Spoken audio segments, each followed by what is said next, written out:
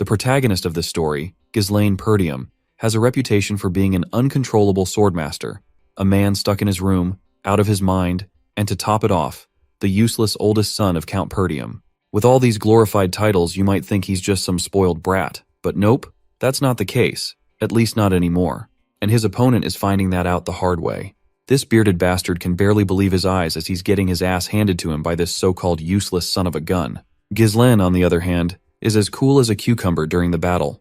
He's actually pretty glad that all the money he spent on setting this trap is finally paying off. So he asks this bearded bastard if he's enjoying the surprise. Of course, this infuriates the bearded bastard, because it's like Ghislaine knew exactly what was going to happen. Well, Ghislaine doesn't hesitate to own up to it. It's not just that he knew his enemy's plans, he knew everything from the start. He knew how many soldiers there were, who the spies were, and who helped this guy with reinforcements. He knew literally everything. The bearded bastard can hardly believe it. He starts shouting in disbelief. He is mad that his ace card has also been exposed by someone he thought was useless trash. But Ghislaine isn't having any of it. He shuts the guy up with a solid kick to the face, making it clear that this yapping fool can keep talking all he wants. But no matter how many battles take place, Ghislaine is certain that he is going to win. You might be wondering how he is going to win every time. Well, it is because my guy literally knows everything. Now let's rewind a bit. Almost a year ago, in the Kingdom of Lithuania, near the Perdium estate, Ghislaine Perdium wakes up to a shock. He's alive, but he shouldn't be. He was supposed to be dead. The last thing Ghislaine remembers is being in the middle of a losing battle, facing off against one of the continent's top 7 noble knights, a guy named Idun, who was supposed to be the one to take him down. Ghislaine, on the other hand, was no slouch himself. He held the title of one of the continent's top 7 mercenary kings, known far and wide as Ghislaine Perdium. Before ending Ghislaine's life, Idun remarks how he did not expect to encounter the trash of a fallen Perdium household. As far as Idun knows, Ghislaine had left the family after his sister's death, so it seemed like his name had faded from memory. Ghislaine is surprised to hear this, and asks this bastard how he knows so much about him and his past. Idun claims that he had known this for a long time. He'd worked tirelessly to track Ghislaine down because he was one of them, someone who had worked alongside the Delphine household to bring the Perdium family to its knees. The mention of one of them catches our boy off guard, because this means that it wasn't just the Delphine household behind the downfall of his family. There were others involved, and now, one of them was standing right in front of him. It was then that his disdain and thirst for revenge skyrocketed, and right at that moment, Idun cut his head clean off. But when our boy woke up, he found himself in one piece, even though his head was decapitated. Not only does he not have a single scratch on his body, but he also looks quite young. He starts looking around, unsure of what's going on, and right at that moment, someone calls out to him with the title of Young Master, telling him to come on out. This man is actually Perdium's soldier, Ricardo, but the poor guy finds a sharp sword pointed at his neck while our boy demands that he quickly answer his questions. Of course, the soldier on duty has no idea what's going on, so he just agrees to answer anything his master asks of him, though he wonders why his master has to point a sword just to ask a few questions. Well, Ghislaine is also quite surprised by this, because he wasn't expecting this kind of reaction from someone he considers an enemy. Ricardo quickly yanks himself out of his master's grasp, reminding him that he tired himself out from his tantrum earlier and fell asleep. He was stressed out about how he is going to command the group to raid the orcs. As you can imagine, this doesn't make any sense to our boy, while the soldier tells him to grab his stuff and get out because the people are waiting for him outside. Our boy has no clue where they're going, to which Ricardo reveals that they're heading to the Perdium estate. The mention of his family name completely baffles him, because as far as he remembers, the Perdium estate had fallen. As they reach the place, Ghislaine takes a bird's eye view from the hill, which clears up any lingering doubts that it's definitely the Perdium estate, even though he had already seen it reduced to ashes back then. Ricardo under his breath tries to inquire why our boy keeps calling his own house a fallen one, as he might get kicked out if the Count hears it. Just like any sane person, Ghislaine pinches his cheek to see if he's dreaming. But well, the pain is very real, so he guesses he's not. He reflects on how he now has a younger face. His estate is also in good shape, and if he can piece all things together, this only means he's traveled back to the past. You see, his younger self resented the household, and the immaturity born from feeling inferior led to trouble. As more time passed, more people from the household started to avoid him, and he couldn't withstand the criticism, so he ran away from home. But several years later, he became a mercenary. He survived countless battles, built up his skills, and made a name for himself. He returned to the Perdium country to make up for his past mistakes, but by the time he got back, his household had already been crushed to dust. So, our boy lost everything, but it's all still here, once again. All the people he held dear are still here. He can barely contain his excitement to see that he's gotten another shot at life, but it's too early to rejoice. From what he's learned from Ricardo, they're here to raid the orcs. He vividly remembers that day. It was the day most of the people in his raid squad would die. In his past life, he had followed the orc raid squad in an attempt to make a name for himself. At that time, the report had said there were only 3 orcs, so Ghislain had thought it would be easy enough for someone like him, who had no experience commanding a squad. But when he got there were more than 20 orcs. Almost all of them ended up dying because of his foolishness and stubbornness. Right now, my guy is confident that it should be doable enough since those orcs don't really have a strategy. But the problem is whether his soldiers will trust him, considering they all think he's some useless bastard. It looks like he does not have any time to prepare, because a watchtower is just obliterated as the horde of orcs comes charging in. My guy is absolutely boggled out of his mind at the sight because he was not expecting these damned creatures to attack so early. The orcs are literally demolishing the soldiers left and right, and each orc is strong enough to take down multiple foot soldiers on its own without much effort. The raid squad commander Skoven also jumps into the scene and tells everyone to get into a defensive formation. But it doesn't seem like any formation or strategy would work against these brute monsters who are literally slaughtering people left and right. Even Skoven is sure they're screwed because, seriously, getting ambushed when they weren't even prepared at all is just brutal. Not only that, but there are way more of these damned monsters than expected, and the way things are going, he's certain they're all going to die for sure. Suddenly, someone calls out to the commander, and when he turns around, he notices a massive monster about to crush him with its axe. It seems like the commander doesn't have much time to move away to save his life. That's when our guy launches himself and yanks the commander away, then brutally cuts through the monster's hand like it's nothing more than a cucumber. Everyone is absolutely jaw-dropped to see how effortlessly Ghislain pulled off that move. After all, he is supposed to be a trash. The monster finally falls down, while Ghislain feels annoyed that his body still can't use mana. He then walks back to the commander, extends his hand, and demands the commander's rights. But it seems like the commander doesn't think some useless idiot should be commanding the soldiers when everyone's life is on the line, so he flatly refuses. He further asks our boy if he actually thinks this is some kind of game. Even if Ghislain is the young master, Skoven simply just can't give up the authority that the Lord gave him that easily. Well, our guy already figured that no one would trust him, and he's pissed. Another monster comes charging at them, but Skoven quickly gets in the middle of things, since he considers our boy an inexperienced idiot to lead their troops. Well, it looks like Ghislain has no choice but to show these damned fools what he's got. So he sends his sword flying at the monster with godly speed. The commander quickly starts to berate Ghislain for the insubordination, but his yapping is immediately shut up when he notices that the orc charging at them has been dealt with literally a single blow from the sword. It drops dead right away. Of course, this leaves the bastard looking like he's going through some serious constipation. Meanwhile, our guy questions this fool if he even knows the most important thing in battles. Of course, the commander doesn't know, since he's the actual useless trash here. So, Ghislain shifts his attention to the terrified soldiers and reminds Skoven that there's no hope in winning a battle when their troops are filled with fear. The first thing they should be doing is to gain momentum. With that said, our guy dashes once again, grabs his sword that was lodged in the monster's head, and leaps into the air. He lands right on top of another orc and thrusts his sword into the monster's skull. Skoven can barely believe his eyes. But our boy, on the other hand, just tells all the monsters to just come at him if they want to be killed. Of course, these foolish creatures quickly start charging at our boy, and he swings his sword like a ninja on caffeine, cutting through every one of these bastards who tries to get in his way. His speed, movements, reflexes, everything is so fast, and everything is happening so quickly that Skoven has no reaction but to stare in utter disbelief. Even as a mana user, it's hard for him to do anything, so how that skinny young master is even doing all of this. Though Skoven can tell that our boy is getting tired, he's still using the smallest of movements to dodge attacks, and his swordsmanship is striking their weak spots, like a manaless swordmaster, or perhaps even something greater. But our guy isn't ready to give up yet. He tries to trigger these mindless monsters by asking if this is all they've got since they're not living up to their reputation as a warrior species. The other soldiers also stare in utter disbelief, seeing that all the orcs are charging at the young master. Everyone calls to their commander for his next order, but this bastard is too cowardly to show the courage our boy is displaying. He can't get over the fact that our boy ran into a group of orcs and drew their attention in order to make them chase him. He doesn't seem to understand why he is running now, and why he's running toward the edge of a cliff. It doesn't take long for him to realize that Ghislain is planning to send those orcs plummeting off the cliff. Acting fast, he orders his troops to raise their shield wall as they prepare to follow the young master's lead. Meanwhile, the orcs are hot on our boy's heels. He's pretty sure Skoven, being a skilled commander, will figure out his plan. Although he'd love to slice all those orcs down himself, His crappy stamina won't allow it. Still, this idea is not bad either. Once he finally reaches the edge of the cliff, the orcs notice soldiers positioned behind them in a defensive stance. Without hesitation, our boy jumps off the cliff, signaling to Skovan to execute the plan. The soldiers charge at the monsters, and with one push, the orcs are sent tumbling off the cliff to their bloody deaths. The effort pays off and every last one of them is taken out. The soldiers are left exhausted, but Skovan is completely stunned when he notices our boy still hanging onto the cliffside, his sword lodged into the rock.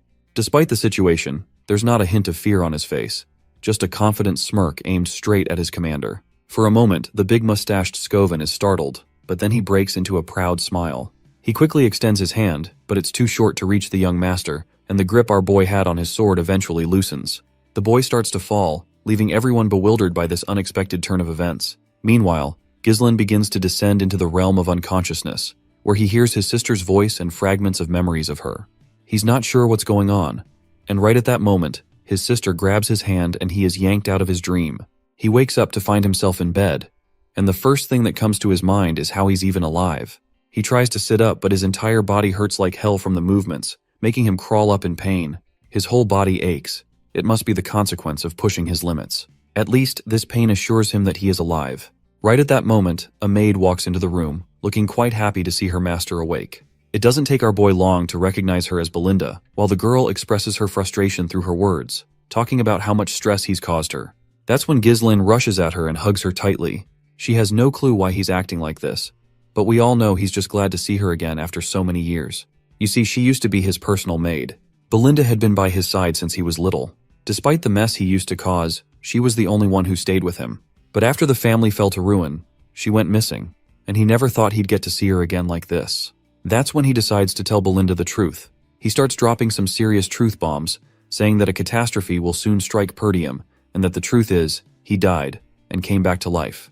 But of course, Belinda doesn't take him seriously. She agrees that the orcs nearly killed him, but she doesn't believe his wild story. He tries to explain it to her again, but she just starts berating him for his reckless moves.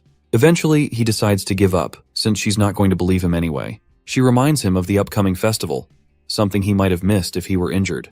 The mention of the festival catches our boy off guard, and seeing his clueless reaction, the lady decides to remind him that Lady Elena has been waiting for the day to go to the festival with him. It would be a great chance for the two siblings to get close to each other again. Finally, Ghislain remembers that there was always a festival around this time of year, and in his past life, he didn't have time to enjoy it because of his traumatic experiences. He then asks her how much time left before the festival starts, to which she responds that since it's next week, he has about a week left. The fact that he remembers this seemingly random festival is because it was the day a traumatic tragedy happened, one that haunted him for the rest of his life. Apparently, on the day of the festival, his sister Elena is supposed to die. With the speak of the devil, his sister enters the room, and our guy rushes to hug her as soon as he can.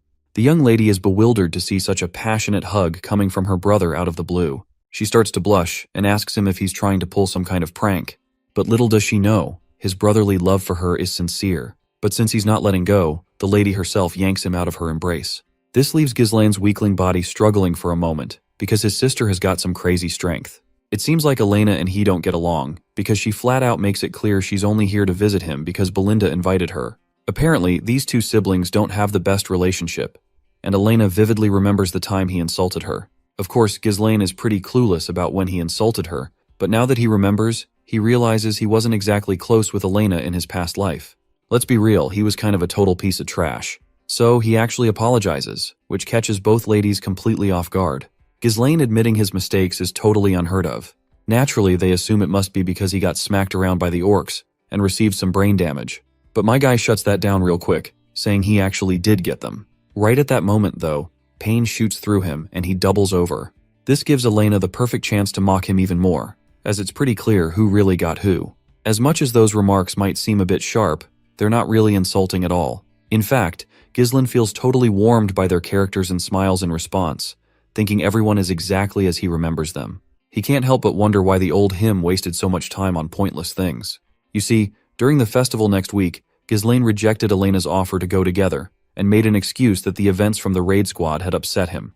That was the last time he saw her, and after that, Elena's body was found, shredded to pieces, along with her bodyguards. Even to this day, Ghislain regrets not being with her at that time. Suddenly, a knock on the door catches their attention. It's a bunch of knights, apparently, her bodyguards. The guy with dark brown hair is Jamal, and the one standing just behind him is Philip. Elena asks why they've come, since they were told to wait outside. The man apologizes and says that the servants want her to oversee their work on the festival supplies. Hearing this, Ghislaine gets confused. He wonders why they'd ask Elena to do that. Belinda, once again, seems a bit disappointed to see Ghislaine acting clueless, so she reminds him that there's a shortage of workers in Perdium, and even the young lady needs to help out. This is actually news to Ghislaine, because back then, he never really cared about what was going on, so it's obvious he doesn't know. Now that he's here, though, he decides to help out. Once again, his little sister is surprised to hear this, and both of the girls wonder if he really did get hit over the head. Later, we arrive at the bustling festival area, where everyone is rushing to prepare their stalls before the festival kicks off. But all of them start getting a bit creeped out when they hear that Ghislaine wants to help too. Meanwhile, his sister is still trying to push him away, asking how they can treat someone who wants to help. The best way he can help, she says, is to stay out of their way and out of trouble. But Ghislaine is not ready to leave her alone here. Her body was found near the slums, far from the festival grounds. Someone must have called her out there or forcibly moved her. To prevent that from happening again, he needs to learn the ins and outs of the castle first.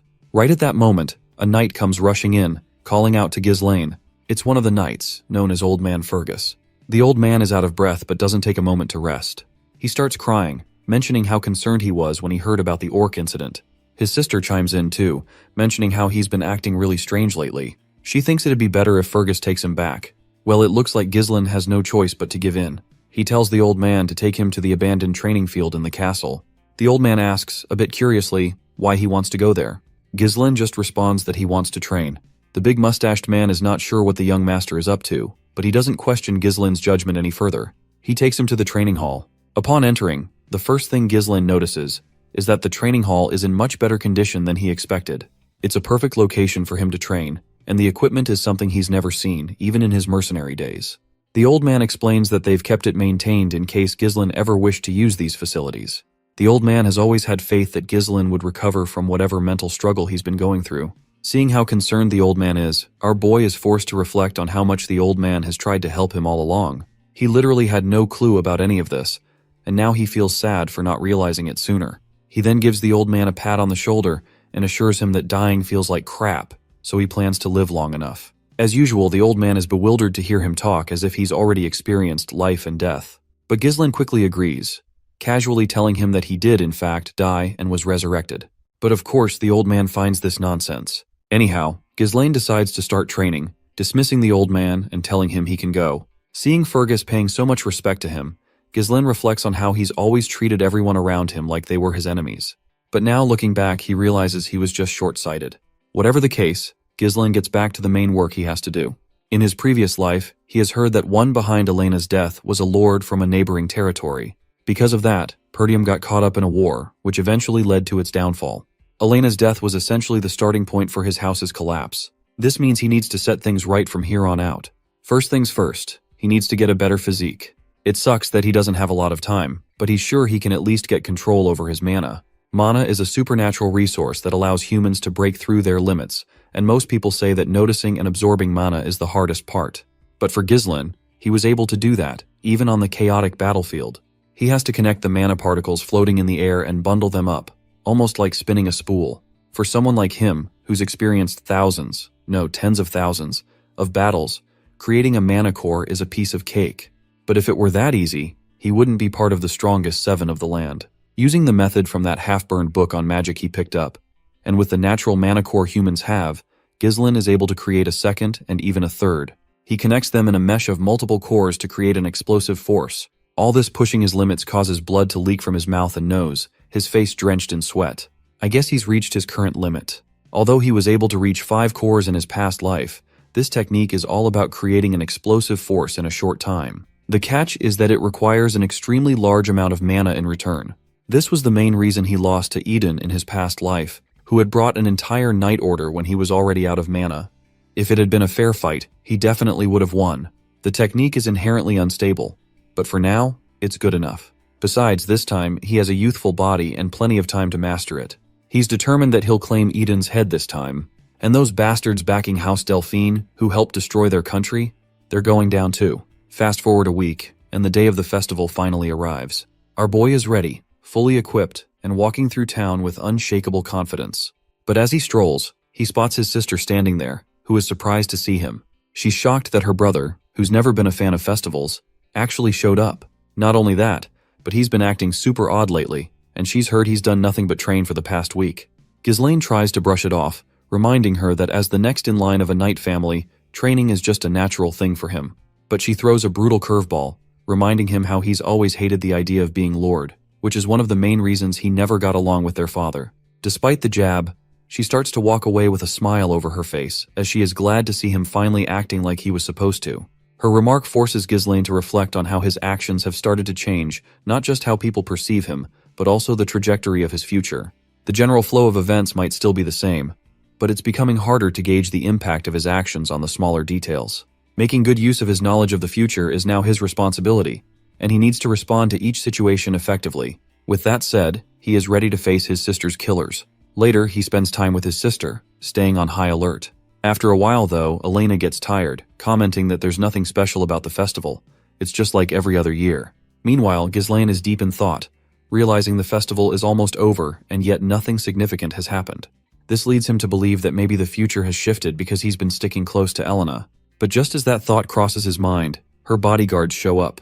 They suggest taking her to a livelier area of the festival to have some fun. As they begin escorting her away, Ghislaine quickly pieces things together. He deduces that it must be these bastards, the traitors of their house. Elena's escort knights, Jamal and Philip, are the most trusted knights in the family. They've been protecting Elena since she was a child, and it was known that they were murdered while protecting her in Ghislaine's past life.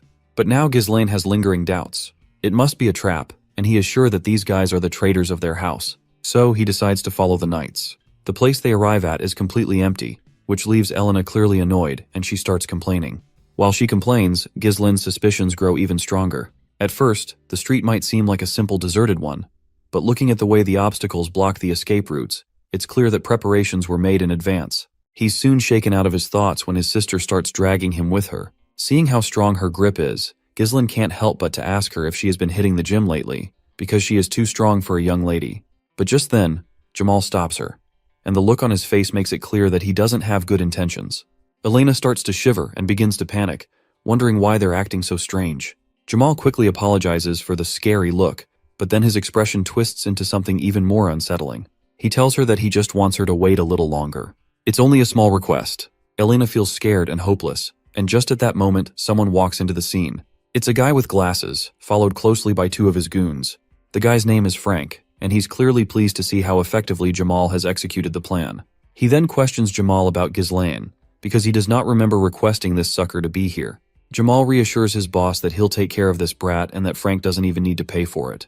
He explains that Ghislaine foolishly followed his sister without realizing he was walking straight into his own grave. Finally, Ghislaine speaks up. The first thing he wants to ask this filthy bastard how he is going to get away after betraying Perdium family. The bastard just snickers with little to no fear, claiming that all he has to do is run away to some far-off place. Besides, he's tired of this poverty-stricken land that's already been torn apart by barbarians. He's sure that it's not just him, but plenty of others want to leave Perdium too. But before he can finish speaking, my guy cuts him off. Instead of words, blood pours from his mouth. The sight is enough to shock everyone watching. As the traitor falls to the ground in two pieces, my guy looks at him furious. He reminds this sucker that even if people are leaving this place, they never betrayed them. He is absolutely livid and shoots a deadly glare at the other bastard, who, in a panic, pulls Lena closer, hoping to escape the same fate as his friend. But well, he doesn't make it. A sword pierces his skull and the bastard trembles, choking on his last breaths. The lackeys who came with Frank start second-guessing whether they should even fight. What baffles them more is if this guy is really the eldest son of Perdium. As far as they know, he doesn't have any real combat experience or basic training. Frank, though, is convinced he's the eldest son, but he still can't wrap his head around how this guy managed to take down two men so effortlessly. And, more shocking, his attacks were infused with mana. Meanwhile, the girl clings to her brother, trembling, but he knocks her out with a quick hit to her neck, telling her to take a little rest. Frank, the bastard, shows his gratitude to our guy for taking down the two knights, claiming they were planning to handle them themselves. He even compliments our guy on his godlike skills and can't help but ask where he learned them. But Ghislaine is not obligated to reply to them, so he shuts them down immediately, reminding them that it is none of their business. He then sizes them up, 3 in total, but only the one in the middle is radiating any significant mana. But whatever the case, my guy is ready to finish this quickly. Before making a move, he demands to know who hired them for the ambush. Frank, with a smug grin, brushes off the question, implying that someone about to die shouldn't care about such things.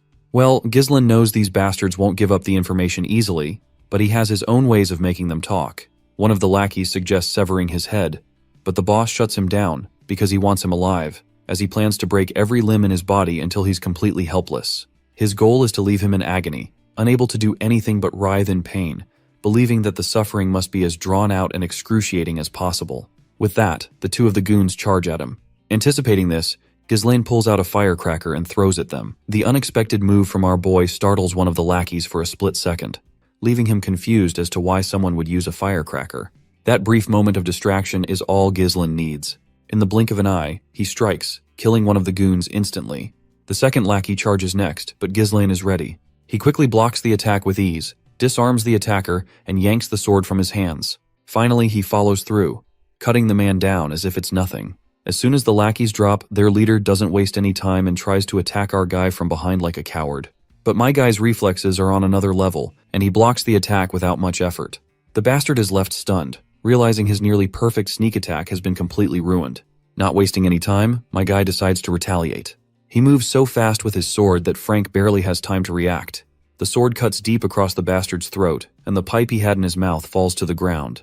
The bastard tries to recover and launches another attack, but once again, my guy blocks it with ease. Frank quite frankly admits that his throat would have been completely sliced if he hadn't used mana. Even my guy is impressed, realizing that this bastard concentrated all the mana around his neck to reduce the damage. It's insane how he managed to pull that off. That's when Frank finally decides to show what he's really got. Gripping his sword as tightly as he can, he launches himself at our boy. But then, he notices the grin on our boy's face. That grin catches him off guard for a moment. It's almost like my guy wanted this to happen. And that's when Ghislain overpowers this bastard and lands a solid kick straight to his face. Frank manages to land on his feet instead of tumbling over and smirks, claiming that with his mana levels, that kind of move won't work. But then he's proven dead wrong when he suddenly starts coughing up a copious amount of blood. Frank's face twists in confusion as he has no idea what just happened. Even with thick mana reinforcing his entire body, he's in disbelief. How did Ghislain manage to pierce through his enhancement with sheer skill alone? Meanwhile, Ghislain thinks about how he never found out about the culprit behind his sister's death, but now that he knows, he's ready to make this bastard pay. He warns Frank to prepare for the worst. With that, Ghislain activates his third core. The bastard just stares in disbelief, but he doesn't have time to process it, because Ghislain is already in his face. The two clash at a speed so intense that all you can see are the trails left by their blades. Frank is giving it everything he's got, but it's clear he can't keep up. His hands are already going numb, and no matter how much mana he draws, it's not enough. His sword begins to crack under the pressure. He's never heard of a technique that can boost mana so explosively, let alone with this level of precision. It's like Ghislain has become a completely different person, and that different person lands a devastating blow that gives a nasty cut on Frank's body. But Ghislain isn't done yet. He drives his blade into his sister's killer with full force, but he doesn't let him die. There are burning questions he needs answered. Through gritted teeth, he demands to know who ordered the hit on Elena. But it looks like Ghislain isn't about to get his answers easily from this bastard. The sucker quickly pulls out these sneaky ninja daggers, but before he can throw them at Elena, some sort of threads block his hand from moving further. And the one holding those threads is our boy. Ghislain decides to give this bastard another chance to talk. If he answers everything right, he promises to sheath his sword. Meanwhile, Frank's mind is once again officially blown when he realizes that the threads our boy is controlling are made of mana. Meanwhile, Ghislain is sure someone of his caliber would know how to patch himself up. But well, not that it would matter if my guy destroys this bastard's mana core. So, without a second thought, Ghislain starts pouring some magic energy into the sword he's already stuck in the bastard's belly. The bastard screams in pain as he feels his mana core shattering. This is one hell of a move our guy is pulling off, because one wrong step and the backflow of mana could cause an explosion and blow this whole area to pieces. It literally feels like Ghislain is trying to self-destruct. But you see, my guy isn't some unskilled amateur. He can handle it pretty easily. Even this long-haired bastard can tell that Ghislain isn't bluffing. With the way things are going, he knows he's as good as dead. When he stares into Ghislain's eyes, all he sees is a bloodthirsty reaper. So, Frank decides to be a little wise for once, and finally slips out the name of Count Desmond, the real mastermind behind these assassination orders. He further admits that this whole setup is supposed to be a pretext to start a war against Perdium and Degard families. Seems like Ghislain doesn't have a good impression of this name, because in his previous life, such underground work was left to the families allied with the ducal houses. And if his guess is right, he is sure that it's Duke Delphine who orchestrated this nonsense. Anyhow, the fact remains that this glasses guy was here to take his sister's life. So my guy makes sure to take this bastard down as well to get his revenge from his previous life. Frank is in disbelief, thinking Ghislaine is backing down from his previous words. But our hero just reminds this bastard of all the sins he's committed, so this sucker has no right to feel terrified when it's finally his turn to become the victim. But to our boy's surprise, the bastard begins snickering even in his last breaths. This bastard is sure that nothing will change, even if our boy kills him, since he's already finished the work with the Degard family. He makes it clear that Perdium will perish due to the war, no matter what. Ghislaine quickly puts his hand over this bastard's filthy mouth to stop him from yapping.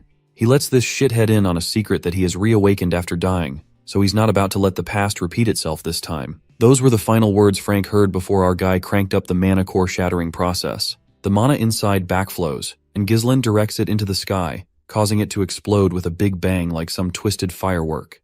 Ghislaine is also out of breath, but at least all of the people involved have already been dealt with. He then takes notice of his unconscious sister, who seems safe and sleeping soundly. As he just closes his eyes to relax his muscles, a mouthful of blood leaks from his mouth, and he doubles over because of the pain. He reflects that exploding 3 cores wasn't an issue at all back when he was the mercenary king, but his weak body is limiting his potential this time.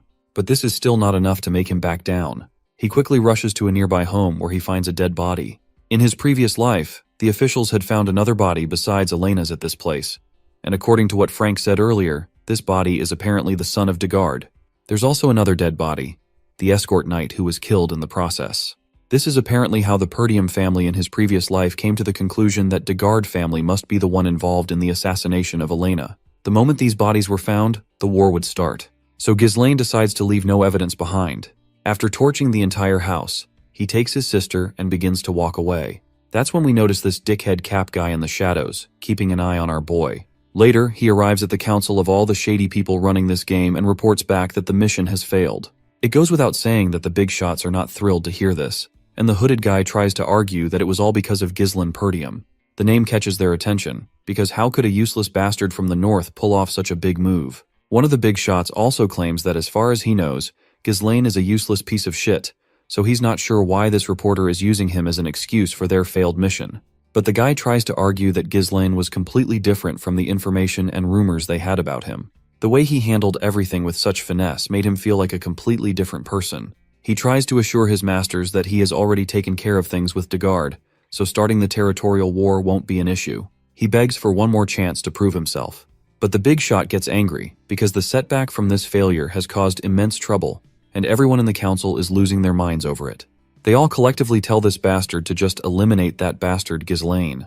That's when the big shot among the big shots speaks up and breaks the tension. He asks the hooded guy how he plans to handle that kid, to which the hooded guy states that he's going to make a duel happen naturally, and the one who is going to fight against Ghislaine is quite powerful. They ask who that guy is, to which the hooded guy explains that his name is Cain Loges, and he's famous for his strength-based swordsmanship. Despite his young age, he is the epitome of strength, and he's confident that there is no one in the north who can match his power. Not to mention Cain is Ghislaine's cousin, so the hooded guy is sure it won't feel forced to have them meet. Everyone goes silent as they begin to consider this plan. The big shot, however, makes it clear that if this mission also ends in failure, there will be no next time. Terrified, the hooded guy quickly promises to deliver promising results this time. The scene transitions to the Perdium Castle training hall, where we see Fergus, who is here to announce mealtime to our boy. That's when Fergus notices a rope of mana coming at him. It grabs the sword hanging right beside him, and the mana rope quickly starts retracting back with the sword attached to it. After enough practice, Ghislaine is glad to see he's making progress. That's when he notices the old man, who promptly bows his head in front of our boy, apologizing for interrupting the training session. But the old man can't hide his curiosity, and asks how Ghislaine just did that. Ghislaine nonchalantly explains that it's mana threads, using mana like string. In his previous life, he used it all the time, but at his current skill level, he needs to implode his core to use it like he used to, because he currently lacks enough mana. However, if he just makes one thread to use less mana, my guy is confident he can still use it effectively, despite having a limited supply of mana. Fergus is sure he's trained his mana for a long time, but he's never seen anything like this before. Now that the old man thinks about it, he remembers that just a while ago, Ghislaine didn't even use mana, let alone train with it. He can't figure out how our boy came up with the idea of using mana like this. Anyhow, Fergus snaps his attention back to the task he came for. He humbly tilts his head slightly, and expresses his gratitude for protecting the young lady. But Ghislaine doesn't see any need for anyone's gratitude. She's his sister, and he would have done the same unconditionally. A few days pass after that, and the festival is paused. It only makes sense since a guardian knight tried to traffic the young lady. We then meet Elena, whose face is far from pleasant. She seems quite annoyed that no one believes her when she says Ghislaine is the one who saved her. She asks her brother why he doesn't try to convince them, to which my guy just shrugs it off. He doesn't care, and besides, they wouldn't believe him either. Belinda's blood is boiling just thinking about how the culprits were actually Jamal and Philly, the ones who tried to take Elena out. Whatever the case, Ghislaine is glad his sister survived, and that he was able to stop the war from happening. But he is sure that those bastards won't give up that easily, and he can't stop them on his own forever. So, he needs to grow his military force. Right at that moment, a maid arrives with food. When the maid serves him, Ghislaine finds it odd that he is being served a dry piece of bread instead of something delicious. He asks Belinda about it, to which she explains that it's one of the consequences of the recent mess. Right then, a fat sucker starts screaming out loud, demanding compensation for the damage caused by the festival's cancellation. And it's not just one fatty, there's a whole group of merchants protesting outside the castle. Their demand is simple. They want compensation for their losses. Our boy looks out the window and inquires about the angry mob. That's when Belinda reminds him that this country is full of merchants who make a living from the profits brought in by the festival. Last year the merchants had a great season, but since the festival was cancelled after just one day, it makes sense that they're furious. Ghislaine didn't realize until now just how badly his country is doing economically. He knows that if he doesn't meet the merchants' demands, the situation will only get more aggressive. So, he tells Fergus to command the soldiers to calm the angry mob down. But the old man casually replies that they don't have any soldiers. He explains that most of them have been dispatched to the Forest of Monsters for reconstruction because of the damage caused by the orc raid. Well, it seems like Ghislaine's situation is even more dire than he had thought. You see, Perdium is basically in a state of eternal war. To the north, they constantly have to deal with barbarians. And on the other side, there's the Forest of Monsters, from which monsters can appear at any moment. Since he doesn't have money, he won't have soldiers either, which only adds to his worries. He takes Belinda with him for a talk, and under his breath, he reminds her that since she's the one managing his money, they need to calm the merchants down somehow. But the lady breaks it down to him that there is no money left. When he asks why, she reminds him that the Lord cut off his allowance because he always spent the money like water. The thought of being broke disgusts him, so he demands that she lend him some money. But the lady says she doesn't have any either. All the odds seem to be against him. No money, no soldiers, what the hell does he even have? Without even the smallest amount of money, there's nothing he can do. Even with his knowledge of the future, he's going to need funds first to make any of it work. Just as he's thinking about it, Ricardo comes rushing in at full sprint. He's completely out of breath, and our boy quickly asks him what's going on and why he's in such a hurry. Ricardo, practically shouting at the top of his lungs, says there's a problem. Apparently, young Master Kane wishes to see our boy. The mention of Kane catches Ghislaine off guard. That's when we see one of our boy's knights, Commander Scoven, getting absolutely destroyed by Kane. Kane's jacked up muscles and sheer strength are literally crushing the knight's face like it's a tomato. Each punch lands with the force of a hammer, and it's clear Kane isn't holding back. The last punch finally knocks the poor knight out cold. Ghislaine arrives just in time to see his knight on the ground, totally injured. The look on Ghislaine's face makes it clear that our boy is not thrilled to see his knight in such a state. Anger burning in his eyes, he turns to face his cousin. The bastard in front of him is so huge that Ghislaine literally looks like a puny punk. The smile on the big guy's face is even terrifying. Along with this jacked up dude, there's also his escort knight. You see, the heir of the Logis County, with whom House Perdium had an alliance, is Kane Logis. He was both Ghislaine's only friend at the time, and his enemy. The big guy walks toward Ghislaine after beating up his knight.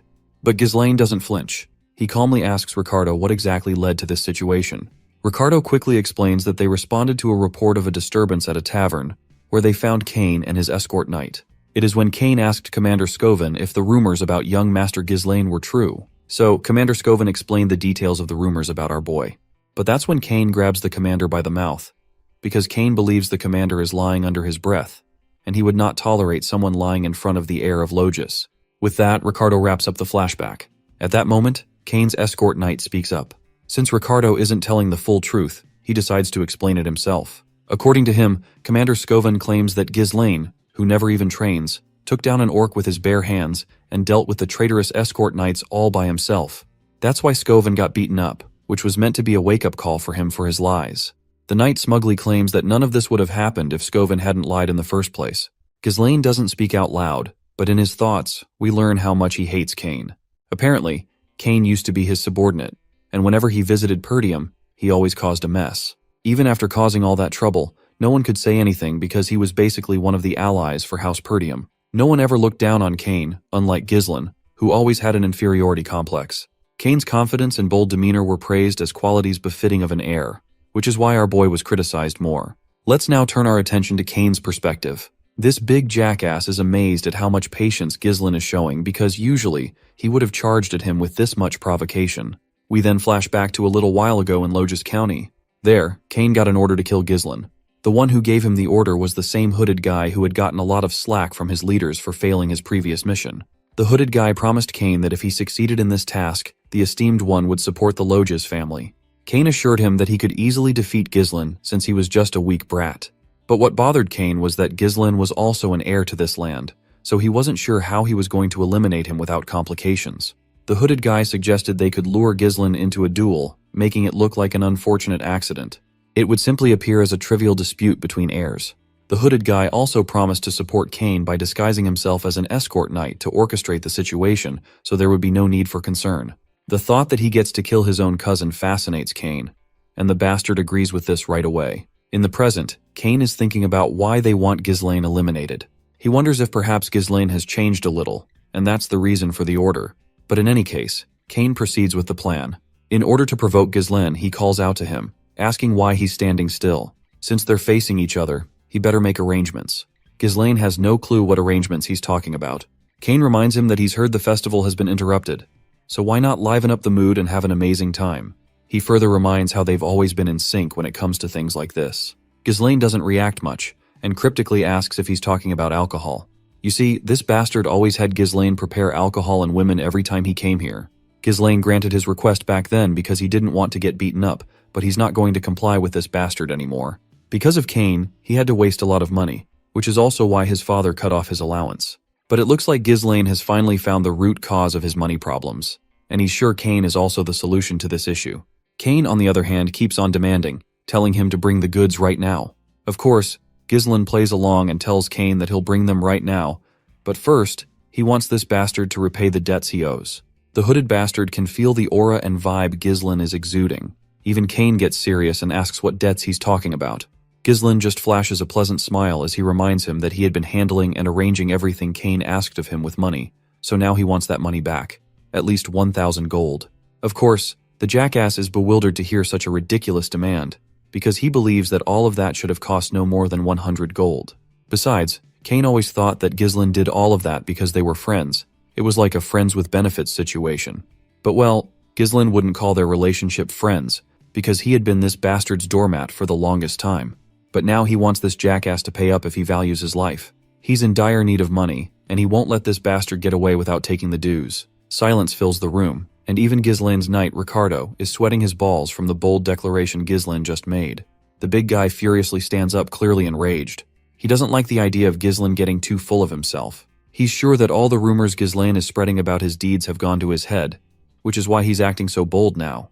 To Kane, Ghislain is still nothing but a parasite feeding off this land. So the bastard balls up his fist, ready to kill this leech once and for all. But even as the fist comes directly at Ghislain, he doesn't even flinch, let alone move. And before the punch can connect, he just tilts his body slightly and lets the punch slide harmlessly past him. The whole scene is nothing short of shocking. Kane swings again in full fury, but Ghislain ducks down and delivers a sharp, open-handed punch straight into the big guy's belly.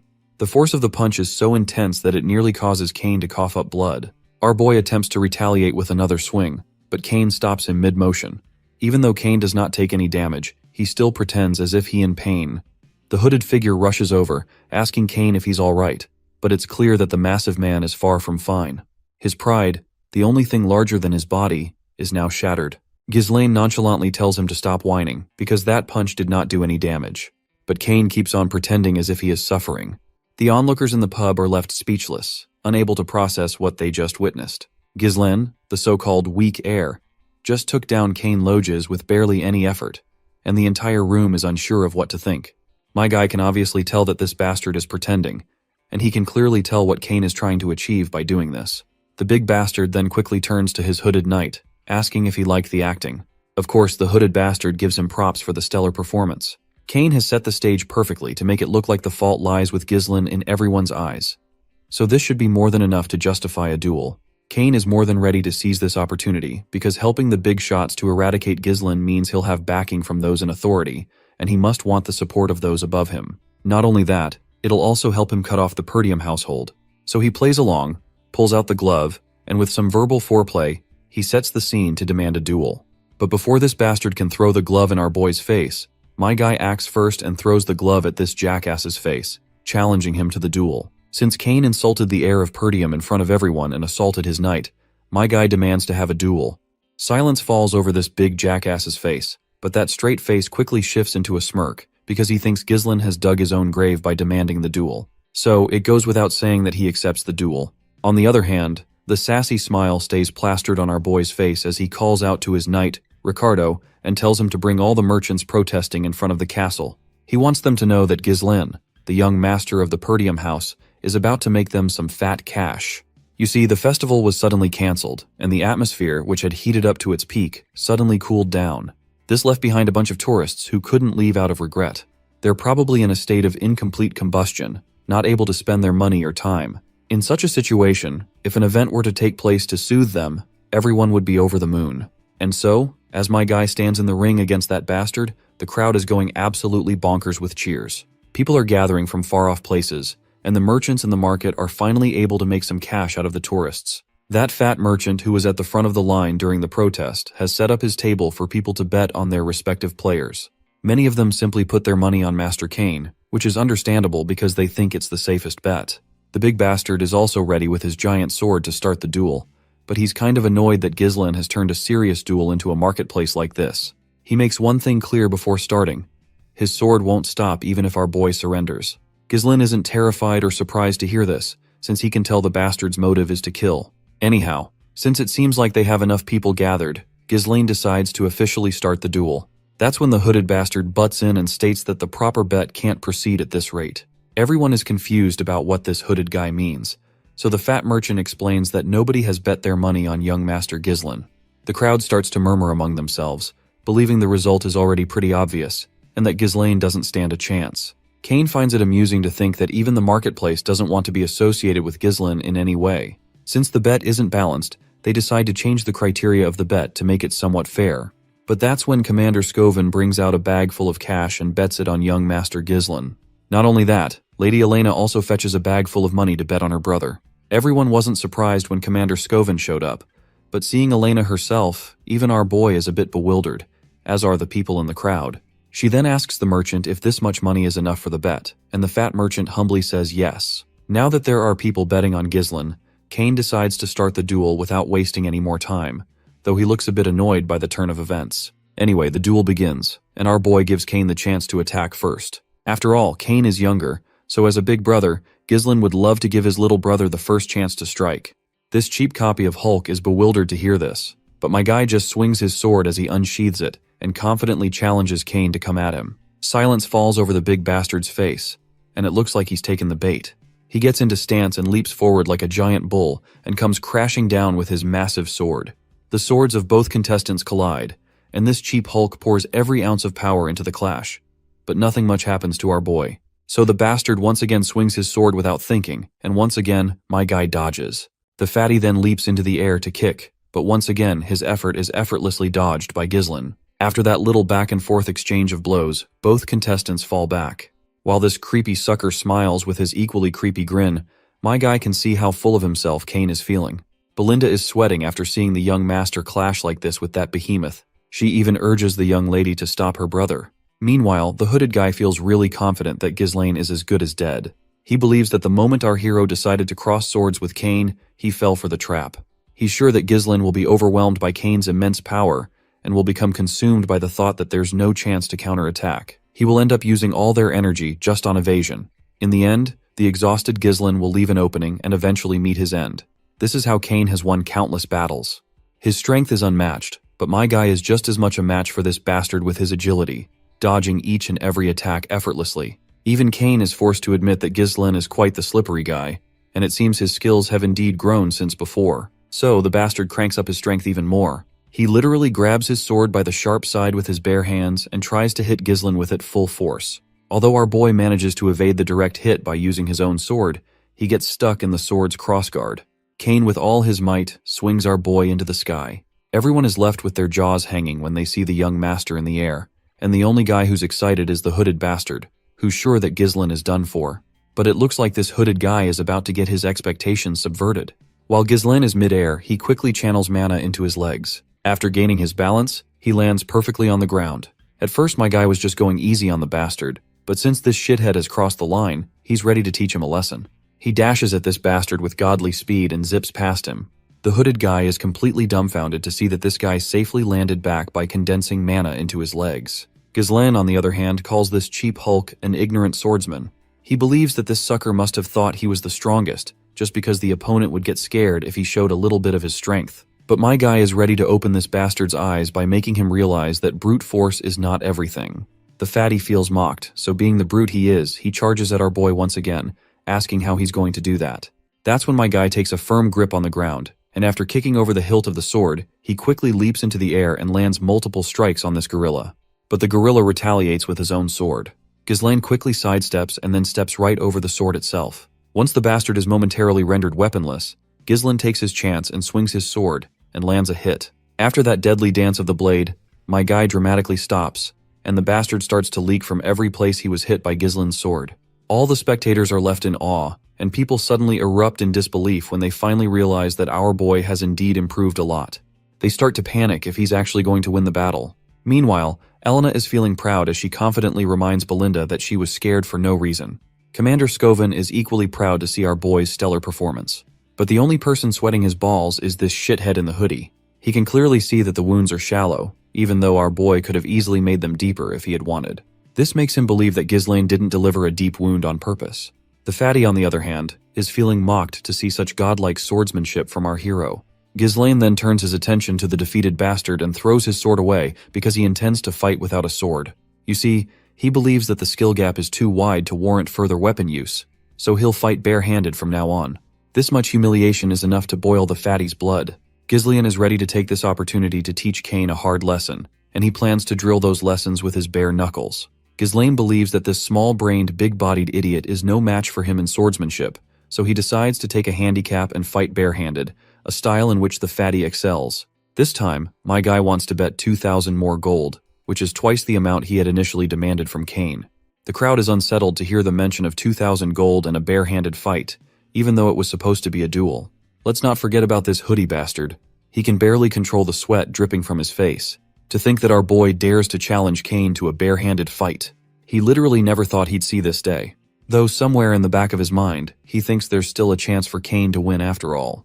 The fat merchant quickly tells everyone to place their additional bets, announcing that the event is now a barehanded fight between young Lord Ghislain and young Master Cain. This time, many people are betting on our boy, as their opinions are starting to shift. They realize that sheer force isn't always the winning factor, and for that reason, they're putting their money on Ghislain. The cheap hulk is still full of himself, but he nonetheless accepts Ghislain's challenge. However, he refuses to let go of his sword and decides to use it against our boy. Belinda, panicking at this unexpected turn of events, quickly urges the young master to pick up his sword as well. But the big bastard has already started to swing his sword down, while my guy stays as cool as a cucumber, ready to knock some sense into this brute. As soon as that sword comes crashing down, Ghislain ducks, moving so fast that his silhouette seems to lag behind. He delivers a crushing blow to the sucker's overgrown leg, following it with a devastating uppercut under the chin. The bastard's face is left leaking blood. That one punch was enough to scramble his brain, and one of his knees hits the ground. This was unreal. Cain didn't even see those punches coming. The audience is just as surprised as everyone else, thoroughly enjoying this unexpected turn of events. Meanwhile, Ghislain exudes confidence and charisma, claiming he hasn't even started yet and wants to play some more. This bruises the fatty's fragile ego, making his jaw clench as he rushes at our boy once again. But my guy just keeps dodging left and right effortlessly. The choreography of this fight scene is insane. Even as the narrator, I can't keep up with all those godly movements. No matter what the fatty tries, every move gets countered and overpowered. In return, he's met with one crushing blow after another. As Cain reflects on his situation, he remembers how Ghislain used to avoid looking him in the eye, always bowing down whenever Cain showed up. But now, everything has changed. The fatty keeps taking hits, an endless barrage of blows from our hero. He's playing the perfect role of a punching bag. At one point, his entire body is covered in bruises. His face is so banged up that even his own mother would refuse to recognize him as her son. Ghislaine grabs the bastard by the hair, and as he looks at this stubborn fatty, he feels genuine pity for his family. Count Logos had supported the Perdium house relentlessly, even when it was on the verge of collapse, simply because he was a close friend of our boy's father. However, Ghislaine can tell that Cain is nothing like his father. The scene transitions to a few years ago, where we hear Cain shouting at his father for being overly supportive of the Perdium house. Cain is annoyed, arguing that his father is wasting resources by continuously investing in a land that's withering away. It hasn't even been a week since Logos returned home, but he's already preparing to head back to help Perdium. Cain begs his father not to go, visibly frustrated by what he perceives as his father's blind loyalty. But his father politely yet sincerely responds that he's doing all of this because they are friends, and there's no other reason than that. In the present, seeing this fatty, Ghislaine balls up his fist.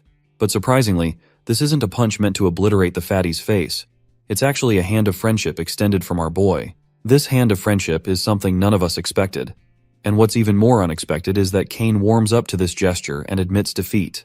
Everyone is left absolutely awestruck to see Cain admit his defeat, and the referee promptly announces Ghislaine as the winner. Everyone from House Perdium is fascinated to see the young master win, while Elena is quite happy and overjoyed to see her brother finally bag the victory. That's when the hooded guy rushes toward the defeated Cain and starts berating him. He asks how Cain could admit defeat so early just because he was at a slight disadvantage. Cain doesn't respond. He simply turns his head away, stating that he's not playing that game anymore. Since Cain has failed to take down Ghislaine, the hooded guy is not sure how he is going to face his seniors. Right at that moment, our boy also pops up in the scene and decides to play a little dirty with this sucker. The hooded guy has no clue what Ghislaine is even thinking. But we soon get to know when our boy shouts at the top of his lungs that this man here is volunteering to pay for all the meat and drinks for everyone gathered here. While the hooded bastard is losing his mind, the crowd erupts in pure happiness at the thought of getting meat and drinks for free. The hooded guy quickly argues back, telling Ghislaine that he never agreed to any of this and demands that he withdraw his statement. But my guy simply places a reassuring hand on this bastard's shoulder and lets him know that this is the price for losing the duel. And just to be clear, it won't be deducted from the bet. He tells him to remember to add 2,000 gold to the original bet of 1,000 gold. And if he tries to run, the consequences will be severe. When Ghislaine says this, he means every word of it. The menacing picture of our boy quickly burns into the bastard's eyes. Later, the next day, in Ghislaine's room, we find Ghislaine staring at a treasure chest full of glittering gold coins. The amount of money he has is actually pretty huge. To give you an idea of how much it is, you could easily hire a small mercenary corps with this amount of money. But it takes a lot of time to grow money, and those bastards who want him killed won't wait for his forces to grow. So he only has a limited amount of time to execute the business plan he has in mind. That's when Belinda and his sister come up to him with satisfied smiles on their faces.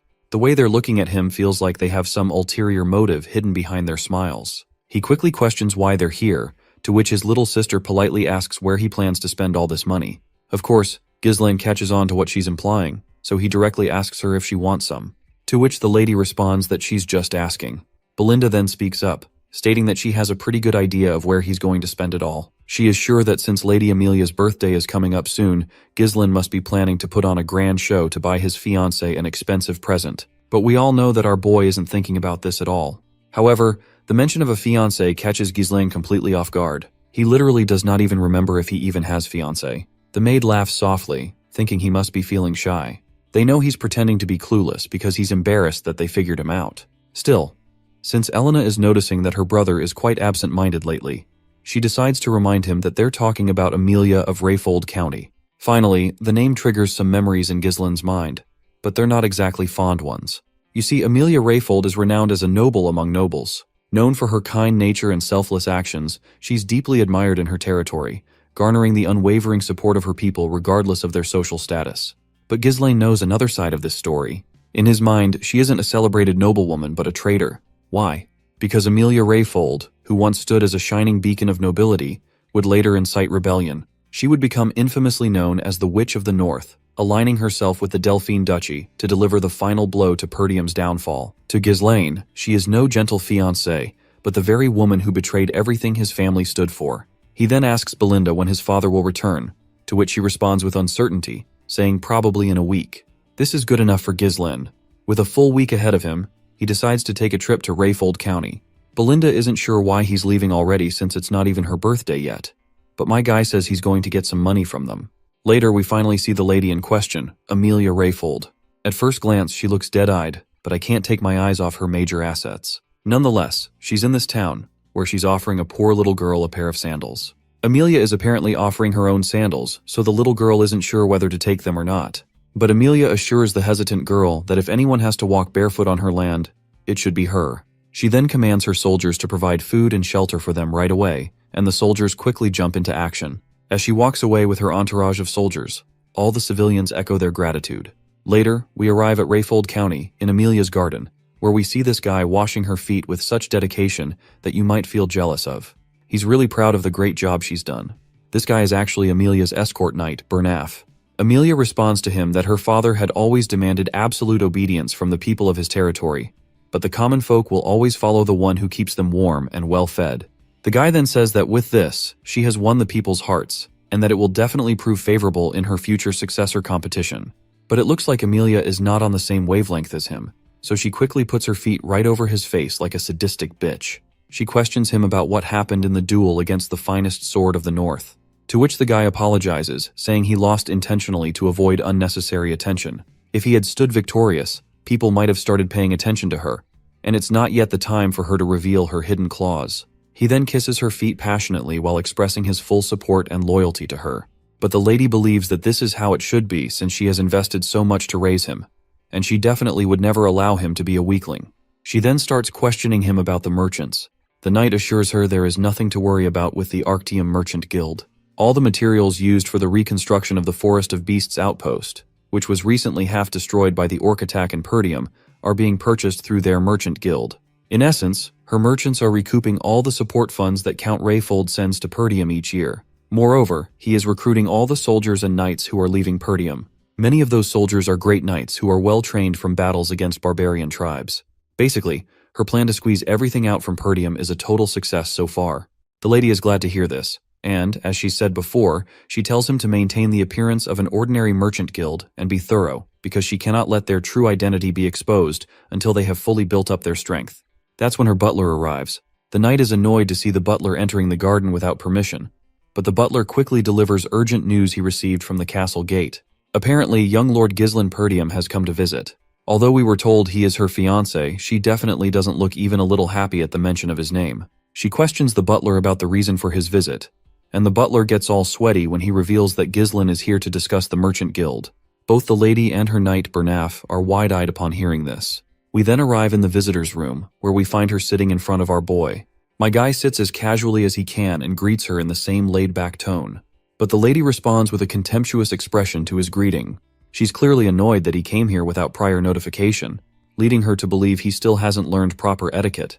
My guy reminds her that since it's her birthday soon, he thought he'd give her a gift in advance. He places a flower on the table and explains that he picked it up from a merchant guild nearby. He mentions the fragrance is quite nice and that he plans to buy flowers from there from now on. If his memory serves him right, the merchant guild is called Arctium. Of course, the lady immediately knows where he's going with the conversation, but she plays clueless and says she isn't sure what he's trying to imply. Now that she's received his gift, she claims she'll take her leave and begins to walk away. But that's when my guy calls her name. With a serious look on his face, he tells her to sit down. The girl instantly picks on the pressure Ghislain is exuding. What bothers her the most is how such ominous pressure could be coming from a guy who used to squirm and barely speak whenever he stood in front of her. My guy then decides to get straight to the point and demands money, around 10,000 gold coins. Not surprisingly, she's not vibing with the idea of him showing up out of nowhere and asking for such a large sum from his fiancée. She wonders if he's here on behalf of his father, but Ghislain clarifies that his father has nothing to do with this. Besides, he already knows that she is not planning to marry with him anyway. He is sure that she might become the lord of this land given her preparations. He indirectly threatens her that if word about her secretly building power spreads in Rayfold, she might lose the succession fight. This makes her quite angry, of course. With some death glares, she tells him not to even joke about something like that, not even as a joke. To which, my guy assures her that he will keep her secret for now, but of course he might not keep his word if he leaves this room empty-handed. But the lady remains sassy with her words because she has already figured out how to deal with Ghislain. She quickly calls out to her knight, Bernaf, and that feet licker promptly walks inside. The knight doesn't forget his manners and promptly greets Lord Ghislain. Meanwhile, when we peek into Ghislain's mind, we learn that this guy has always stayed by Amelia's side. and he's a skilled individual with the potential to be compared to the finest sword of the North at the time. Our boy quickly reminds the lady that if she tries to kill him here, a war might break out. He questions whether she really has the time to be fighting wars when the succession ceremony is so close. But Amelia has already thought it through. She has the perfect alibi. A sudden ruffian barged in, caused chaos, and was killed by her escort knight. That's the story the world will hear about his demise. With that plan in mind, she doesn't hesitate before ordering her knight to kill this brat.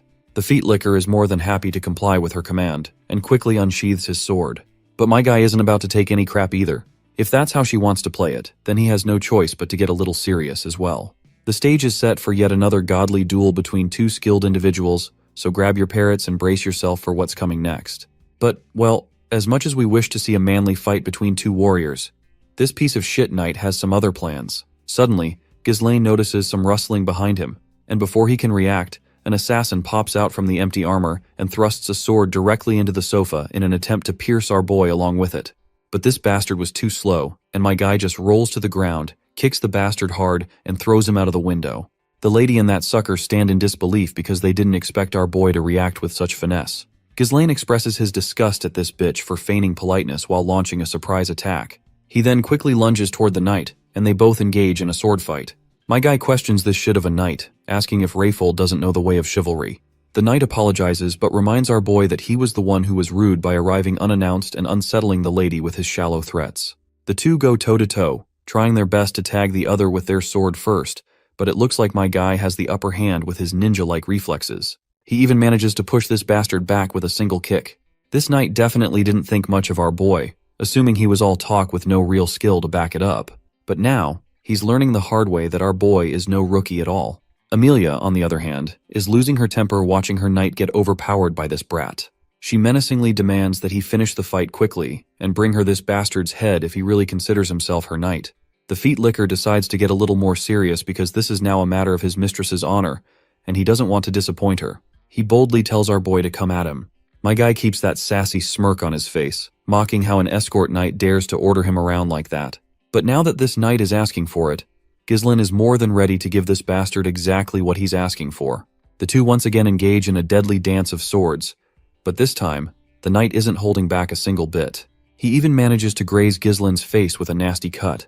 Both of them are moving so fast it's hard to follow their movements. All they leave behind are silhouettes of themselves. Amelia, on the other hand, is growing more frustrated and restless watching Ghislaine fight like this. She can't believe how a guy who was once called a lousy punk is now fighting her knight, Bernaf, on equal footing. The fight itself is incredibly intense, and if you blink, you miss it. Both fighters are too fast. When our boy tries to tag this bastard, he dodges, and when this bastard tries to tag our boy, he dodges. This back and forth continues relentlessly. Ghislaine then tries to use the same attack he did before, but this time he gets slammed hard onto the ground. While he's caught off guard, the knight charges at him with his sword in hand, but Ghislaine quickly reacts, pulling off a series of acrobatic moves before landing back on his feet. By now, Ghislaine has figured out that this dude is enduring attacks by using mana. On the other hand, the knight is also forced to admit that Ghislaine is quite different from what they've heard about him. The way he wields his sword doesn't look like something systematically taught. It seems more like he picked it up through real combat experience.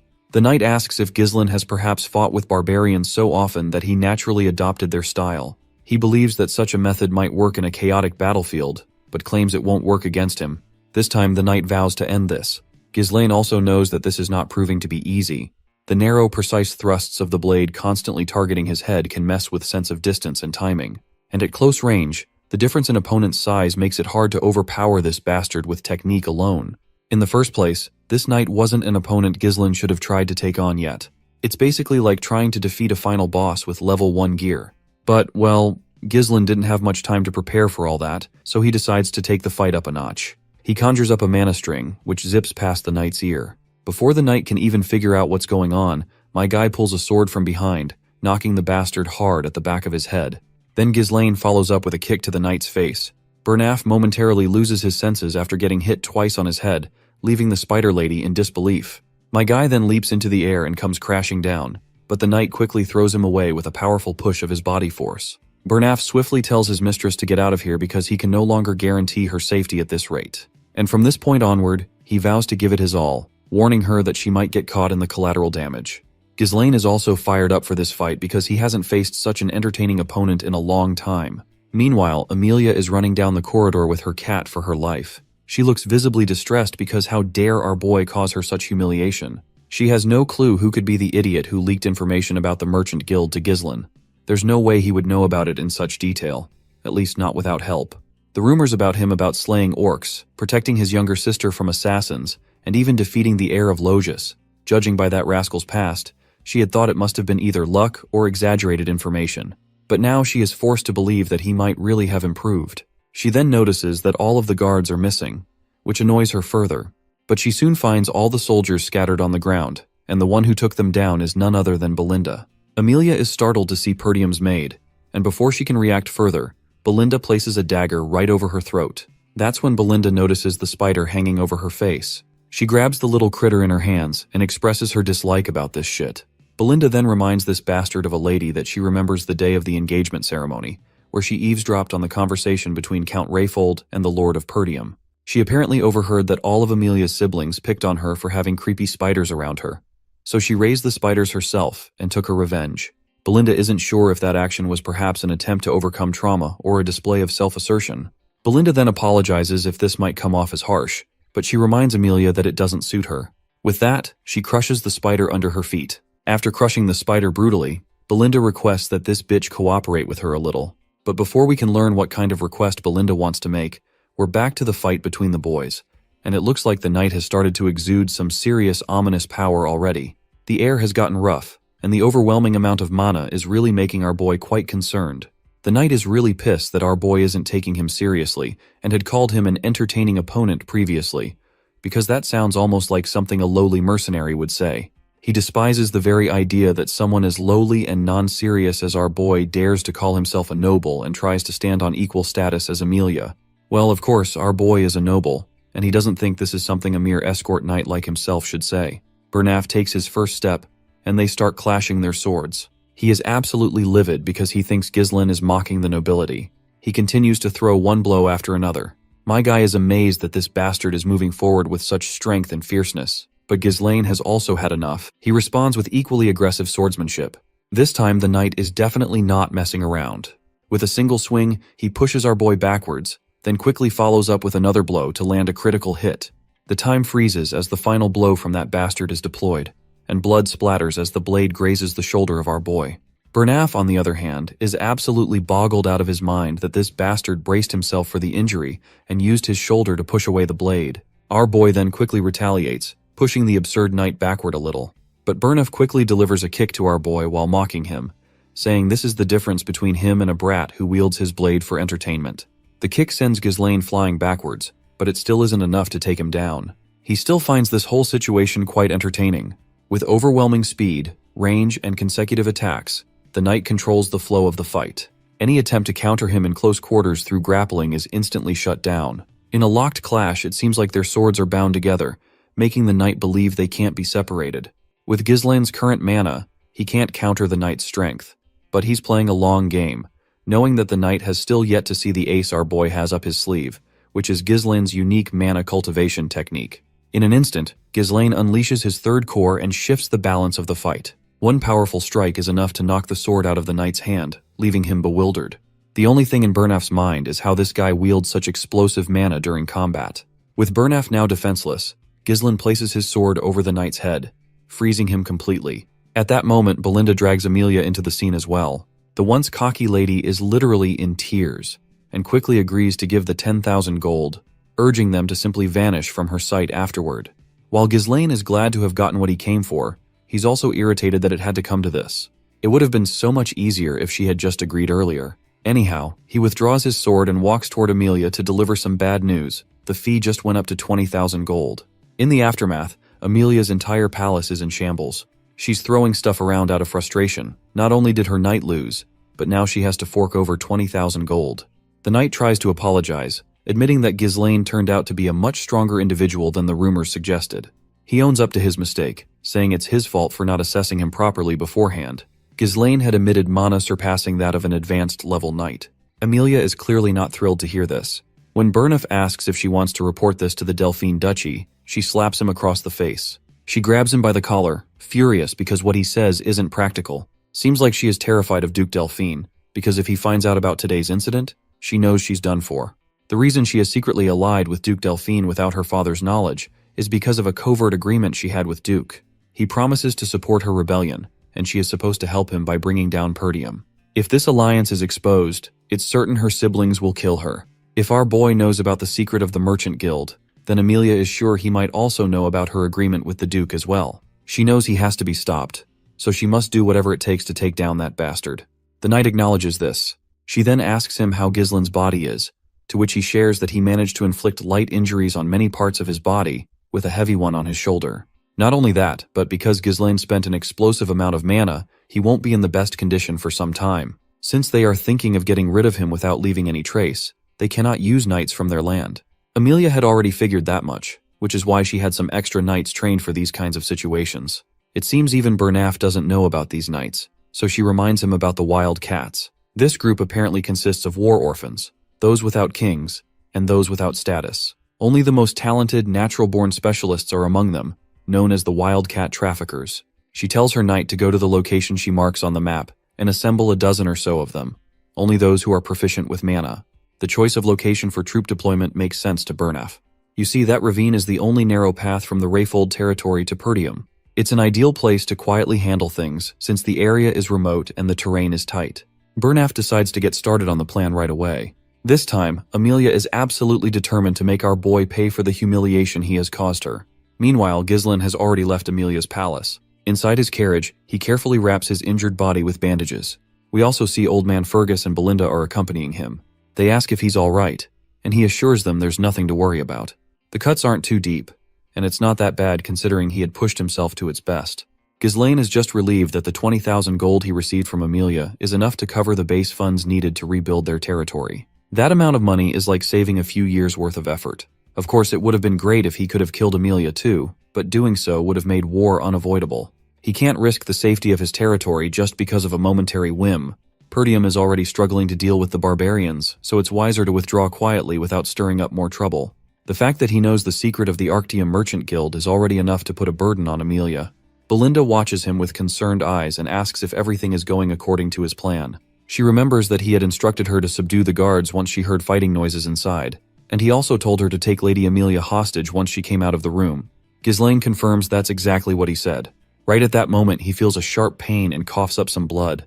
It's actually the recoil from opening up his third core, though his condition is still much better than last time. Still, it would be troublesome to go through this every time he decides to use his power. He needs to find a way to increase his mana quickly. Belinda quickly grabs his hand, noticing that the flow in his body is completely messed up. She grabs a needle and starts piercing it into the back of his hand with godly speed. Ghislaine finds it surprisingly therapeutic. Once she finishes, he exhales a cloud of smoke from his lungs and feels a sense of relief. He can feel that his tangled mana road has opened up a bit. What's even more mind-blowing is that the method she used on him isn't something you can do without a deep understanding of mana. It's understandable that Belinda can do this, considering it was his mother who brought her into the palace. But the question still remains, who exactly is she? Ghislaine has no clue why such a skilled individual is working as a headmaid in the countryside. But it's good to have as many skilled people as possible in his land. After all, the enemies he's encountered so far are just the beginning. That's when Belinda speaks up, assuring him that she'll help with anything because she trusts him unconditionally. But he better tell her why he took such a huge amount of money from Lady Amelia. Ghislaine states that he needed to spend the money, and since Amelia is the only rich person he knows, he decided to extort her. Both of his subordinates are bewildered to hear this. They find it odd that he literally broke the engagement just for the money. And because of this, he'll be in trouble once Count Rayfold finds out. This makes Ghislaine break into a smile, and he rhetorically asks her if she actually trusts him. Belinda barely contains her annoyance at him asking the same question again, even though she just confirmed it. Since she trusts him, she's sure he'll at least tell her what he plans to do with the money. Ghislaine answers with one word, the forest of beasts. That single sentence leaves her silent and shocked. Our boy, on the other hand, goes on to reveal that he's going to use it to pioneer the forest of beasts. The old man, Fergus, nearly jumps out of his skin at this, and reminds Ghislaine that development has been attempted there ever since his great-grandfather's time, but there hasn't been much progress. Ghislaine reminds the old man of the request he made. The old man quickly understands what Ghislaine is referring to, but hesitates before responding. Eventually he admits that the person Ghislaine asked him to find is indeed at the location he mentioned. However, the old man is not sure if they even visit that person. But Ghislain has already made up his mind to meet him at any cost. Belinda, however, objects, stating that they need to return home for now. She argues that in his current condition, Ghislain shouldn't be wandering around. Despite her protests, Ghislain points out the reality of their situation. He questions whether Amelia would let them leave so easily after everything they've done to her. Knowing her personality, he is certain she will try to kill him to silence him, ensuring her secret about her alliance with Duke Delphine is never revealed. Belinda tries to flex her scrawny muscles, confidently assuring her young master that she can easily take down anyone who comes their way. Not to mention, they also have the old man Fergus as their knight. Though Ghislain has no doubt that Belinda is a reliable person, he knows that's not her role. What he needs is a vanguard, and they're on their way to meet him. Later, they arrive at this place with just one shack in sight. The carriage driver knocks on the door, but there's no response. It's almost as if the house is abandoned. But Fergus points out that this is the address they're looking for. Finally, someone answers the door. Out comes this guy with a face fully covered in facial hair. He immediately questions the identity of the visitors. While everyone is a bit freaked out by this unusual man, my guy shows no expression at all. Belinda even asks him if this is really the person they've been searching for, because she doesn't think this guy looks like he could fight, let alone survive what's coming tomorrow. But Ghislain confidently assures her that this is the man they're looking for. The old man stares at the young master and bluntly tells him to stop wasting his time and leave. That's when my guy addresses him by his real title, the ex-captain of the Regressed Mercenaries, Gillian. The old man perks up at the mention of his title. When he turns back to look, Ghislain warmly extends his hand, inviting him to join them. Both the old man and the carriage driver are shocked to hear the mention of the Regressed Mercenaries. Here's the thing, the Regressed Mercenaries were a legendary group that only master warriors skilled with most weapons could join. Though they no longer exist, their reputation is so strong that knights from even distant lands have heard their name at least once. And the captain of that legendary group is Gillian. That's the man Ghislain has come all this way to meet. The old man throws his axe with full force, but my guy just tilts his head slightly, and the axe zips past him. Everyone else immediately goes on high alert. They quickly surround their young master and take fighting stances, ready for whatever comes next. But Gillian is all business. He's not here to waste time. He bluntly asks Ghislain the reason for his visit. Belinda steps in front of our guy, believing this man is a complete nutcase. But Ghislain keeps it short. He only says one thing, the eternal punishment, and further claims he knows the cure to the incurable illness his daughter is suffering from. Well, that's enough to pique Gillian's interest. Apparently, his daughter's condition causes her high fever, frequent coughing up of blood, and red spots blooming like flower petals on her skin. The sight of her pain, similar to a prisoner enduring punishment, gave this incurable disease its name, eternal punishment. Finally, we see the girl in question. She screams at the top of her lungs in pain, and the mercenary rushes inside the shack to tend to his daughter, Rachel. Ghislain can see that it's not too late for her. In his previous life, our boy had tried to find Gillian to recruit him, but the man had taken his own life shortly after his daughter passed away. Judging by the state of this house, it's clear that all of Gillian's assets must have been spent on her treatment. Now, all that remains are his weapons. The poor girl cries out, pleading with her father, saying she's in pain and can't bear it anymore. Seeing her suffer, Ghislain decides to act quickly. He quickly tells Gillian that he's going to start the treatment right away, but Belinda immediately steps in to stop him before he can go any further. She doesn't understand what he thinks he's trying to do, but she knows this isn't something strength alone can solve. This disease is so severe that even priests have failed to cure it, and they called it a punishment from the gods for a reason. She doubts there's anything he can do, but my guy just yanks her hand off his shoulder and makes it clear he can fix her. He reminds Belinda that since she claimed to trust him, she'd better stick to her words. With that, it seems Belinda has no room left to argue. He then hands her a paper listing all the medicinal herbs they'll need and tells her to come back with them. When she reads the ingredients, she's stunned for a moment. The reason my guy knows all this is because, for wandering mercenaries without a home, knowledge is directly tied to survival. You see, eternal punishment might be incurable right now, but a cure will be discovered in the future. Back then, it became quite a hot topic, especially because the method was relatively simple. Thanks to that, my guy remembers it clearly. The only problem is that the exorbitant cost of the ingredients, and one of them is a rare herb called Fairy's Blessing. Now that he has the Fairy's Blessing and the other herbs, he carefully chops them, packs them tightly into a bottle, and pours distilled alcohol over the mixture. He shakes it thoroughly to blend everything and lets it sit for a while. Once ready, he adds the remaining ingredients, stirs them together, and prepares the potion. With that, the remedy is complete. He presents it to Gillian and instructs him to have his daughter drink it. Since Gillian has no reason to refuse, he quickly pours the medicine into his daughter's mouth. The moment it reaches her stomach, the effects begin to take hold. Her bruised red body starts returning to normal, leaving everyone speechless. It's just unbelievable. No one, not even Jillian, expected the medicine to work. But Ghislaine was already confident in the results. Jillian turns to him and asks how he knew about this cure when even divine power couldn't heal her. To this, Ghislaine explains that the priest's divine powers aren't omnipotent. They enhance the body's vitality and strengthen its regenerative abilities, helping it fight the illness. But that's different from offering a fundamental cure. The man's hands tremble as he reaches out to our boy, asking if his daughter will actually be cured. Ghislaine gives the father the positive response he's been longing for. He reassures Jillian that it will take a couple of months, but guarantees that his daughter will be completely cured. The man's eyes widen in disbelief. As big and strong as he is, he falls to his knees, bows his head, and humbly asks what our boy could possibly want in return. Since Ghislaine came all this way, there must be a good reason. However, the old man tells him up front that he has nothing much to offer, other than his useless body. If Ghislaine needs him to become his dog, so be it. He'll follow every command and be his slave. But Ghislaine makes it clear that he doesn't need a slave. What he needs is Gillian, the captain of the Regressed Mercenaries. When the old man looks up, he's shocked to see the familiar eyes of a dreamer. Gillian quickly stands up, picks up his axe, and removes his long ponytail. Now he looks like an absolute giant, exuding an aura of power and confidence. He asks if anyone else has come here aside from him and his party. Ghislaine confirms that it's just him and his 3 companions. The man then asks if there's anyone with a grudge against him, to which Ghislaine confidently replies that there is, and there will be more in the future.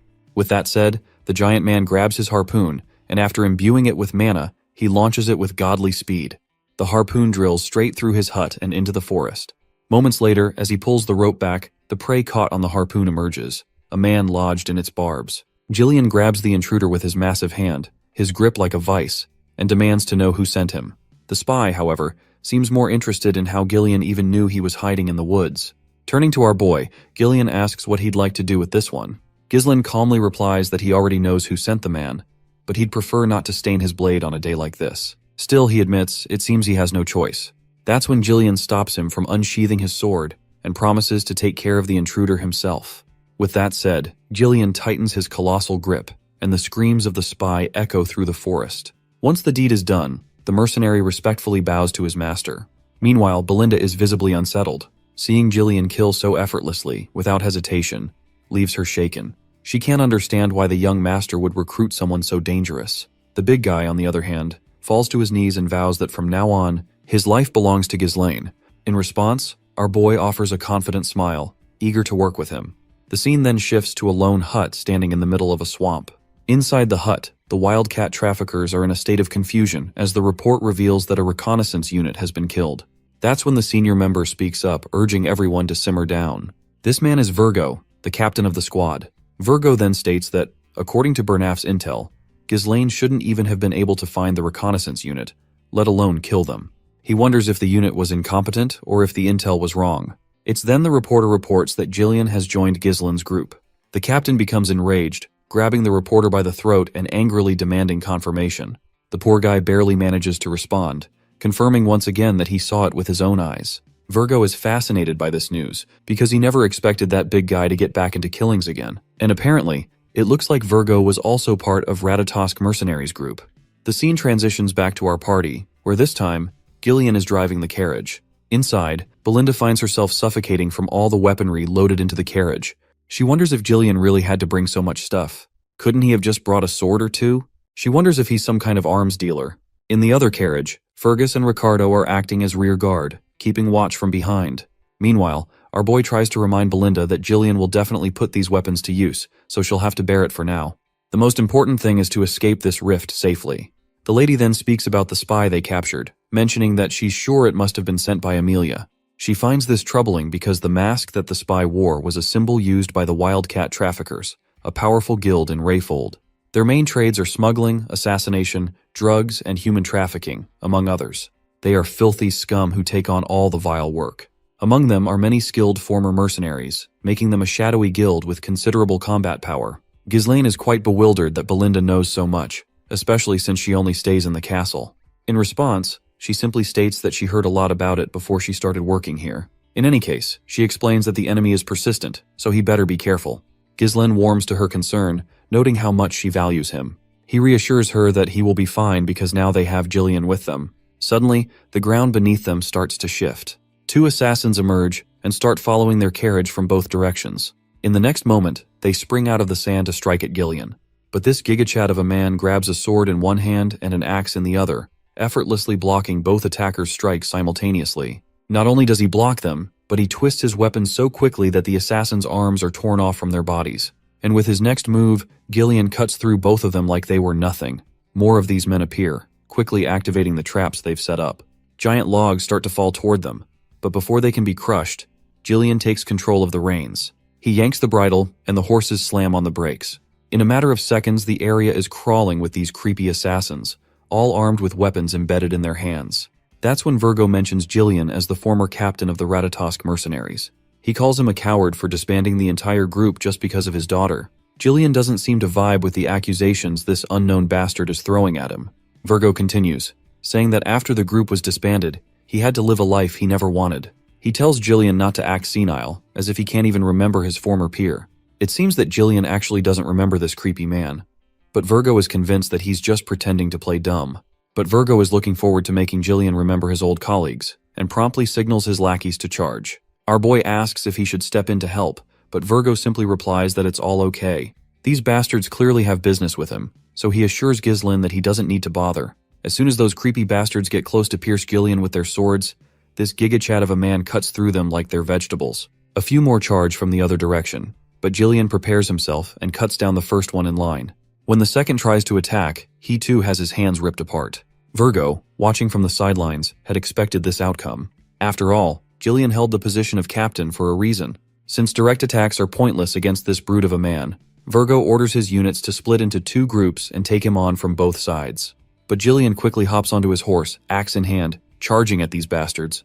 With a single swing of his axe, he obliterates them, not letting a single one come close. Seeing no chance of getting closer, the men then decide to aim for the horse first, but they stand no chance. Gillian is swinging his axe like a blender, cutting down everyone in his path, leaving the ground a bloody mess. Finally, Virgo himself jumps into the fray, but Gillian quickly safeguards himself with his shield. Virgo, seething with rage since Gillian ruined his life, declares that he won't let him ruin his plans as well. For that, Gillian must die. The bastard quickly kills the horse Gillian was riding, but our big guy quickly jumps off, unharmed. Virgo doesn't waste any time and comes charging with his blade, but the old man quickly blocks the direct hit with his axe. In the middle of the fight, he reminds this bastard that he's no longer the captain of the Regressed Mercenaries. One crushing blow from our old hero leaves this sucker in pain, and Gillian further throws him away with ease. Virgo is in shambles after just one hit. Blood leaks from his mouth as he questions who the captain is if it's not him. In response, Gillian begins to channel his mana, calmly stating that he has discarded his past. He is now nothing but young Lord Ghislaine's subordinate. This leaves Virgo utterly bamboozled. He furiously charges like a madman, realizing that this bastard is acting so nonchalant after destroying his life. The exchange of blows begins again, both warriors pushing themselves to overpower the other. But it's clear that the one struggling is Virgo, who is only acting out of sheer frustration. He reminds Gillian that the mercenary company was disbanded after he left, and thanks to Gillian's decision, Virgo lost his power and ended up living a disgraceful life just to survive. The old man doesn't respond to Virgo's words. Instead, he continues to swing strike after strike, relentlessly attacking Virgo. But finally, Virgo manages to render the old man's shield useless with a powerful kick. Virgo makes it clear that he had been prepared to sacrifice his entire life to make the Regressed Mercenaries the best in history. But Gillian threw it all away, only to end up as a mere pawn of a spoiled noble. For that, Virgo isn't sure he can ever forgive him. He finally throws his deadly ninja daggers, but the old man swings his axe around and deflects 3 of the blades. Right then, Virgo charges in with a dagger in hand, but it zips past Gillian as their clash continues. No matter how strong Gillian may have been, Virgo is confident that he is not as powerful as he was when he was captain just a few years ago. While Gillian wasted his time trying to cure his daughter, Virgo is glad that he put himself through countless battles to grow stronger. He's pretty sure this Walmart version of Zeus is no match for him now. Virgo quickly picks up the 3 daggers from the ground and throws them directly at Gillian. But the gigachad Gillian stops them with his bare hand as if they are nothing. When Virgo charges again, Gillian swings his axe once more. Virgo avoids the hit, coming mere inches away from the old man's skull. Gillian quickly imbues his hand with mana and stops the dagger mid-air. He then spoke to Virgo, asking if this was really all the reason he had for seeking vengeance. Virgo is caught off guard after seeing Jillian channel mana just to catch the dagger. It does not take him long to realize that Jillian had not been showing his true strength until now. Before Virgo could react, Jillian's axe struck him brutally in the face, sending him flying into a nearby tree with great force. The old man approached, his voice calm but firm as he questioned why Virgo hadn't come for him earlier if all he wanted was revenge. Virgo sneers and admits that he has already visited Jillian's old home, but there's no trace of the Regressed Mercenary's captain. All that's left was a feeble old man, too weak to be worth killing. The thought that the man Virgo once looked up to is gone now was brutal. Jillian can clearly see the spirit of a warrior in Virgo, so he tosses his sword to him and unsheathes his other blade. He reminds Virgo about how he is now bound to another's will. But for this moment, he's ready to show his former comrade the highest level of respect as the captain of the Regressed Mercenaries. For Virgo, this feels like a dream come true. He quickly grabs the dagger and launches himself into battle. The two clash with all their might, their weapons exchanging blows at such speed that only sparks fly. They seem evenly matched, standing on equal footing, until Jillian strikes. He thrusts his blade into Virgo's ribs with brutal force. Despite the savage blow, Virgo refuses to give up. He pushes forward and retaliates back. But his last attack is futile, and Jillian is on the verge of severing Virgo's head. In that moment, Jillian speaks. He promises his former comrade that he will remember him as the 5th unit commander of the Regressed Mercenaries, Virgo Villanos. For Virgo, it's a heartwarming moment. To be recognized by the captain of the Regressed Mercenaries fills him with pride. He smiles one last time before Jillian's sword ends the life of this proud warrior. Once the fight is officially over, Jillian grabs the dagger his comrade was using. Ghislaine also comes out of the carriage with Belinda, and the first thing they notice is the shit ton of limbs and dead bodies scattered around. Belinda comments how they could easily bring in quite a bit of money by looting these dead bodies. Jillian bows his head in apology for the unnecessary delays, but our boy reassures him that there's no need to worry about it. He then can't help but recognize just how exceptional Jillian is, far more than he had originally thought. You see, in Ghislaine's previous life, when he first left home to start his mercenary work, the stories about Jillian were a significant influence in laying the foundation for him to eventually become the mercenary king. Now, he's grateful that his quick actions have earned him such a reliable comrade. He then notices Jillian holding onto the dagger Virgo was using, so he asks the big guy if he knew that person. Jillian quickly confirms that he does remember this person. He even mentions that they were once old comrades. The mention of old comrades causes Ghislaine to reflect on his friends from his previous life. He wonders what they might be doing now. Since he had not met them at this time in his previous life, he's sure they are living their own lives. But he plans to find them and recruit them into his party as well. Anyway, now that everything is cleared, he decides to follow Belinda's suggestion and gather anything valuable these guys have. The lady happily acknowledges it and commands Jillian to take the lead and collect them for us. But the brute warrior reminds her that he is not her subordinate. 2 days later, we find ourselves in Perdium territory after many days. Our party has finally made it into their land after riding for what feels like forever. The brute asks if this is Perdium, to which our boy confirms. When Ghislaine peeks at his territory through the carriage, he feels good to have a home to return to. When he first ran away from home, he thought he would be able to come back at any time, but he was dead wrong. He then turns to Jillian and asks for his opinion about this place. The brute is momentarily caught off guard to hear this and is not sure how to respond, so he just says it's great. But our boy knows that this place is awful, and as much as Jillian hates to admit it, it's indeed in a bad state. All the houses are outdated, renovations are out of the question, and the fields are completely uncultivated. All the farmers have been conscripted into the military, leaving the land forcibly fallow. Gillian then reveals the rumors he has heard that Perdium is always at war because of the northern barbarians. But after seeing it firsthand, the situation is worse than Gillian had expected. To which my guy states that this is one of the many problems he wants to resolve, and this is precisely why he needs the strength of the Regressed Mercenaries captain. He's sure it will be a long battle, a battle to eliminate everything connected to Duke Delphine and to protect what was taken for granted. Our boy will revive this land no matter what. Once they finally make their way through the pavement of the castle, Belinda is shocked when she notices something unexpected in their way. The man in front of them is actually our boy's father, the man who had been missing since the beginning of this series. At the Perdium castle, we see some men talking to the Count. The Count suggested that they reduce their forces. The men were surprised to hear this. One of them said that it will be difficult to maintain the front lines properly if they cut their forces down. Another man advised the Count to request more support from the Rayfold family. The general administrator revealed to the men that the Rayfolds were the one who reduced the support fund. He said that the Rayfolds are gathering soldiers and stockpiling food right now. The The knight in the room was surprised to hear this. Another man said that they need the funds because they need to rebuild the Forest of Beasts garrison that got partially destroyed during the last battle against the orcs. According to the man, reducing the Night Order's forces is barely enough to give them some breathing space. He said that reducing the forces poses a significant risk. Ghislain watched the men as they argued. He found this to be normal. The knight in front of him was the knight captain. His name is Randolph. The man with a lot of beards is the treasurer. His name is Albert. The general administrator's name is Homer. Our boy wondered about how long it has been since he saw his father as the young lord of Pertium. It has only been a few months. However, it has been several decades for him as the mercenary king. Ghislain called out to his father and welcomed him back home. The count found it odd that his son did this. The count's name is Dwalter Pertium. As a child, Ghislain never liked his father for being so strict and serious all the time. But now it was different for him. He could now see it. He could see the countless burdens of exhaustion and fatigue weighing on the count's shoulders. He understood the responsibilities of the lord of the land. Dwalter took a sip of his tea and revealed to his son that he heard he left the castle for a week. Ghislain told him that he visited the Rayfolds. Dwalter asked him if he did not cause trouble there. Our boy told him that he didn't.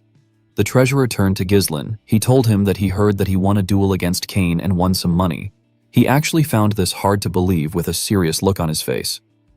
Albert asked him if he went to Rayold to gamble.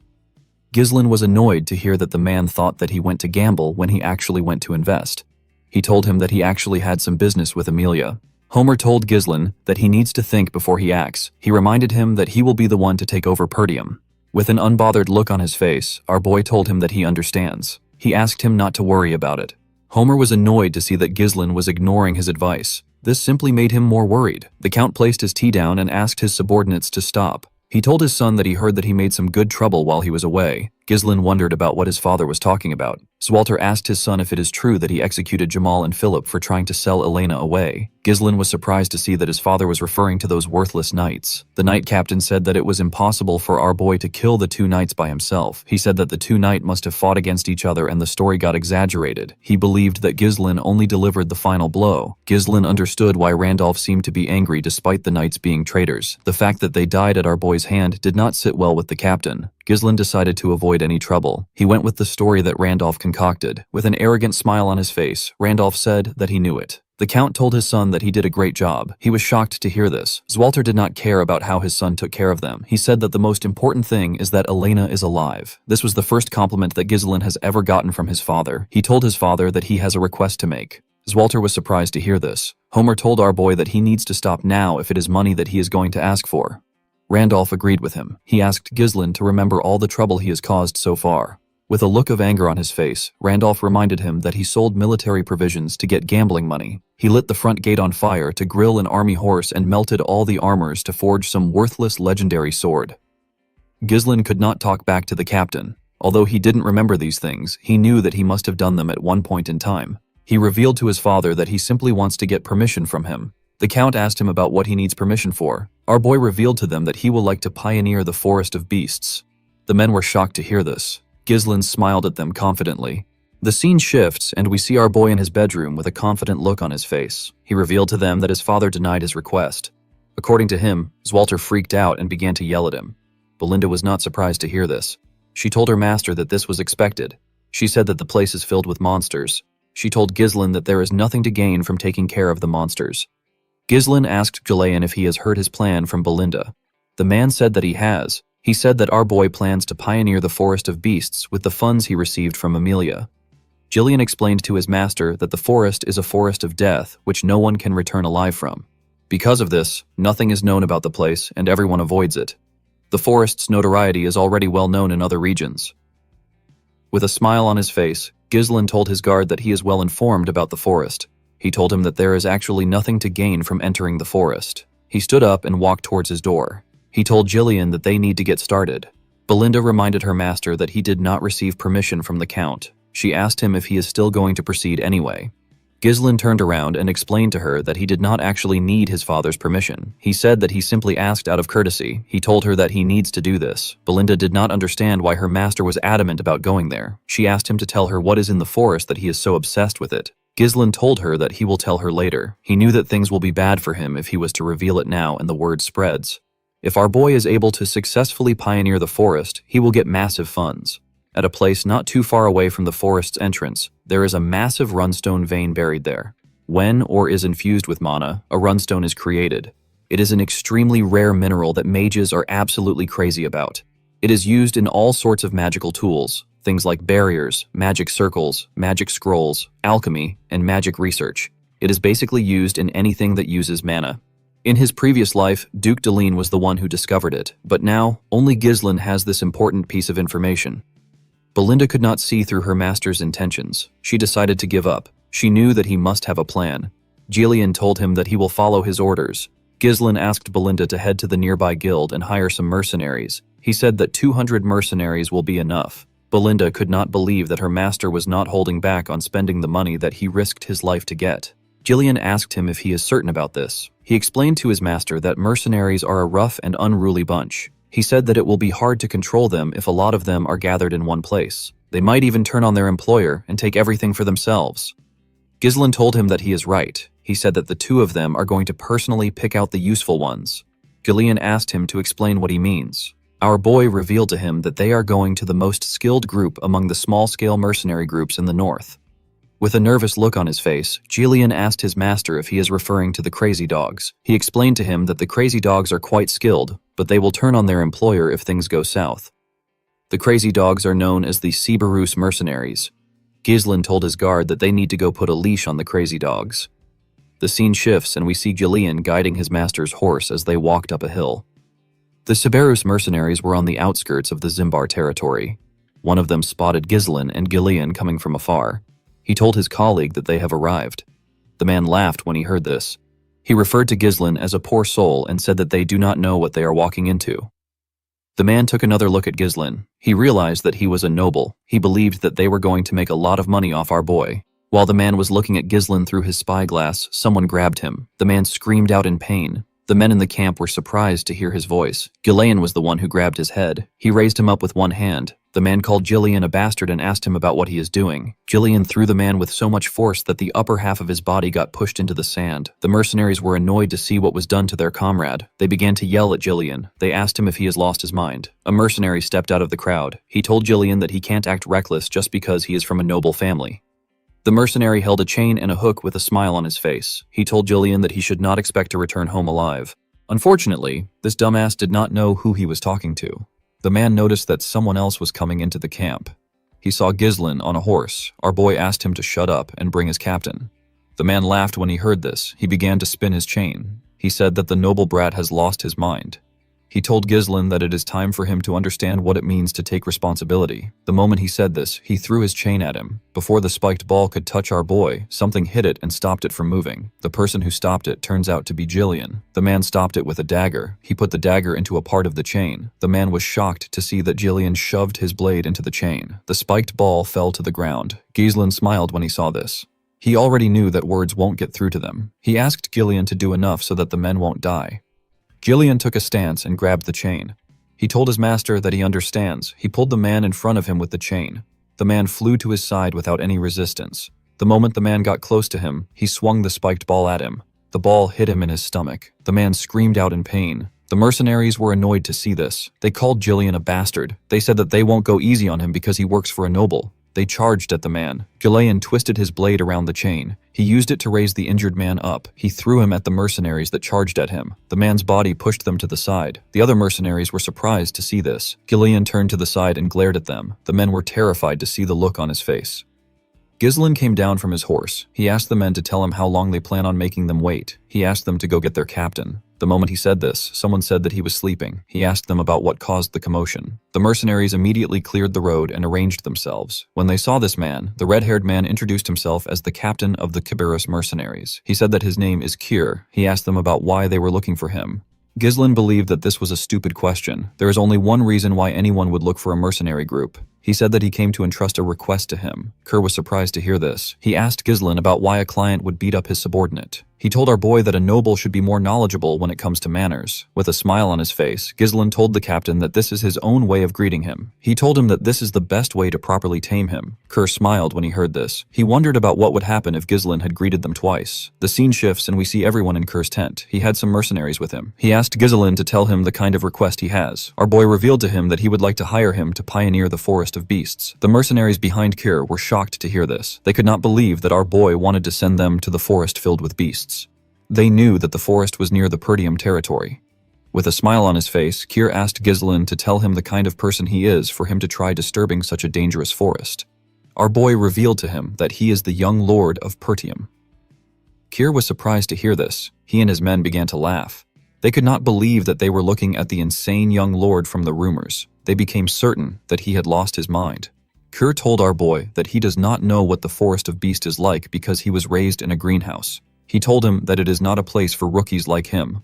The captain said that he is no longer interested in hearing anything from Ghislain. He signaled his men and told them that the negotiation is over. The men raised their weapons. Gillian raised his axe when he saw this. Ghislain asked Kier if he is scared. The man was shocked to hear this. With a smile on his face, he said that he is disappointed because he heard that his mercenary group is quite skilled. He told Kay that it is just a hoax. Carr placed his leg on his table. He asked Ghislain to not mess with him. He reminded him that they are mercenaries. He told him that they do not take jobs that don't pay off. Ghislain said that weaklings usually like to come up with excuses. Kier was annoyed to hear this. He told our boy that the mood is ruined. He told him that all he is doing is throwing around pathetic provocations. He referred to Ghislain as a clueless brat. He told him that he is not even worth killing. He assured our boy that he will let him go. He asked him to hand over some money for the trouble he caused and to get lost. Ghislain told him that this won't happen. With a serious look on his face, our boy requested to have a Marana's recognition with the captain of the Regressed Mercenaries. Gillian and the other mercenaries were shocked to hear this. Carr asked him if he even knows what this means. With a confident smile on his face, our boy told him that he does. Marana's recognition is a traditional betting method passed down among mercenaries. When two people agree to the bet, they fight using only a single dagger without relying on mana. Each of the participants have one of their arms tied together. Stepping outside the small circle counts as a loss. This match forces them into a brutal life-or-death struggle within limited space and movement. In many cases, not only the loser, but even the victor ends up dead. Ghislain explained to Kier that the loser must cleanly admit defeat and absolutely obey the words of the winner. In other words, the loser becomes the winner's dog. He asked Kay about how he feels about the bet. Gillian wondered why his master, who is a noble, would know about a filthy mercenary tradition.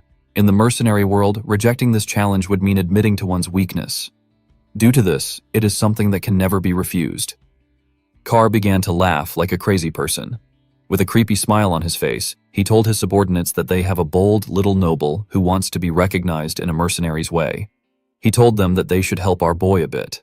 The men began to laugh when they heard this. The scene shifts, and we see everyone outside. Ghislain and the captain tied one of their arms together. They were both given a dagger. Carr took off his jacket. The mercenaries were cheering for their captain. They asked him to kill the insolent noble. Kay believed that Ghislain heard about this method from somewhere and decided to fight him with it. He told our boy that he cannot back out of it now. He pulled Ghislain to his side with a confident smile on his face. He told him that he has done this 5 times. Ghislain went back to his original spot. He pulled the captain close to him with a condescending look in his eyes. He revealed to Sir that he has done this over 100 times. The captain was shocked to hear this. Ghislain and Kier were asked to start. The two of them charged at each other with their daggers. They both managed to dodge the attacks. They swung the daggers at themselves again. They barely missed each other. Ghislain attacked Kier with more strength. The mercenary was able to block his attacks. He pulled our boy in front of himself and tried to stab him from behind. Ghislain managed to block each of his strikes. Even though he couldn't see the dagger well, he bent his head and made Kay miss an attack. He quickly attacked him with the opportunity. Carr managed to dodge it. He pulled our boy close to himself. He gave him a heavy kick on his leg. Our boy felt the power of the kick with a smile on his face. The mercenary told Ghislain that he is doing better than he expected. He could not believe that our boy was claiming that he has done a Marana's recognition 100 times. This is something that most people don't get to do once in their life. Carr charged at Ghislain. He advised him to make his bluffs sound realistic. He did not give our boy the chance to attack. The members of the Regressed Mercenaries were happy to see this. They asked their boss to kill Ghislain for messing with them. Gillian glared at them when he heard this. The men immediately became silent. Gillian could tell that this was a losing battle. The area of the circle is barely large enough for one person to lie down. The rules forbid mana and force.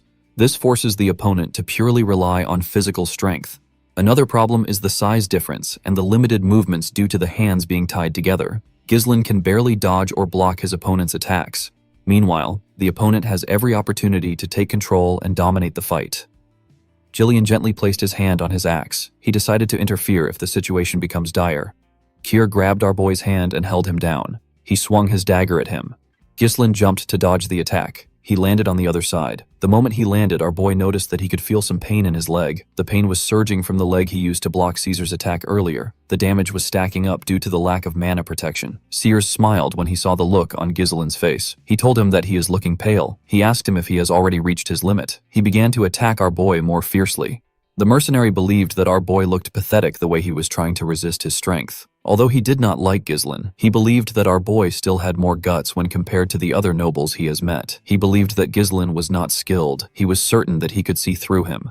He assumed that Ghislain's strategy was to deflect and dodge the blade strikes with his weapon, while enduring less damaging blows by absorbing them with his body. However, Mirana's recognition is a fight that prohibits the use of mana. All the attacks will inevitably stack up. Kier could tell that our boy was already aware of the strain building up in his legs. It was showing on his face. The mercenary smiled. He wanted to see Ghislain struggle for his life. This was the only way that it would be fun for him. He spun his dagger and charged at our boy. Ghislain managed to block his attack. Kier moved closer to him and swung his dagger at his head. Our boy bent his head to dodge the attack. He tried to attack Kay from below, but he blocked the attack. Carr dragged his hand to the side and held him down. He used his leg to attack him. Ghislain blocked the attack with his already wounded leg. He felt a lot of pain because of the look on his face. Corral believed that he had won. He raised his dagger and asked our boy to die. His subordinates became excited when they saw this. Gillian took out his axe. He wanted to rescue his master. Ghislain smiled. He dodged the dagger by going low. Kier was shocked to see that he was able to dodge from that position. Our boy pushed himself to the other side and gave Carr a cut near his ribs. Kair was shocked to see what just happened. The Regressed Mercenaries and Gillian were also shocked to see this. Kay charged at Ghislain out of anger. Our boy skillfully went low. He gave Carr another cut on his chest while he was below him. The mercenaries were shocked to see that he wounded their captain again. They were certain that their captain was the one swinging Ghislain around with his strength earlier. They asked him to show our boy what a mercenary is made of. Gillian was shocked to see his master's movements. Carr swung his dagger at our boy's head. Ghislain dodged it by going low. He pushed himself back up and used his shoulder to hit the captain's face. He clenched his fist, which he used to hold the dagger. He gave the captain multiple blows on his face. Before he could get a hold of himself, Ghislain turned his dagger and used it to stab Sir in his hand. Carr did not scream. He simply charged at our boy more fiercely. Ghislain easily dodged his attacks. The captain did not understand what was going on. He was certain that our boy was just struggling to withstand his strength a few seconds ago. Gillian finally understood what was happening. Swinging with power stiffens the muscles and burdens the body with rigidity. Exerting strength in order to pressure and take control made Kay lose his flexibility. Ghislain didn't fight against the opponent's momentum. Instead, he relaxed and redirected it to create his own flow. Gillian never expected his master to overcome the disadvantage of size in this manner. He put his axe back. While Kay was breathing heavily, his men asked him to stop playing around. They told him that he is not making anyone laugh. Our boy commended the captain on his resolve. He told him that many opponents would break the rules and use mana when cornered. Kerr smiled when he heard this. He believed that Ghislain was talking like someone who had actually done this 100 times. He told him that he won the position of captain with this very method. He explained to Ghislain that mercenaries who break the rules don't last in this line of work. Our boy smiled when he heard this. He told the man that he likes his spirit.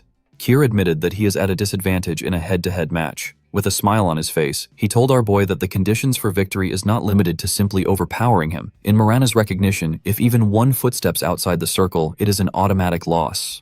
Kay grabbed Ghislain's hand. He raised him up. He wanted to throw him outside the circle. He was certain that he will be able to win if he sends Ghislain's entire body outside the circle. Before Ghislain's leg could touch the ground, he tightened his grip on Kay's hand. He pushed his legs to his knees and stopped his body from touching the ground. He basically used Kair's body to support himself. He pulled the captain with his hand. Shir did not expect it. He climbed his leg and wrapped his own hand around his neck. The moment he got behind him, he slammed his head to the ground. His head was pushed outside the circle. The mercenaries were shocked to see this. Kier was annoyed to see that he lost. Ghislain gently smiled and told him that he won. The captain turned around. He asked our boy for his identity. He did not believe that someone this skilled was a noble. With a cold gaze in his eyes, Ghislain told him that he does not like his attitude. He reminded him that he is now talking to his new master. Ghislain pulled him up with his hand. The captain asked him about what he wants. He told him that the fight is over. Our boy told him that it is not yet over. He said that he hasn't gone outside the circle yet. Carr was surprised to hear this. Ghislain clenched his fist. He said that he is going to discipline his subordinate. He gave the captain a punch on his face. The punch knocked him down. The man quickly asked our boy to wait. He reminded him that the fight is over once a combatant steps out of the circle. Ghislain gave him another punch on his face. He asked him if he is going to fight according to the rules on the battlefield. Kay called him a bastard. He said that a noble is not supposed to behave this way. With a serious look on his face, Ghislain asked him to not talk back to his master. Kra called him a lunatic. Our boy gave him another punch. Ghislain did not stop. He continued hitting the captain on his face. His hand was covered with his blood. The mercenaries were not happy to see this. They believed that our boy would let their captain go since he won the bet. Kar begged our boy to stop. Ghislain pulled him up with a cold gaze in his eyes. He told him that he is not yet out of the circle. Kair was horrified to hear this. His face was already quite swollen. He quickly turned to his men. He asked them if they were going to allow this to happen. He asked them to kill Ghislain. The mercenaries immediately grabbed their swords. Before they could move close to their captain, Ghislain took out his axe. They quickly stopped moving. With a scary tone in his voice, Ghislain told them that anyone who hinders his master's disciplinary measure will be killed. Everyone knew that Ghislain was not messing around. Kay was shocked to see what happened. While trembling like a scared dog, he turned to his new master. Ghislain asked him if he is done. The next thing Keir saw was our boy's fist. The captain laughed out of fear. He knew that he messed up. The punch pushed him back. All the nobles Keir had met in his life were simply losers. They were overconfident pigs, traitors, narcissists. A little scare tactic worked wonders for them. Keir found it entertaining to take money from their pockets. It was thanks to how he treated the nobles that he earned the title of Mad Dog. But now the Mad Dog was taking a beating from some noble brat who he did not think much of. The mercenaries became worried when they saw the state their captain was in. Unfortunately, they couldn't do anything. Ghislain took a look at Kay's body. He wondered if he had done enough. He asked the men to stop standing around. He ordered them to bring him some water, a bandage, and a towel. The men were surprised to hear this. Ghislain told them that their captain will die soon if they don't act quickly. The men were shocked to hear this. They accepted his order. Ghislain carefully watched his master. He noticed that the unruly mercenaries were listening to his orders. In the world of mercenaries, where fists are closer than the law, Ghislain engraved his position into their heads using the most direct and surefire method. He showed them who the boss is. In the next scene, we see Kerr sitting on a chair. His body was wrapped in bandages. Our boy placed a paper on the table. He asked him to sign on the paper. Cyr stared at Ghislain. He knew that he had no choice but to do it. He took out his pen and signed. He asked our boy to take it. With a scary look on his face, Ghislain asked him to repeat what he just said. The captain became nervous. With a shaky tone in his voice, he told Ghislain that he looks forward to working with him. Our boy grabbed his hand. He was quite scared to see this. Ghislain told him that they are now family. He told him that he also looks forward to working with him. A few days later, we are taken to the outskirts of the Perdium territory. We see some mercenaries gathered there. One of them yawned. He asked the others if they know the reason why they were called early in the morning. A bald man with a shield told some of them that he heard a rumor that their employer is the young lord of Perdium. The men were shocked to hear this. One of them said that our boy is just a brat. He believed that Ghislain will not be able to handle the mercenaries properly. He said that the job might turn out to be easy. A shirtless man clapped his hand and called for the attention of his fellow mercenaries. The huge man said that they need a representative to handle their brat employer. The other mercenaries were surprised to see the man. They referred to him as Gordon the Muscle. With a smile on his face, the man said that they are correct. He said that he thoroughly observed the admirable posture of all of them, discussing ideas to reap rewards without working hard. He told them that they won't be able to get the result they want if they don't unite their voices. The mercenaries realized that he was right. One of them remembered a time when an idiot made an unreasonable demand and made the whole thing fall apart. The bald man asked Gordon about what he plans to do. The man said that it is important to know one's boundaries in matters like this. He opened a bag which contained some coins. He explained to the men that he will pressure their employer as the representative. He asked them to put the compensation for his hard work into the bag. The men believed that Gordon was perfect for the situation. They knew that his large build would be good for pressuring a person. They told him that he is quite reliable. They did not expect someone who works out all day to be so good at making money. They poured their money into the bag. The moment they did this, one of them said that someone is coming. Everyone quickly raised their head. They saw Ghislain coming from the distance. He was riding his horse towards them. They were shocked to see that he was alone. One of them said that our boy might run away after seeing Gordon's muscles. Gordon asked the men to move close with him. He said that it will help them set up a scary mood. With a smile on his face, the man said that it is time to teach a brat how scary the real world is. Before he could walk up to Ghislain, he noticed something strange. He saw some people moving close to our boy. It was Ghislain and the Regressed Mercenaries. One of the mercenaries quickly recognized the dog snout-shaped helmet. He said that this men are the Regressed Mercenaries. Gordon was shocked to hear this. He wondered about how Ghislain managed to make the crazy dogs follow him. When Ghislain got close to them, the men stepped back. He turned to Gordon and asked him if he is the representative. With a nervous look on his face, Gordon said that he is. Ghislaine asked him for his name. The man introduced himself as Gordon the Muscle. Our boy found the name to be unique. He tapped Gordon on his chest and told him that his name is pretty cool. Our boy introduced himself as the young Lord of Perdium. He asked Gordon to gather the mercenaries. With a serious look on his face, he announced to them that they will now begin the pioneering of the Forest of Beasts. In the next scene, we see Belinda helping Ghislaine wear his armor. All the preparations for pioneering the forest were done. Construction of the expedition's temporary base and resource procurement were complete. He also acquired the most important asset, which is the troops. Ghislaine begged Belinda to do a head count one more time. The maid accepted his request. She revealed to him that there are 148 mercenaries contacted from the office and 41 Cerberus mercenaries which he brought there. The total number of people there was 192. Ghislaine told her that she did well. He asked her if she has properly informed Scovin. Belinda said that she has. She expected Scovin to have stopped them from going. To her surprise, the knight stepped in to ensure that they aren't detected while entering the Forest of Beasts. Since he is the commander of the Forest of Beasts post, Belinda believed that they would not have any issues. She asked her master to not worry about him. Ghislaine smiled when he heard this. He found this reassuring. He called out to the mercenaries. He asked them to line up. He told them that the land they're going to pioneer lies ahead of them. He believed that everyone must have heard the rumors about the forest being a place filled with unknown danger. He explained to them that various monsters, unseen threats, and something beyond what they can imagine is lurking in the forest. He told them he is determined to conquer this place even with its dangers. The mercenaries were shocked to hear about the Forest of Beasts. They said that they didn't know that they would be venturing into the forest. They knew that they could die in the forest. Belinda asked them to not interrupt her master while he is talking. Ghislaine asked those who wish to withdraw to do it now. He promised the mercenaries that he will pay them 3 times of their current pay if the mission succeeds. The mercenaries were shocked to hear this. The offer was quite tempting. Belinda quickly moved close to her master. She whispered to him. She asked him about why he is spouting nonsense. She reminded him that they already spent all their funds on the preparation. Ghislaine told her that this is how to boost a person's morale. Our boy knew that he would be able to pay them and still have more left if the mission succeeds. He turned to Belinda and asked her if she trusts him. The maid said that she doesn't have any other choice but to trust him. Carr told Jillian that their master must be crazy to offer 3 times the pay. He wondered how Ghislaine was going to live up to his promise.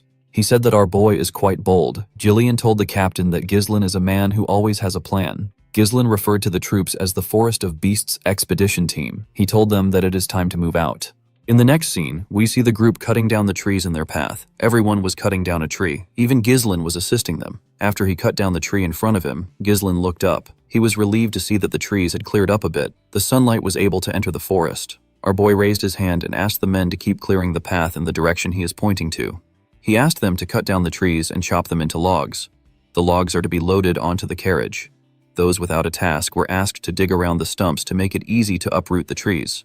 According to the Forest of Beasts developmental journal, which Ghislaine obtained in his previous life, the forest is ridiculously large. Our boy believed that one day they will drive out the monsters and make full use of the forest resources. However, what Ghislaine needed right now is money. He had to ignore everything else and secure the fastest route to the Runestone Vein. The wealth to be gained from this expedition will greatly help in stopping the conspiracy surrounding Perdium. Carr found it odd that their employer was stepping up to do something. One of the mercenaries said that Ghislaine was doing this to show the dignity of a noble. Another mercenary with a helmet said that our boy is just pretending. He said that Ghislaine will soon give up. Belinda asked the men to stop chattering. She asked them to get to work. The mercenaries quickly returned to work. Belinda was annoyed to hear what they said about her master. She moved close to Ghislaine and reminded him that he went through so much trouble to hire the mercenaries. She asked him about why he is personally working. She revealed to him that the men are taking him lightly because he is doing the same work as them. Ghislaine told her that it is fine. He told her that they will be done faster if they have more hands.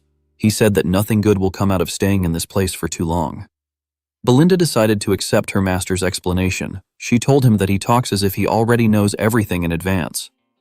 Carr smiled when he saw Ghislaine and Belinda talking. He could not believe that his employer had a woman worrying about him while he became his employer's dog and is now walking to hell with his own feet. Jillian hit him with his log when he heard this. Carr asked the man if he is trying to pick a fight. So far, everything was going smoothly. The Duchy of Deline, which conquered the kingdom and established a new dynasty, began a large-scale development in the Forest of Beasts. Our boy wasn't able to find out why the Duke chose to develop this place. Instead, he managed to obtain a developmental journal that recorded the locations of major resources and the ecosystem of monsters. Thanks to the journal, Ghislain was able to come somewhat prepared.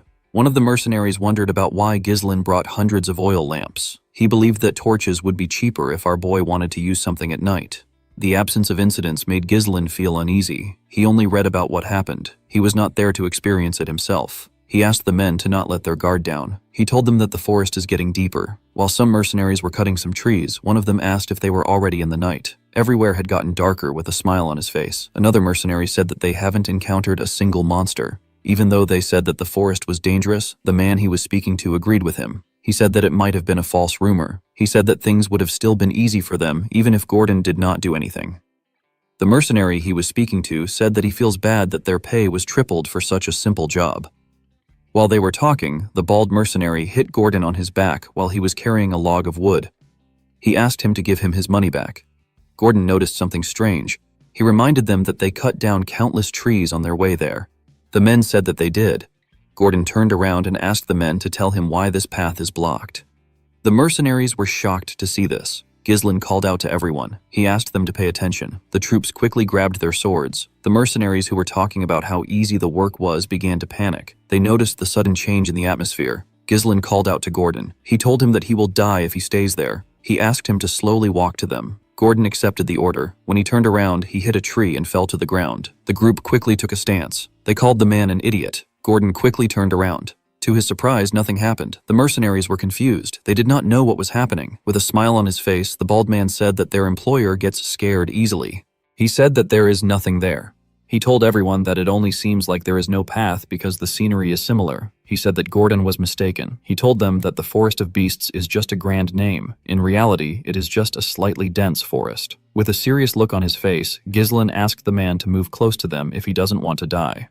The man was annoyed to hear this. He asked our boy to tell him why he keeps trying to create a scary atmosphere. He told him that they know that he is trying to intimidate them. The moment he said this, some vines got wrapped around his waist. Before the man could react, the vines pulled him to the top of the tree in front of them. At the top of the tree, we see a large mouth filled with sharp teeth. The monster threw the man inside its mouth. This monster had no presence at all. There was no way to predict how it would move. It was a being that you can only fall victim to if you are unaware. The huge monster tree opened its eye. Ghislain realized that he was looking at a Derusant. A large amount of Derusants surrounded the group. Gordon and the rest of the mercenaries began to panic. They wanted to run away. They believed that they were going to be eaten. Before Gordon and the mercenaries could get away, the monsters stretched out their vines and grabbed them. They managed to throw the mercenaries into their mouths. Fortunately for Gordon, he was able to hold onto a tree. He screamed out for help. One of them moved close to him with his axe. He asked him to hold on tight. He hit the vine with his axe. He wanted to cut it. To his surprise, the vine was not affected. Instead, his axe began to slowly break. The man wondered why the vine was so sturdy. While he was looking at his axe, the monster pulled Gordon. The huge man began to scream. Before it could raise Gordon up, Ghislain appeared above it. He covered his sword with his mana and used it to hit the vine. He managed to cut it. While he was in the air, he landed a cut on the monster's eye. A large amount of blood burst out of its eye. The mercenaries were surprised to see that their employer managed to cut it down. They assumed that the Derusant's eyes were their weakness. Ghislain took a deep breath. While screaming at the top of his voice, he asked the mercenaries to get themselves together. The men were shocked to hear their employer's voice. Our boy told them that they will become easier targets if they spread out. He asked them to raise their shields and form a tight formation to make sure that no one gets caught by the vines. He asked them to focus on defense until they received the next order. They all accepted his orders. They quickly got into position. One of them said that he is not going to die in a place like this. Ghislain quickly went to the carriage. He asked Kier about the oil lamps. The captain said that they were all there. Our boy asked Kay to light the lamps and throw them at the monsters to burn them down. Kier was surprised to hear that this was the reason his master brought so many lamps. One of Kier's teammates told him that the monsters are looking at them. Ghislain asked the captain to throw the lamps now. Sir and his teammates began to throw the lamps at the monsters. Unfortunately for them, the monsters were using their vines to destroy the lamps before they could get close to them. Sir was shocked to see that they swatted the lamps away. His subordinate told him that they cannot burn the monsters down like this. A Derusant fired its vines at them before it could touch them. Jillian appeared in front of them. He used his axe to destroy the vines. Belinda took out some knives. She threw them at the monster's eye. Ghislain asked Jillian and Belinda to prepare to throw the oil lamps while guarding the Regressed mercenaries. Our boy raised his sword. He said that he will draw the attention of the monsters. The moment he said this, a Darussan fired its vines at him. Belinda called out to her master. She asked him to look out. Ghislaine swung his sword and managed to cut through the vines. The other Darussans began to attack him. Our boy skillfully dodged their attacks. One of the Darussans raised its leg to crush him. The mercenaries were shocked to see that the monsters had legs even though they were trees. They believed that their employer was going to get stomped on. Ghislaine covered his sword with mana and used it to cut the monster's leg. He jumped and stabbed the Darussan directly in the eye. The other Darussans turned their attention to Ghislaine. The mercenaries were surprised to see this. Belinda ordered the Regressed Mercenaries to throw the lamps now. The mercenaries were certain that it would work this time. They quickly began to throw the lamps at the Darussans. The monsters screamed out in pain when the lamps touched them. The Regressed Mercenaries were happy to see this. Ghislaine asked them not to stop. He asked them to keep throwing the lamps until they burn all the Darussans down. The flames spread on the monster's body. The mercenaries were shocked to see what was happening. They could not believe that they were able to fight against them. One of them said that the entire forest will burn at this rate. With a nervous look on his face, Gordon said that the Darussans aren't anything big. He said that it is natural that they are weak to fire because they are trees. Ghislaine asked the men to not let their guard down. He told them that it is not over yet. The mercenaries were shocked to hear this. With a serious look on his face, Ghislaine informed them that the Darussans will now show their true appearance. The Darussans released some steam into the surroundings. The mercenaries did not understand why there was steam there. They wondered if the fire has already been extinguished. Belinda and Jillian quickly ran to their master. Belinda asked Ghislaine about what is happening. Our boy explained to her that the shells of the monsters are weak against fire, but their insides are different. He said that the fire that is burning the shell is meeting the moist flesh and causing them to release steam. When the steam cleared up, we see the true form of the monsters. The Darussans screamed at them. The mercenaries were shocked to see this. They could not believe that the monsters were still alive. Ghislaine raised his sword and called for everyone's attention. He asked them to raise their weapons. He told them that it will be a close quarters battle from now on. He ordered them to charge. He also ran to attack the Darussans. The mercenaries were shocked to see Ghislaine running towards the monsters. They could not believe that he wanted them to have a close quarters battle against this massive monsters. They were scared that the monsters would stomp on them to death. Unlike Gordon and his friends, the Regressed Mercenaries and their leader charged at the monsters. They said that they have been waiting for this moment. The men seemed to be excited. Belinda also ran to her master. Jillian asked Gordon and the other men to tell him why they are hesitating. He reminded them that Ghislaine gave an order with a serious look on his face. He asked the mercenaries to trust our boy. The moment he said this, Ghislaine cut one of the Darussans down. The mercenaries were shocked to hear what Jillian said. They decided to follow their employer. They believed that Ghislaine was going to do something about the monsters. Gordon asked his teammates to trust their employer. They all raised their weapons and charged at the monsters. Ghislaine raised his sword and pointed it at the monsters. He revealed to his men that they will be able to cut the monsters without mana because their barks has burned away. He asked them to not be afraid. He told them that the Darussans are nothing but huge target dummies.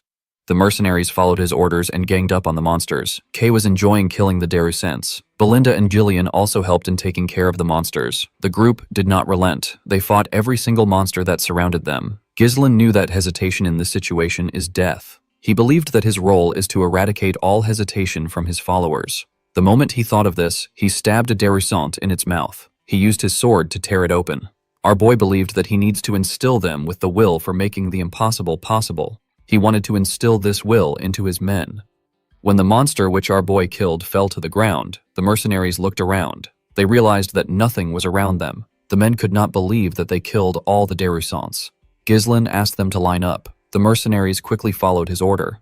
Our boy asked them to look around. He told them that this is the reality of the forest of beasts. He reminded them that they were still at the entrance and yet it is already swarming with Darussans. The men became nervous when they heard this. Ghislaine asked them to not fret. He assured them that he will always be standing at the forefront. He turned around and looked them in the eye. He asked the mercenaries to trust and follow him. The mercenaries were shocked to hear this from an employer. They assured Ghislaine that they will follow him. As they continued their journey, they faced several monsters. Carr seemed to be enjoying himself. They faced monsters like orcs and some form of crystal mole. As they fought monsters, Belinda took care of her master. The group also faced some form of ancient birds. When they went deeper into the forest, they came across a giant rat. The mercenaries became nervous. They never expected the monsters to be endless. They had already gotten tired. Sir and Jillian appeared in front of them. Sir charged at the rat and cut off its leg. The monster screamed out in pain. It opened its mouth as it fell to the ground. The mercenaries were shocked to see it falling. Before the monster could fall on them, Jillian appeared in front of them. He used a shield to block the monster's mouth. While the monster was struggling on the ground, Ghislain climbed on it and stabbed it in the head. After taking care of the monster, Ghislain asked the mercenaries if anyone is injured. The men told him that they are all fine. They all gathered around him. One of them said that they cannot leave their employer's side if they want to survive. Jillian told his master that the formation of the mercenaries is starting to look decent. Carr explained to him that training through real combat always yields the best outcome. Ghislain told the mercenaries that they still have a long way to go. He asked them to keep cutting down the trees to clear the path. One of the mercenaries watched as the others worked. He was breathing heavily. The man said that everyone is insane. He believed that everyone had lost their mind because they were in a crazy forest. At night, we see the group arrive at a lake. The mercenaries were extremely happy to see a water source. They quickly ran to the lake. They could not believe that the water was so clean. Belinda was not happy to see the mercenaries close to the lake. She told her master that something can come out of the water. Ghislain realized that they have taken the right path so far. The lake is the most important milestone in reaching the runest mine. He asked the men to set up camp. He told them that they will be taking a break. The mercenaries quickly followed his orders. The scene shifts and we see some mercenaries sitting together. One of them asked the others to tell him what they're doing. He could not believe that they were already facing this amount of monsters when they are only at the entrance. He told his teammates that he cannot imagine what is waiting for them ahead. Another one said that they are lucky that nothing happened in the last 2 nights. In another part of the camp, we see the man who was breathing heavily earlier talking to Gordon and some men. The man suggested that they sneak out of the forest with him. One of them asked the man, whose name is Myas, to explain himself. Myas told the men that they do not need to risk their lives anymore. He told them that their lives matter more than money.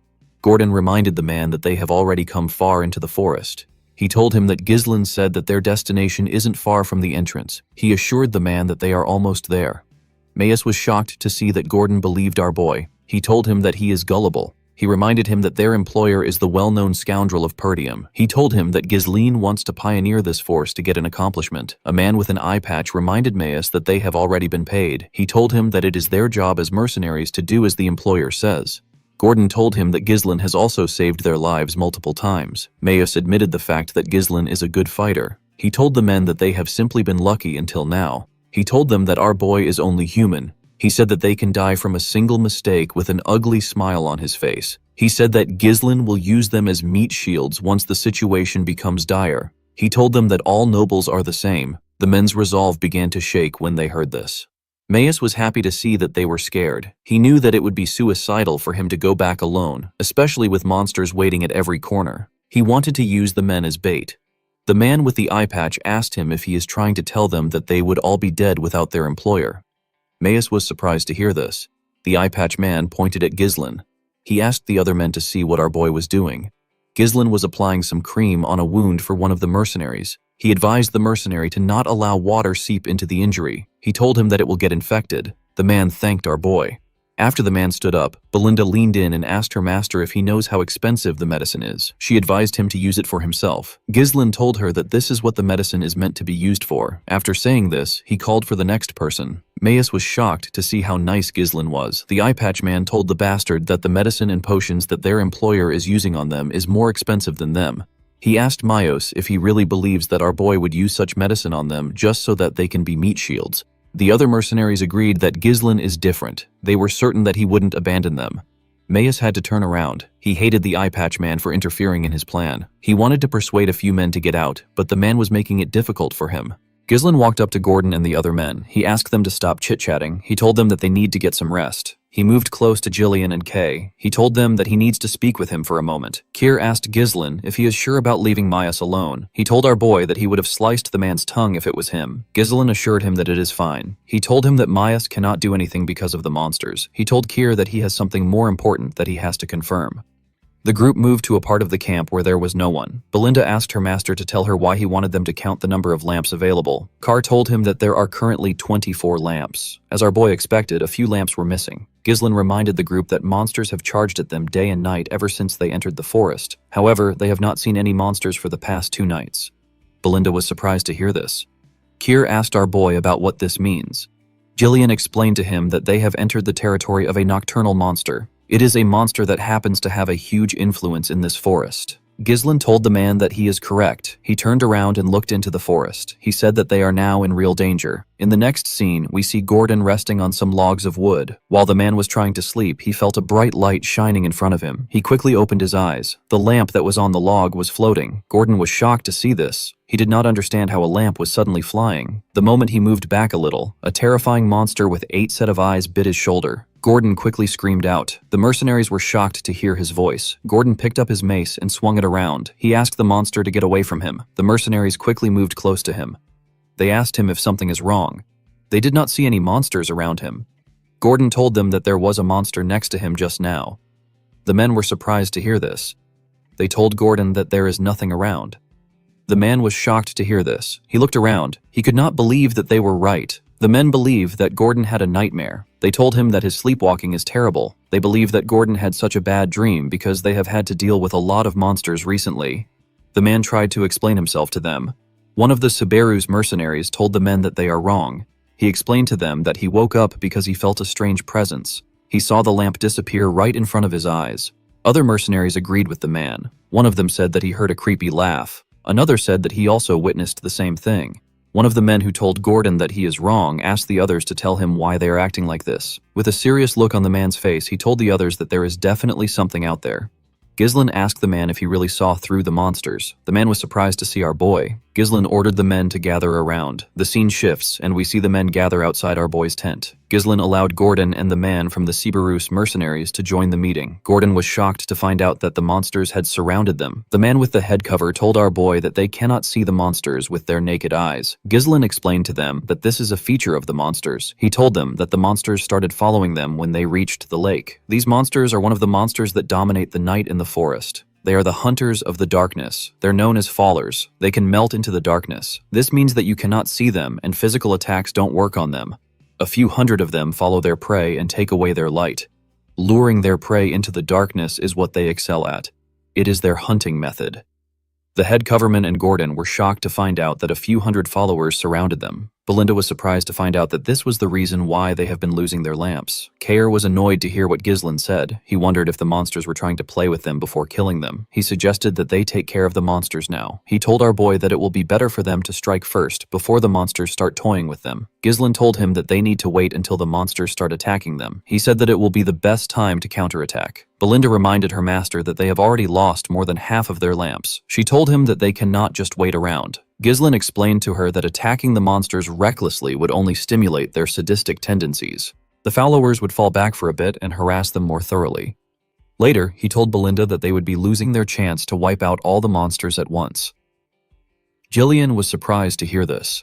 He asked his master if there is a way to achieve this against hundreds of invisible monsters. Our boy told him that there is a way. He asked Belinda if she has prepared the magic scrolls. The maid said that she has given out one to each of the mercenaries. Ghislain told the group that he will now explain how they are to fight the monsters. The group was surprised to hear this. Our boy drew some images on the ground to signify their current position. He told them that a herd has surrounded their camp from 3 different directions. The monsters are stealing their lamps to slowly tighten their position. Since they were vastly outnumbered, it will be impossible to cover the entire area, especially since what they are up against isn't human. Ghislain told them that they will start collapsing from the sides if they start fighting them head-on. Gillian explained to Ghislain that due to the fact that they set up their camp with a lake in the back, they avoided being surrounded from all directions. Our boy told him that he is correct.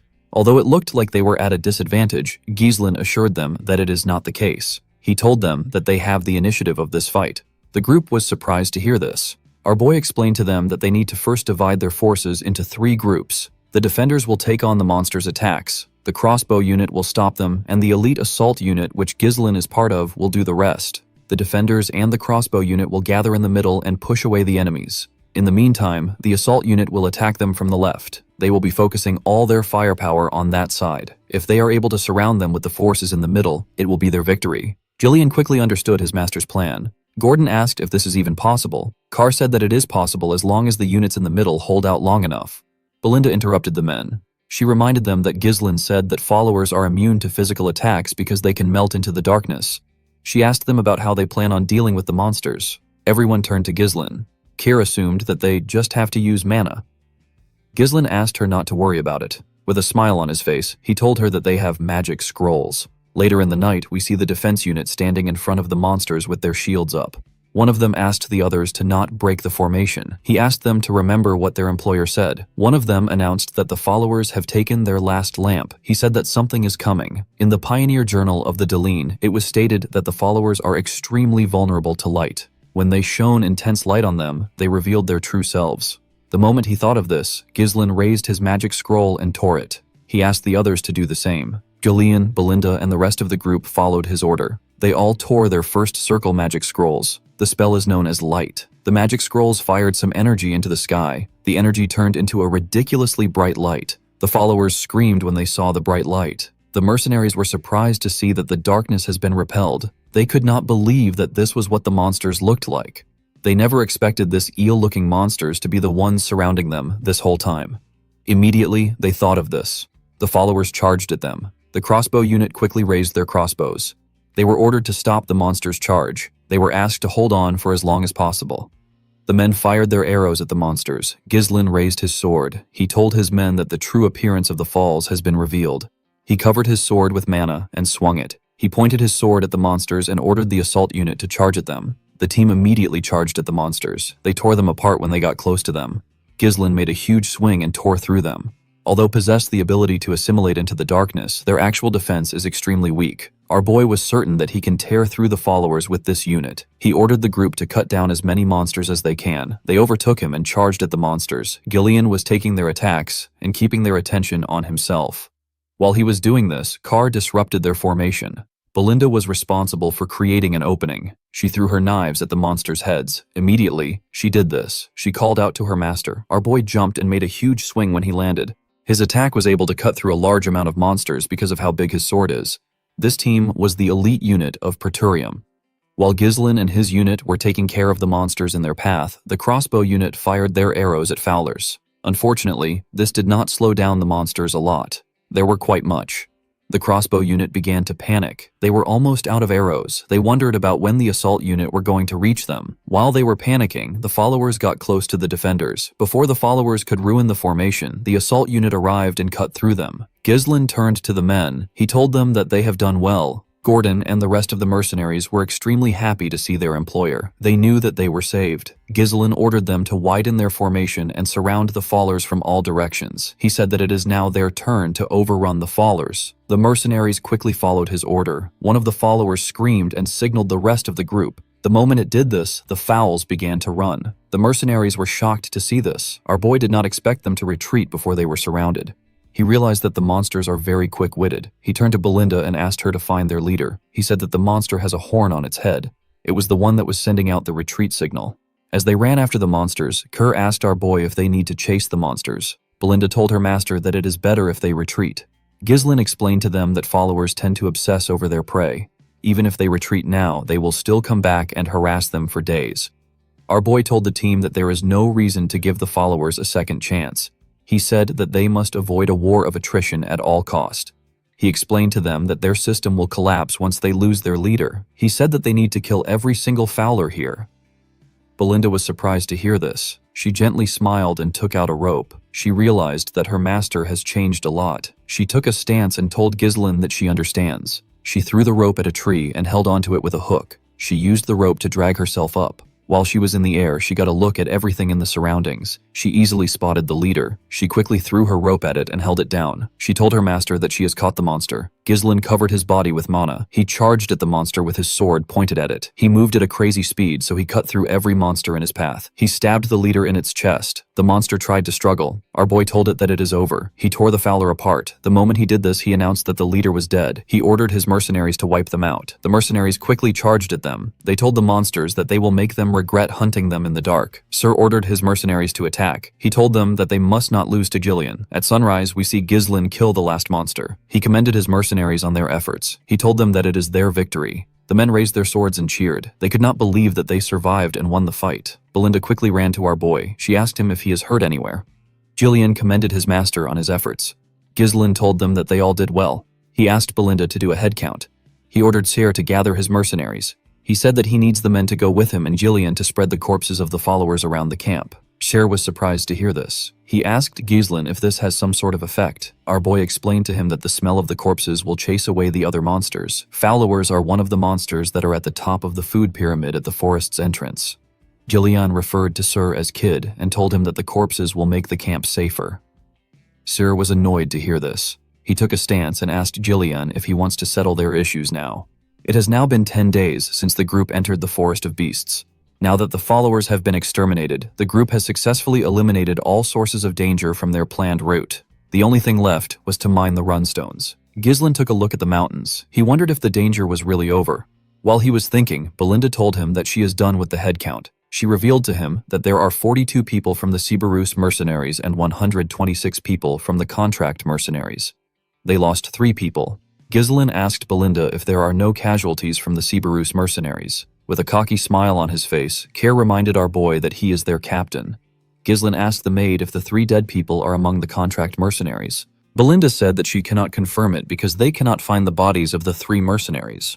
Gordon noticed something odd. He asked his teammates if they know where Maius is. One of them said that he might have died fighting. Another person said that they can't find Maius' body. The man with the eye patch said that Maius must have fled. The scene shifts, and we see Maius and the 2 other mercenaries who are missing. They were running away from the camp. One of them said that he heard a fierce battle sound. He said that they would have died if they stayed at the fight. The other man suggested that they slowed down since they are quite far away from the battle. Maius turned around and called them fools. He asked them to get themselves together. He told them that they need to get out of the forest while the group was busy fighting. He asked them to keep running if they want to leave. The moment he said this, he noticed that the men stopped moving. He moved close to them and asked them if they are deaf. The men began to tremble. One of the men pointed up and asked Maius to look behind him. When the idiot turned around, he saw a terrifying beast. He did not know what he was looking at.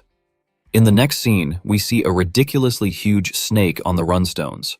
The snake had a large amount of bones in front of it. It opened its mouth and let out something. It dropped the bodies of Maius and the stupid men on the bones. The scene shifts, and we see the group cutting down the trees in their path. The mercenaries wanted to end their journey and returned back to the town. They were working extra hard. Sir noticed that they were working well without someone ordering them around. He said that he has never seen the lazy mercenaries working so hard. Gillian told him that the mercenaries are different from him. Kerr decided to ignore him.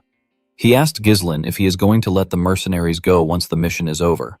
He told our boy that it is a waste to only use the mercenaries once. Gislin asked him not to worry about it. He pushed a tree down and revealed to Kair that he is going to hire the men as his personal mercenaries.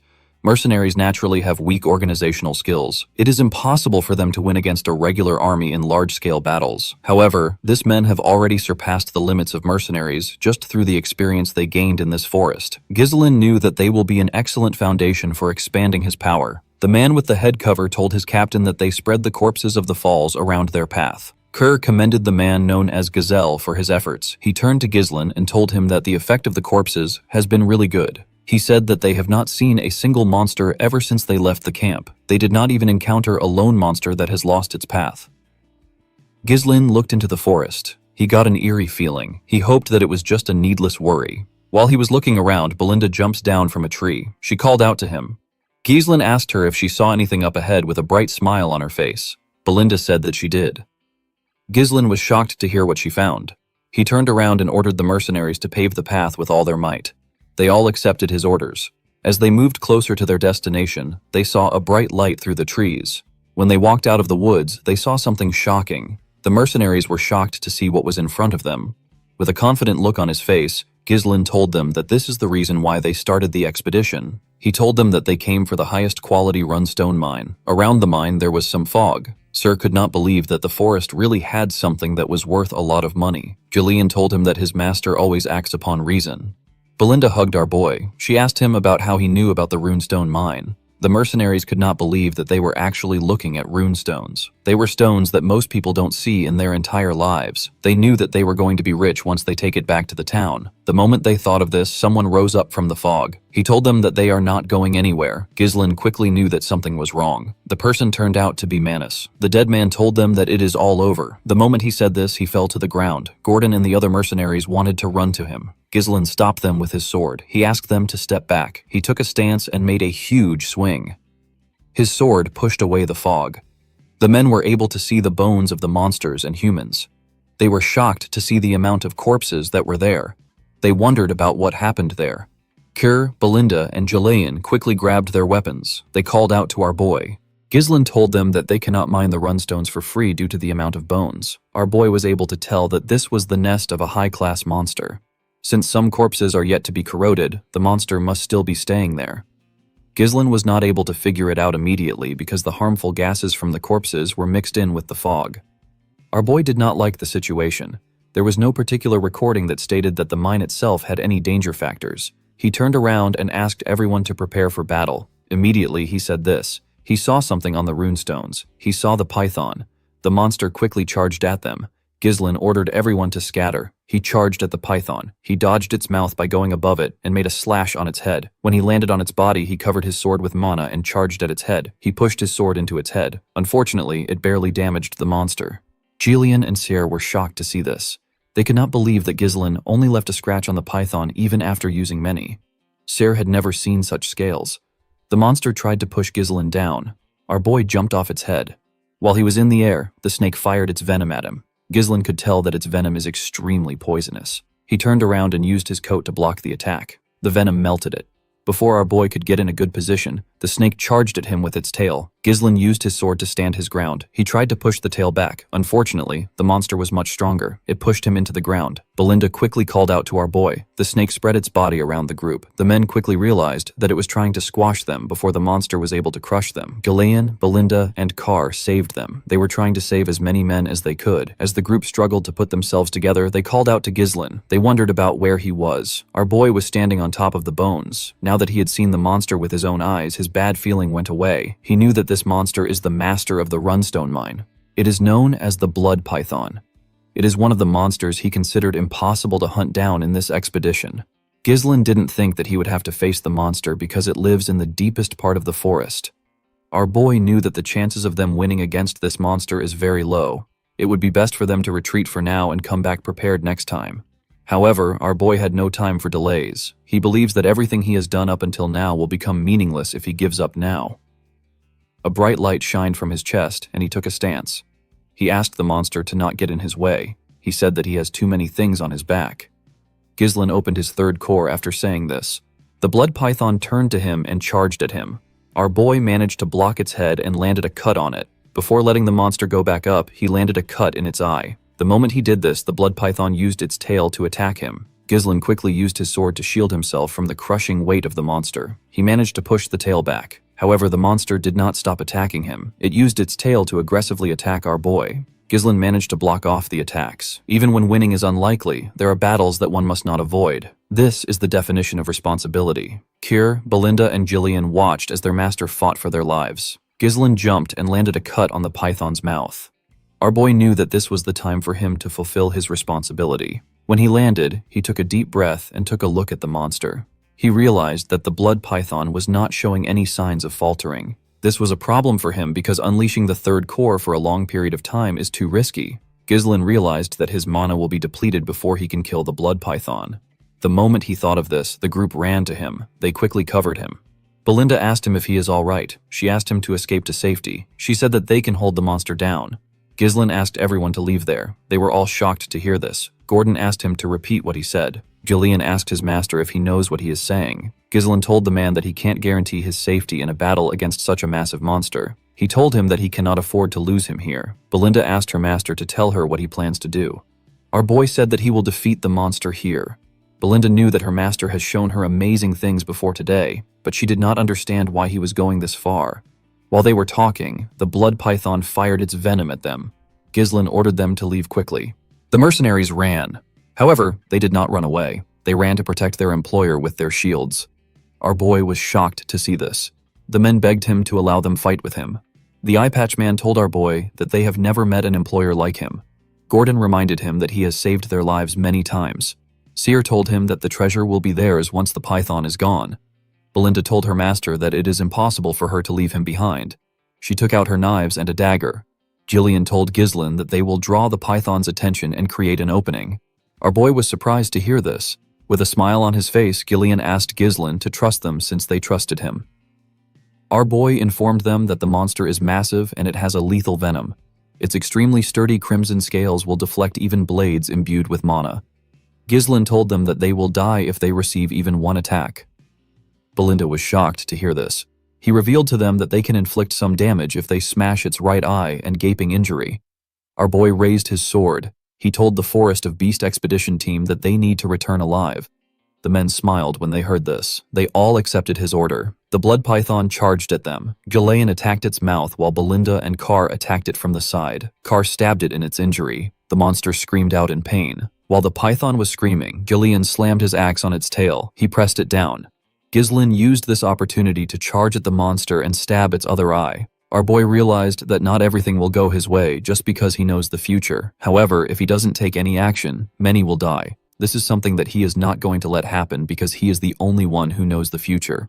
Ghislain and the other mercenaries continued hitting the tail to hold it down. The python screamed out in pain. The mercenaries did not let it rest. They climbed on top of it and continued stabbing it in its injuries. The python shook its head and managed to shake them off. The moment it did this, Ghislain jumped and charged at it. He was going to stab it on its head.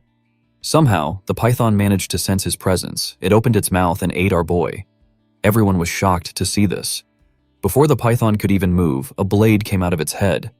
Ghislain used his sword to split the monster's head open. He came out of the python's mouth. His clothes were covered in its venom. The group was shocked to see him. He referred to himself as the future of Perdium. The scene shifts and we are taken to the Perdium castle. We see Albert and Homer talking to Zwalter. Albert slammed his hand on the table and told his lord that Ghislain has committed a serious crime. He could not believe that our boy ignored his father's order and went into the forest. Homer asked Albert to calm down. Albert said that he always knew that Ghislain acts unruly. He told the count that our boy thinks that he is the lord of the land because of his long absence. Homer asked Albert to not get worked up by the issue. He reminded him that it has already been 2 weeks since Ghislain entered the forest. He said that they could have stopped our boy if Scoven had not made a false report. The general administrator did not understand why Scoven would help Ghislain. A crime like this could cost him his knight status. Albert told the count that he cannot let our boy continue to behave as he wishes. He told him that he should imprison Ghislain the moment he returns and punish him. Zwalter was quite annoyed with his son's actions. While they were talking, the knight captain barged into the room. He told the count that he needs to come down to see something. Zwalter asked Randolph if something is wrong. The man revealed to him that Ghislain is back. The men were surprised to hear this. The scene shifts and we are taken outside. We see Ghislain walking towards the castle. He was in normal clothes. In the next scene, we see Ghislain in his father's office. The officials were there with him. They all glared at him in silence. Even the count glared at his son. Ghislain told his father that he is home. The count reminded his son that he did not permit the development of the Forest of Beasts. Our boy apologized to his father. He told him that it had to be done. Homer was annoyed to hear what he said. Randolph reminded him that he downright ignored his father's orders. He explained to Ghislain that entering the Forest of Beasts is a serious crime. He told him that he could have lost his life and the monsters from the forest could have invaded their territory. Ghislain told him that he is fine. He said that the monsters did not invade their territory. Homer and Randolph were annoyed to hear this. They could not believe that he was talking back. Albert asked our boy if he finds this funny.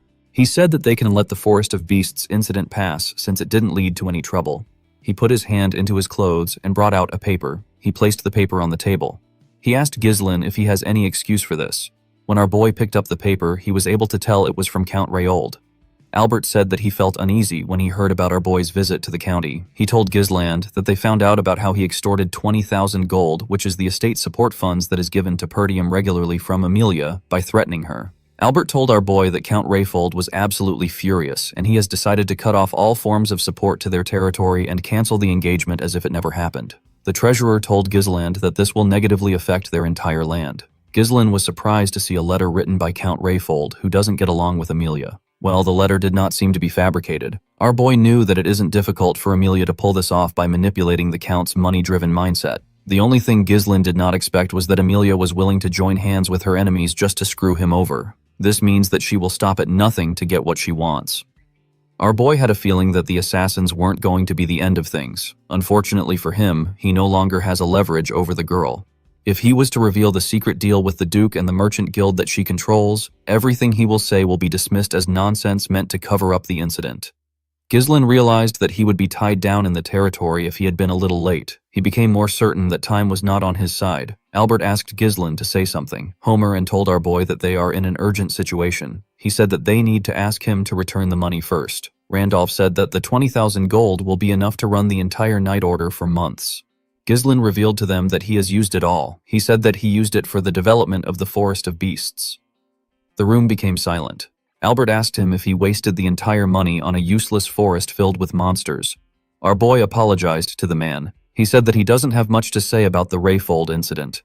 Randolph grabbed Ghislaine's shirt. He called him a stupid little brat. He reminded him that he is supposed to be the successor of the land. He could not believe that Ghislaine sold the future of their land with his own hands. Homer and told Ghislaine that he is no longer the young lord of their land. He said that he is now a filthy criminal.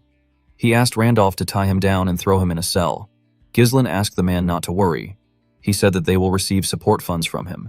He told him that he will also add the 20,000 gold. The Count asked him to explain what he means. Our boy called out to Belinda. The woman entered the room with a box. Ghislaine told the men that he won't have started the development if he wasn't going to bring anything back. Belinda opened the box and showed the men the runes. Ghislaine revealed to them that these are the highest quality runstones. Albert was surprised to see the runist. Homer held one of the runestones. He asked our boy to tell him where he got such a valuable thing. Randolph said that he might have spent the 20,000 gold on it.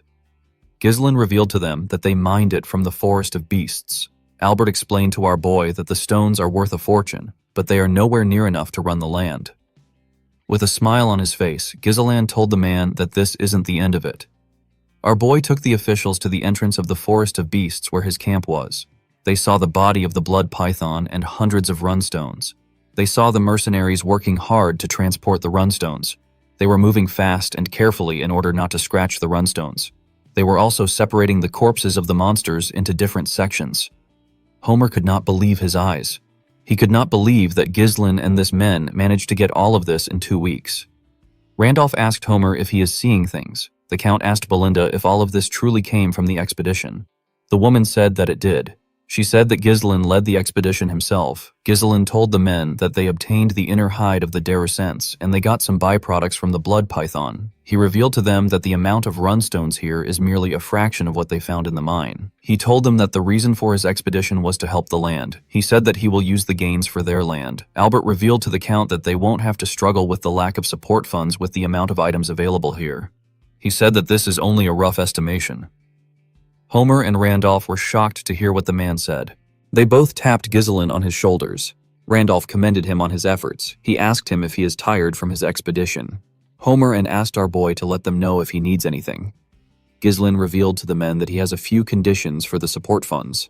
Randolph was shocked to hear this. He asked them to release Scovin and Ricardo. He said that they were just following his orders. He told them that they have to continue to prohibit civilian access to the Forest of Beasts just as they have done so far. He said that unnecessary rumors can spread and it can cause needless trouble. Homer believed that this was reasonable enough. For his last condition, Ghislaine told the men that he will take care of recruiting and managing the mercenaries and security forces by himself. He said that having interference every time he moves troops within the territory would be a waste of time. The general administrator asked him if he intends on maintaining a private army. Randolph was against this idea. He told our boy that they do not know what he is plotting. Albert told Ghislaine that he seems to have misunderstood something. He said that he will explain it to him. He told our boy that he is currently in a position where he should be begging for forgiveness. He told Ghislaine that he sounds as if he is saying that he will do as he pleases, so they should stay out of his way. Ghislaine told the man that this is a misunderstanding. He said that he is simply laying out the conditions necessary for him to provide financial support to Perdium in place of Rayfold. He explained to the man that if such trivial issues were to disrupt their operations, it will also negatively affect Perdium's finances. He asked the treasurer if he is okay with this. Albert was shocked to hear this. He called out to the Count. He asked him to say something. He told him that they are currently making a deal with the future of their land. The Count was simply looking around. Gillian and the other mercenaries came up to Gizon. They wanted to report to him. Gillian explained to our boy that the runist loading process is almost complete. He asked Ghislaine to give the order. He said that they will be ready to move at any time. Cyr revealed to him that the hides of the Darusants have been stored without any preservatives. He asked Ghislaine to tell him what he plans to do with the blood python. Our boy told him that the blood python will soon be dismantled. The venom, blood, flesh, and hides will all be separated and preserved to prevent decay. Cyr told him that he understands. The Count called out to Randolph. The man revealed to him that the mercenaries are individually formidable and they have an overwhelming presence. He said that he has no clue on how Ghislaine could have such people under him. He said that it is just like an elite force. Zwalter moved close to his son. He commended our boy for getting such difficult mercenaries to follow his orders willingly. He told our boy that he must have put in a lot of efforts. Gislin said that the expedition wouldn't have prevailed without them. Upon hearing this, the Count turned around. He told his officials that they should return back to the castle. Before leaving, Zwalter told Gislin that he will let things slide this time. He asked our boy to prepare to face the consequences if he ever defies his order again. With a nervous smile on his face, Gislin thanked his father. The Count reminded his son that he is the successor who will inherit the land in the future. He told Gislin that he seems to possess the spirit of the Northern Wolf. The Northern Wolf is the alias given to Count Perium, the one who guards the frontier of the Lithania kingdom. Zwalter was a lonely person. He had weak military forces and a treasury plagued by poverty. Yet in the northernmost reaches where war never ceases, the Count dedicated his entire life to protecting the land even without his wife, his son, or his daughter. In the end, he was met with a miserable death and he was forgotten by all. Belinda moved close to her master and asked him if he is headed straight for the castle. Gislin said that he is not yet going to the castle. He asked her to get everything ready so that they can leave immediately. Belinda was shocked to hear this. She asked him if he is not going to rest. Gillian told him that he has overworked himself. He advised his master to rest. Belinda told him that it is a miracle he made it out alive from the blood python's body. She asked him if he knows how hard she worked to detoxify the poison from his system. Gislin tapped the woman on her shoulder and begged her to do it. Belinda was surprised to see this. Gislin knew that other people will soon find out that they secured the runestones. Those who want to invade their land will soon find out too. He knew that he had to expand his power as quickly as possible. He wanted to reach a level where no one would dare challenge him. The moment he thought of this, Gislin fell to the ground and lost consciousness. Everyone was shocked to see this. In the next scene, we see a dove fly into a building. It was carrying a letter on its neck. The dove landed in the hand of a man on a throne. The man quickly opened the letter to read it. The letter confirmed that a part of the Forest of Beasts has been developed. The man reading it was asked to initiate a war with the Dard family in order to annihilate Perdium. The letter said that the ducal house will step in after this. The man did not expect the ducal house to ask for the annihilation of Perdium. Members of his cabinet said that it is time to make Perdium a land without a lord. They believe that the ducal house will appoint a new owner of Perturium. The man on the throne asked the cabinet to tell him the amount of their people that are still inside Pertium. One of the men said that they have 2 retainers and 1 knight remaining. The Count asked his cabinet to send 2 retainers to the Dard territory. He said that the fact that the young Lord of Dard died in Pertium is more than enough justification to start a war. With a cold gaze in his eyes, the Count said that the supreme commander of this operation will be Victor. The cabinet was shocked to hear this. They never expected that their county's strongest card would be revealed so soon. One of them said that Pertium would have fallen if Frank had done his job properly. Another member told his master that he understands that Victor will be able to handle the task flawlessly. He told his master that it might be too soon to reveal their hidden card. He reminded the Count that they have proceeded with caution so far. He said that this decision feels rash. He said that it is odd that the ducal house, which has always operated in secret, is now choosing to directly intervene in Perturium. The Count told him that it is because of the Forest of Beasts. The man was surprised to hear this. The Count told the man that all decisions were made by Duke Deline. He asked the man not to question any orders no matter what they may be. The Count stood up and asked his cabinet to prepare for the war. This Count is known as Harold Desmond. He is the Count of the Desmond County. Count Desmond asked his men if there is anyone else who is aware of the situation. The scene shifts and we see Amelia screaming as she rested her head on Bernaf. The man called out to his mistress. Amelia revealed to him that Gislin has secured a runestone mine with her 20,000 gold. She said that he survived even though she sent the wildcats to kill him.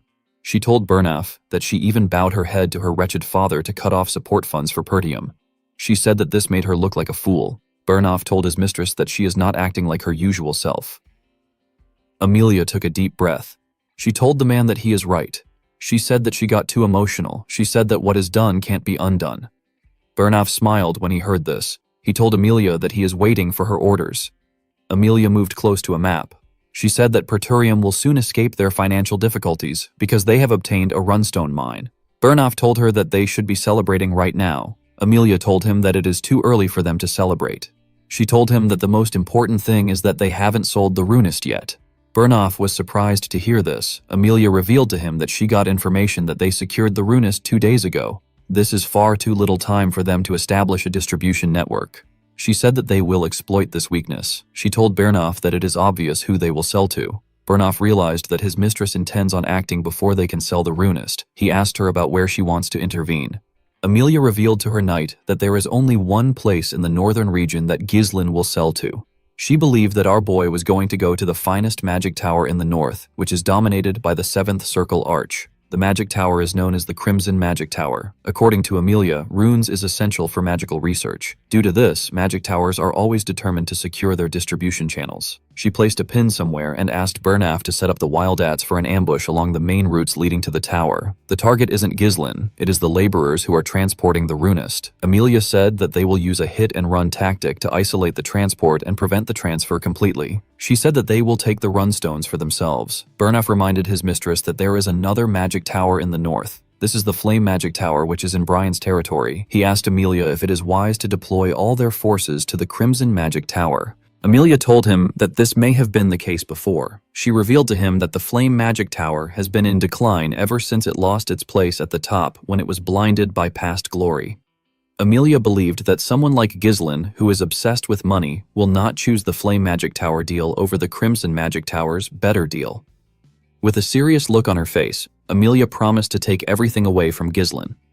In the next scene, we are taken to the Perdium Castle. We see Ghislain lying on the bed. Some bandages were wrapped around his body. Our boy was unconscious. The scene shifts, and we are taken back to the time our boy was fighting the blood python. Ghislain got swallowed by it. A predator like the blood python begins to digest its prey. Immediately it swallows it before it reaches the esophagus. The prey is first dissolved by venom secreted from the inside. This makes the digestion easier. The mana from Ghislain's third core burned the acid upon contact. It prevented it from invading our boy system. However, in the process, the resulting toxic fumes create a lethal breathing environment. Most prey either lose consciousness or die by this stage. Ghislain forced himself to endure it. He did not want things to end there. The expedition, everything he holds dearly, and even the future will be gone. Since it was impossible to avoid getting poisoned, our boy decided to make the poison his own. He directed every bit of invading venom into his monocore. He knew that the fierce rotation of mana within the monocore can neutralize the venomous energy. He closed his eyes and began to move the energy. This delicate mana manipulation is something that only those who have reached the realm of superhumans can achieve. Ghislain believed that this venomous energy will serve as an alternative fuel capable of withstanding a mana explosion.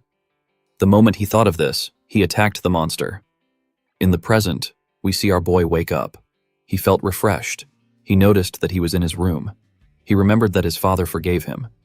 When he raised his head up, he saw Elena next to him. He was surprised to see his sister. Elena quickly hugged her brother. She informed him that he passed out for 2 whole days. She reminded him that he did not say anything before leaving, and now he passed out right after returning. Ghislain was surprised to see his sister hugging him. Elena pushed her brother away and ran to call Belinda.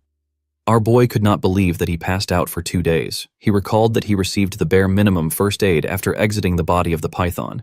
He wanted to endure everything until the runstone is sold. Unfortunately, he cannot do this with his younger body. Ghislain stood up from the bed. He noticed that he was in a really great condition compared to how he overworked himself. He knew that 2 days shouldn't be enough to recover from the damage he received. He found this to be strange.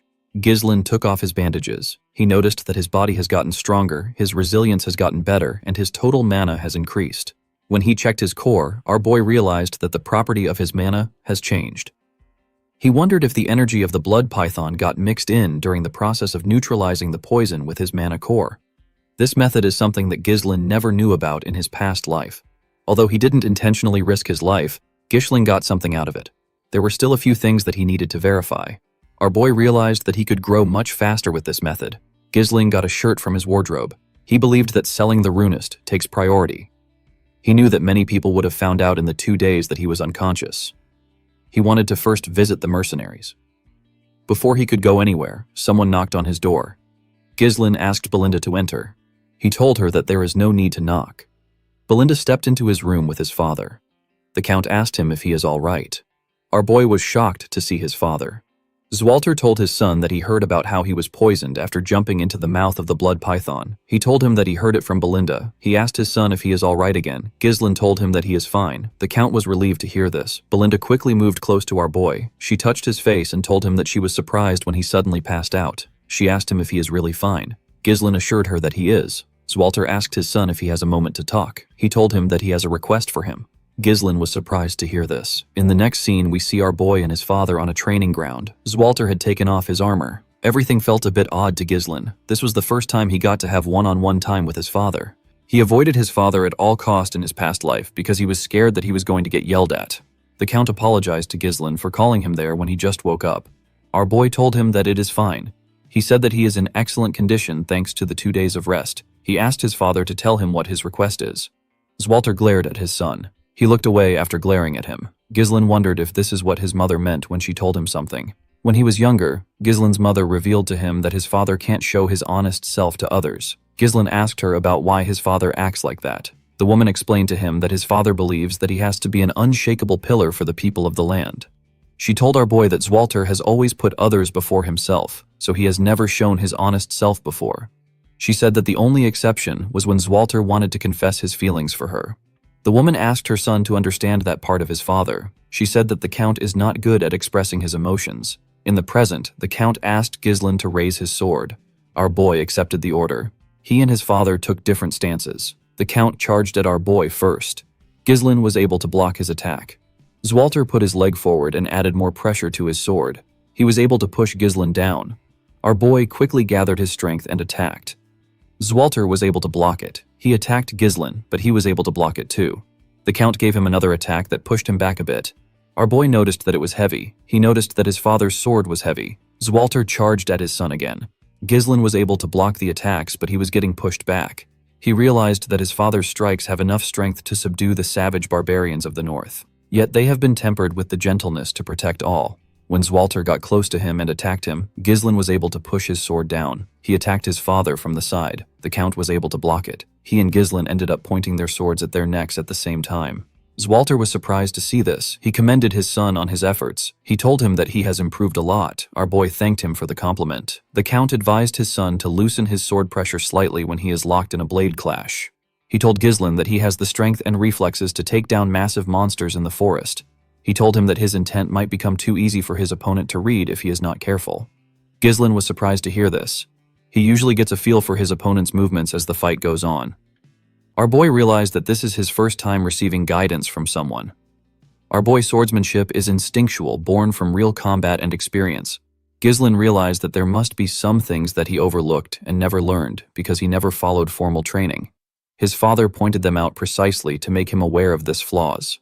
Ghislain always believed that he could only rely on himself. He believed that he will struggle through everything alone. He now realized that receiving guidance isn't such a bad thing. He thanked his father for teaching him. The Count revealed to his son that he actually intended on scolding him today.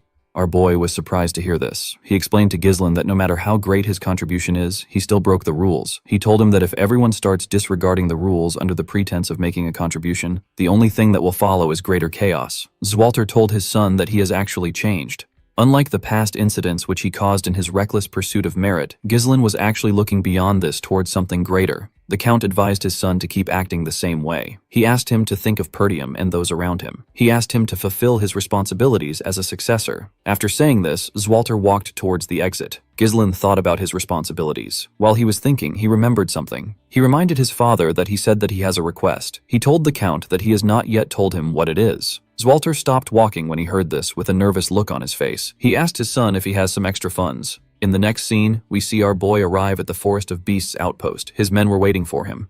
Ghislain smiled when he saw them line up. He asked them if they have all been well. While screaming at the top of their voices, the men said that they are good. Jillian asked his master if he has gotten better. Carr told him that he is looking much healthier now. Ghislain apologized to them for making them wait so long. He asked Jillian about how Rachel is. The man bowed his head. He said that he never thought a day would come when he would see her walk again.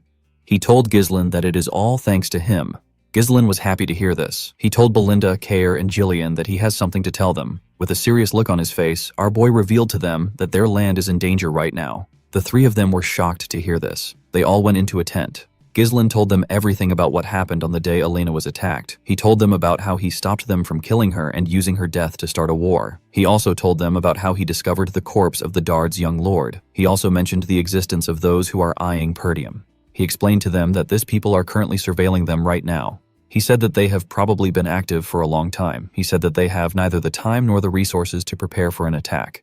Belinda finally understood why her master was in a hurry. She said that she thought that they could catch their breath after securing the runestones. First, it was the Forest of Beast, and now it is war. Cyr said that this land never gives him a chance to be bored. Jillian told our boy that this is the perfect time to attack Perdium. In a territory known for its weak military and poverty, the discovery of a runestone mine, which is a highly valuable resource, can change everything. Ghislain told the man that he is correct. He said that their enemies won't let them be. Belinda told our boy that he should have mentioned this earlier. She told him that they need to tell his father and the vassals. Ghislain told her that it is not yet time to do this. He explained to her that Elena's bodyguards betrayed them. He said that they could be traitors among the vassals. There is no way to confirm who is on their side, so they need to keep it to themselves. Belinda knew that our boy was right. He told them that he bought some time with Elena's survival, but now that they have found the runestone, there is no reason for their enemies to sit still. With a serious look on his face, Ghislain told them that it will be a tough fight. Everyone became silent. Sarah asked our boy to order them around. He told Ghislain that staying around him has been fun so far. Gillian reminded our boy that he already swore his life to him. He promised to fight with him until the very end. Belinda told him that no one is going to protect him if she is not around. Ghislain smiled when he heard this. The biggest enemy of Pertium is Duke Deline, as well as Count Desmond and Amelia, who are taking orders from him. Ghislain promised to not let things go as they planned. He told the group that they will now head to the Flame Magic Tower. Sir was happy to hear that they were finally going to sell the runestones. He said that they will be rich. Belinda asked her master if he is certain. She told him that the Crimson Magic Tower is closer to them, and they will probably pay them a higher amount. Ghislain explained to her that the Flame Magic Tower will cause less friction. Gillian told him that he is right. He explained to them that when transporting high-value goods, unwanted guests are bound to appear. Since their payload is filled with runstones, staying one step ahead of the enemy is the only rational course of action. Belinda realized that they could be ambushed, like last time. Ever since Delmuth of the Crimson Magic Tower ascended to a 7th circle arcage and made his name known, the Flame Magic Tower has been on a downward spiral. Ghislain knew that it will be more profitable for them to sell the runestones to the Crimson Magic Tower, which is the greatest in the north. The Flame Magic Tower is making its own efforts, but it won't be easy for them to return to their former glory. Yet, despite all this, Ghislain still chose to head for the Flame Magic Tower for his own reasons.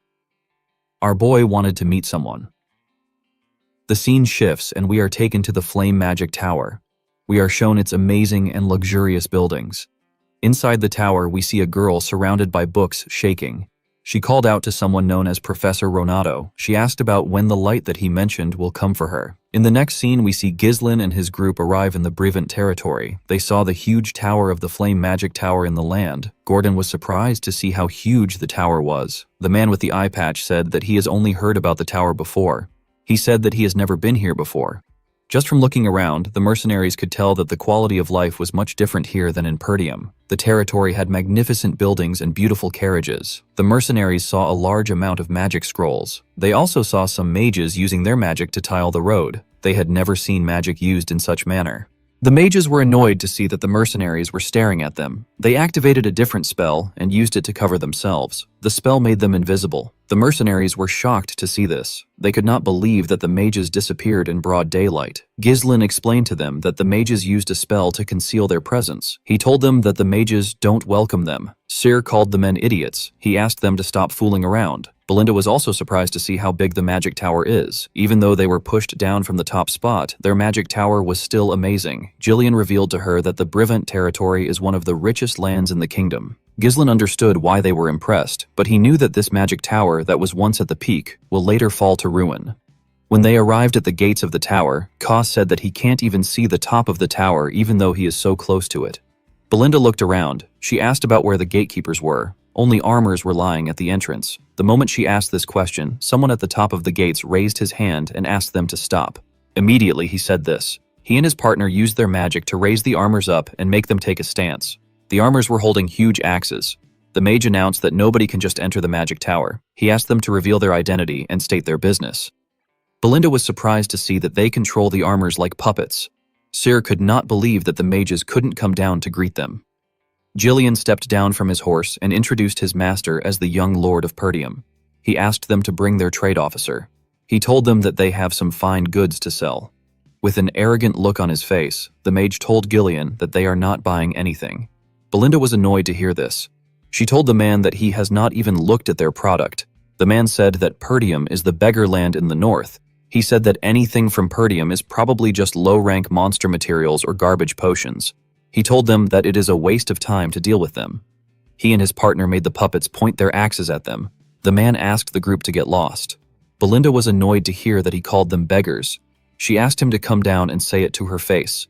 Jillian asked our boy about what they should do. Ghislaine asked the mage if he really wants them to leave. He showed him a small piece of runestone and told him that he should know what it is if he is a mage. The man was surprised to hear this. He took a look at our boy's hand. He was shocked to see him holding a runestone. He looked at the large amount of carts behind them. He realized that the carts have runestones inside. With a smile on his face, Ghislaine asked the mage if he is still not buying. The scene shifts and we see our boy and Belinda inside the tower, the trade officer, and the mage bowed their heads to them. The trade officer apologized for their rudeness. He introduced himself as Sane. He asked them to tell him if they need anything. Ghislaine told the man that they brought a lot of runstones. He said that he needs someone who will take responsibility until the very end of the deal. He told him that he needs to meet the Tower Master. Sane was surprised to hear this. He quickly agreed to Ghislaine's request. He told him that they need to inform him first. He ordered the guard to guide our boy and Belinda to the reception. The man accepted the order. Belinda told him that this is how he should have acted in the first place instead of mocking them. The man could not say anything. On their way to the reception, they heard a loud sound. Ghislaine asked the man if something is wrong. The man asked him not to pay attention to it. He told him that it is common during magic research. On the other side of the hall, we see 3 mages open a door and let out smoke from a room. We see the beautiful girl from earlier on the ground.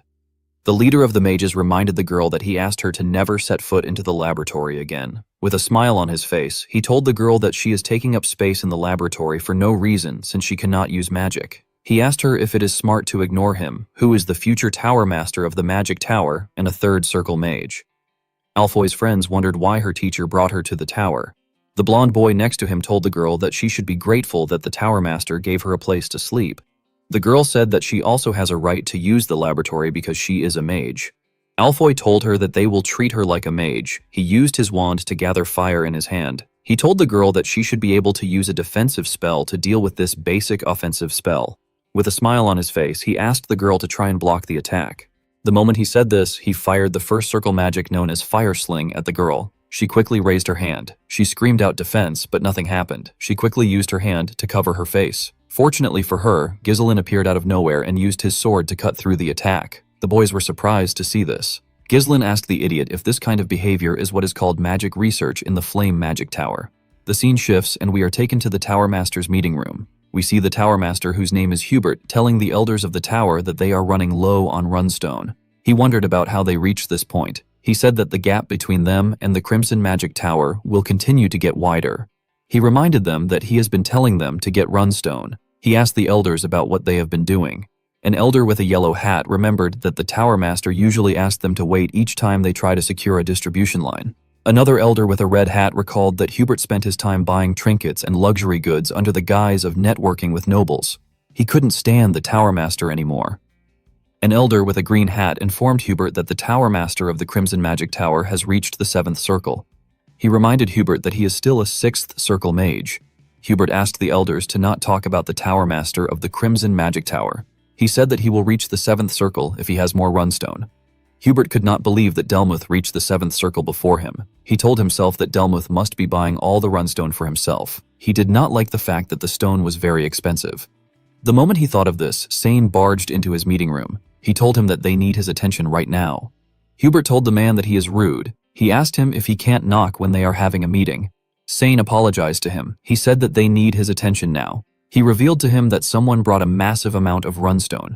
Hubert and the elders were shocked to hear this. The scene shifts and we see Alfoy firing more attacks at Ghislaine. Our boy easily used his sword to block the attacks. Alfoy made a huge fireball and shot it at Ghislaine. Our boy cut through the fire with his sword. Alfoy's friends and the girl were shocked to see this. Alfoy could not believe that Ghislaine sliced his attack in half. He did not think that this was possible. Before he could make another move, a rope went around his body and tied him up. Belinda was the one using the rope. She made the idiot get on his knees. She told the idiot that he has a lot of guts to attack her master. Alfoy was shocked to hear this. He asked them about who they are. Before Belinda could do anything, someone asked everyone to stop. The person turns out to be Hubert. The man asked them to explain what is happening. The girl became nervous when she saw Hubert. She called him Tower Master. Upon hearing this, Ghislaine asked Belinda to release the idiot. The maid let go of him. Alfoy stood up and called out to his teacher. He ran into his arms. Hubert asked his disciple to tell him what is happening. Alfoy told his teacher that Ghislaine and Belinda are intruders. He said that he was trying to make sure that the girl whose name is Vanessa doesn't enter the laboratory again, but Ghislaine and Belinda attacked him.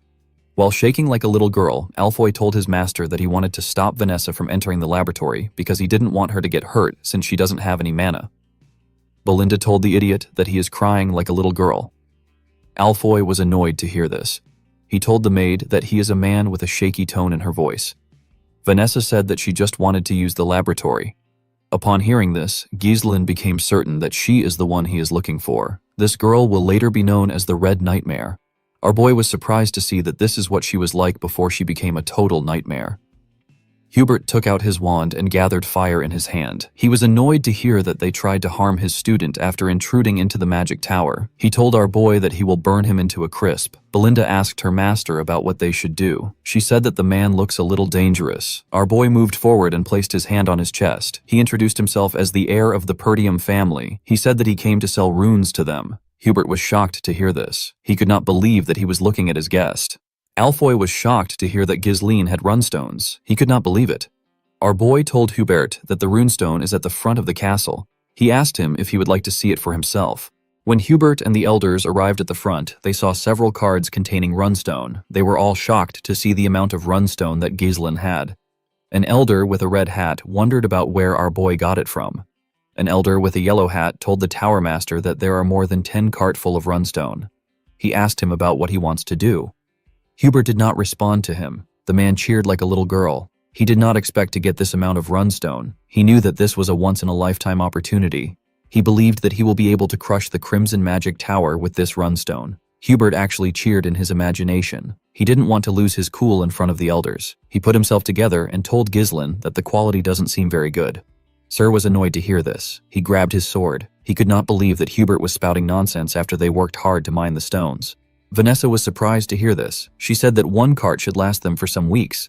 Hubert was annoyed to hear this. He could not believe that she was talking at this moment. He told her that she doesn't know anything. He ordered her to get inside. As he watched Vanessa walk into the tower, he cursed a man named Renato for leaving Vanessa with him. He believed that the girl should have the ability to read the room even if she doesn't have talent. He turned to the elders and carefully winked at them. He asked them if they agree with Vanessa. The elders immediately understood what he was trying to tell them. The green hat elder picked up one of the stones and said that the quality is not very good. The yellow hat elder said that runestone from a poor territory has a possibility of being fake. Belinda was annoyed to hear this. She asked the old idiots if they know how hard her master worked to get them. The yellow hat elder said that their efforts is not his business. He asked Belinda if she knows how many scammers there are today. The green hat elder said that they can't judge solely on what the seller says. Ghislain told them that he believes that they don't want to buy his product. The elders were shocked to hear this. Our boy turned around. He said that the Flame Magic Tower doesn't need it. He said that they can sell it somewhere else. Hubert panicked when he saw this. He quickly asked them to wait. He turned to the elders and signaled them. The blue hat elder told Hubert that they will take the carts off his hands since he went through so much trouble to bring them there. He said that he doesn't want Ghislain to leave empty-handed after coming so far. He begged Hubert to show them some mercy.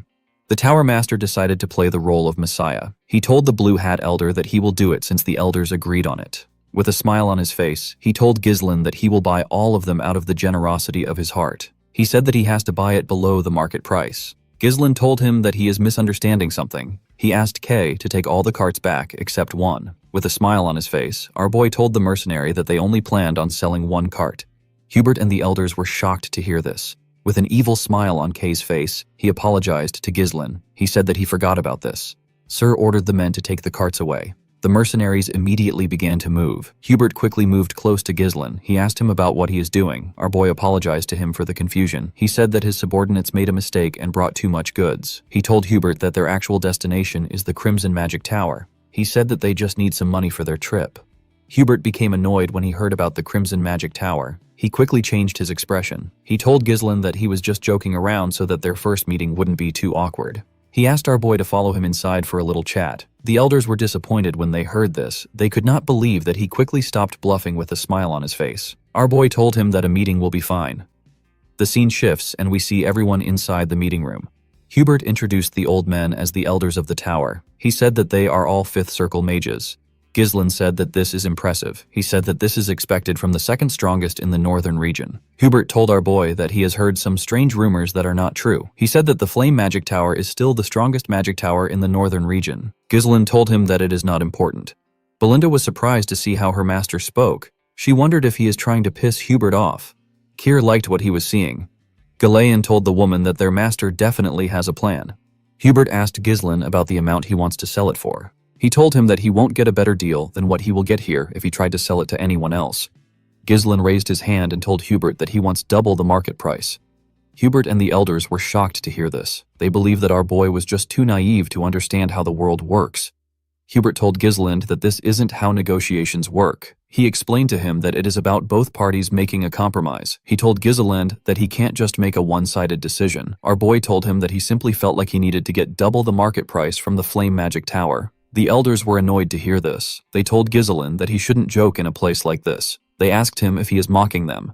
With a serious look on his face, Hubert asked Ghislain to watch himself. He told him that he gets angry when he sees clueless brats flailing in a world that they don't understand. He told Ghislain that he understands that he makes mistakes because he is still young. He said that he will show him mercy once out of generosity. He asked our boy to take the negotiations seriously. He told him that he will give him a little extra on top of the market price. He asked our boy to sell to them. Ghislain stood up when he heard this. Hubert was surprised to see this. He asked him about why he stood up. Ghislain told him that he doesn't seem interested in buying them. He said that double is actually a discount. He told the Tower Master that he will simply go to the Crimson Magic Tower.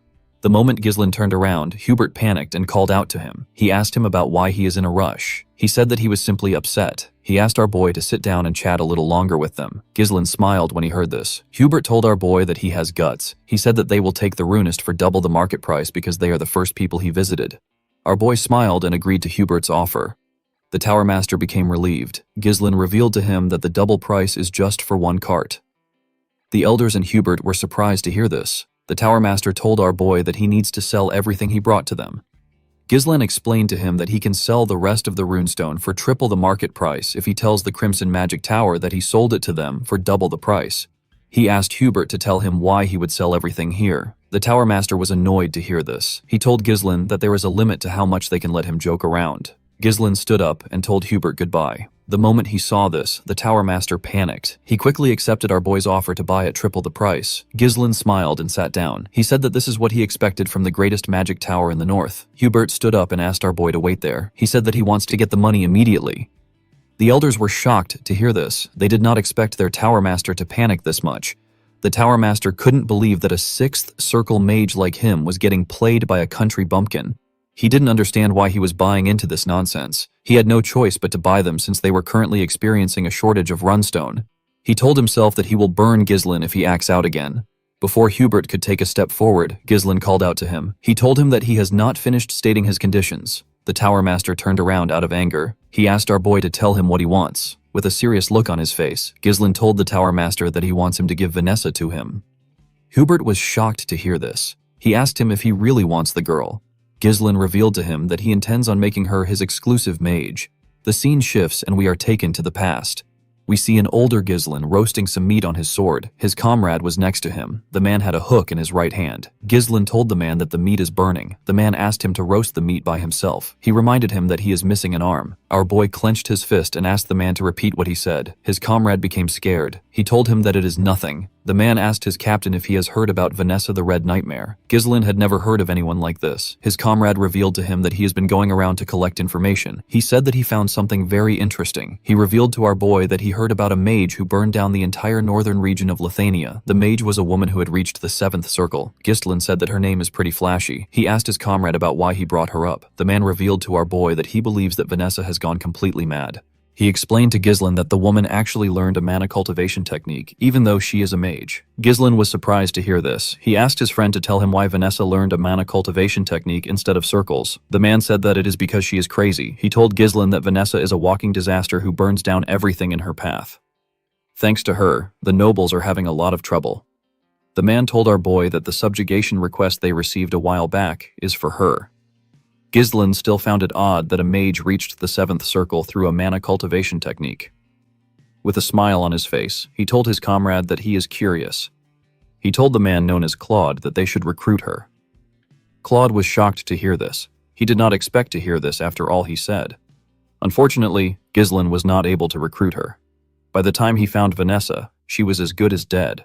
She was not able to control her magic. Vanessa had the talent to reach the 7th circle even though she never properly learned magic. Ghislain believes that her talent will flourish with a little guidance.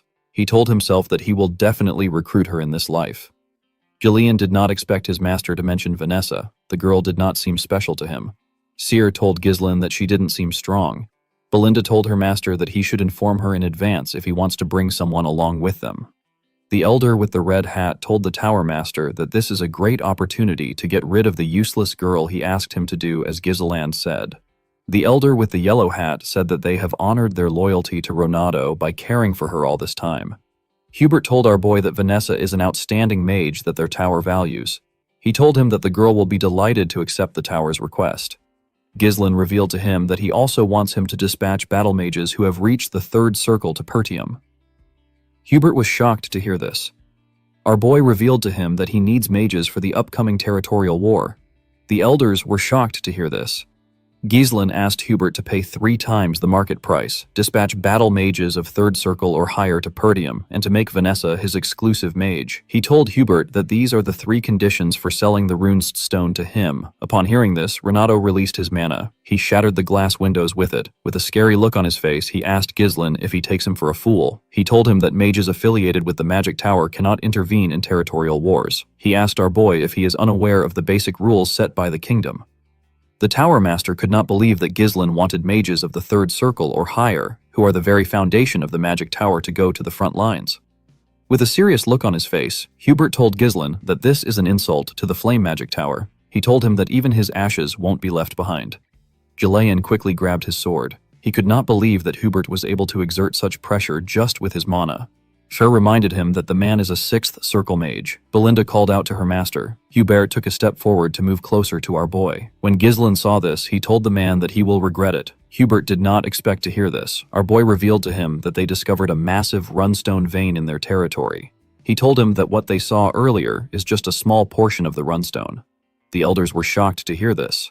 Gislin revealed to Hubert that this information is already spreading across the north. He asked the Tower Master if he knows what this means. Hubert told him that many will come for the runestone vein. Our boy stood up and explained to him that they are not trying to start a war. He said that Pertium simply needs the Magic Tower's help to gain strength. He promised Hubert that he will exclusively supply runestone to the Flame Magic Tower if they help them get through the crisis.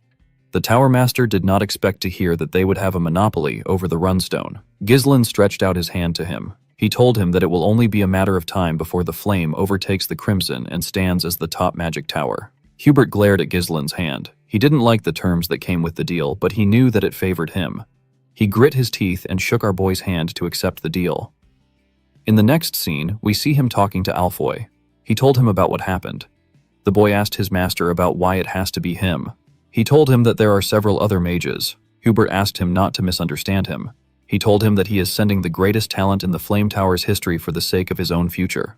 Alfoy was happy to hear his master call him the greatest talent. His master explained to him that this experience will eventually be a huge help to him when he becomes the Tower Master. He asked him to keep a close eye on Gislin to make sure that he doesn't smuggle the runist somewhere else. He asked Alfoy to quickly retreat if an actual territorial war breaks out.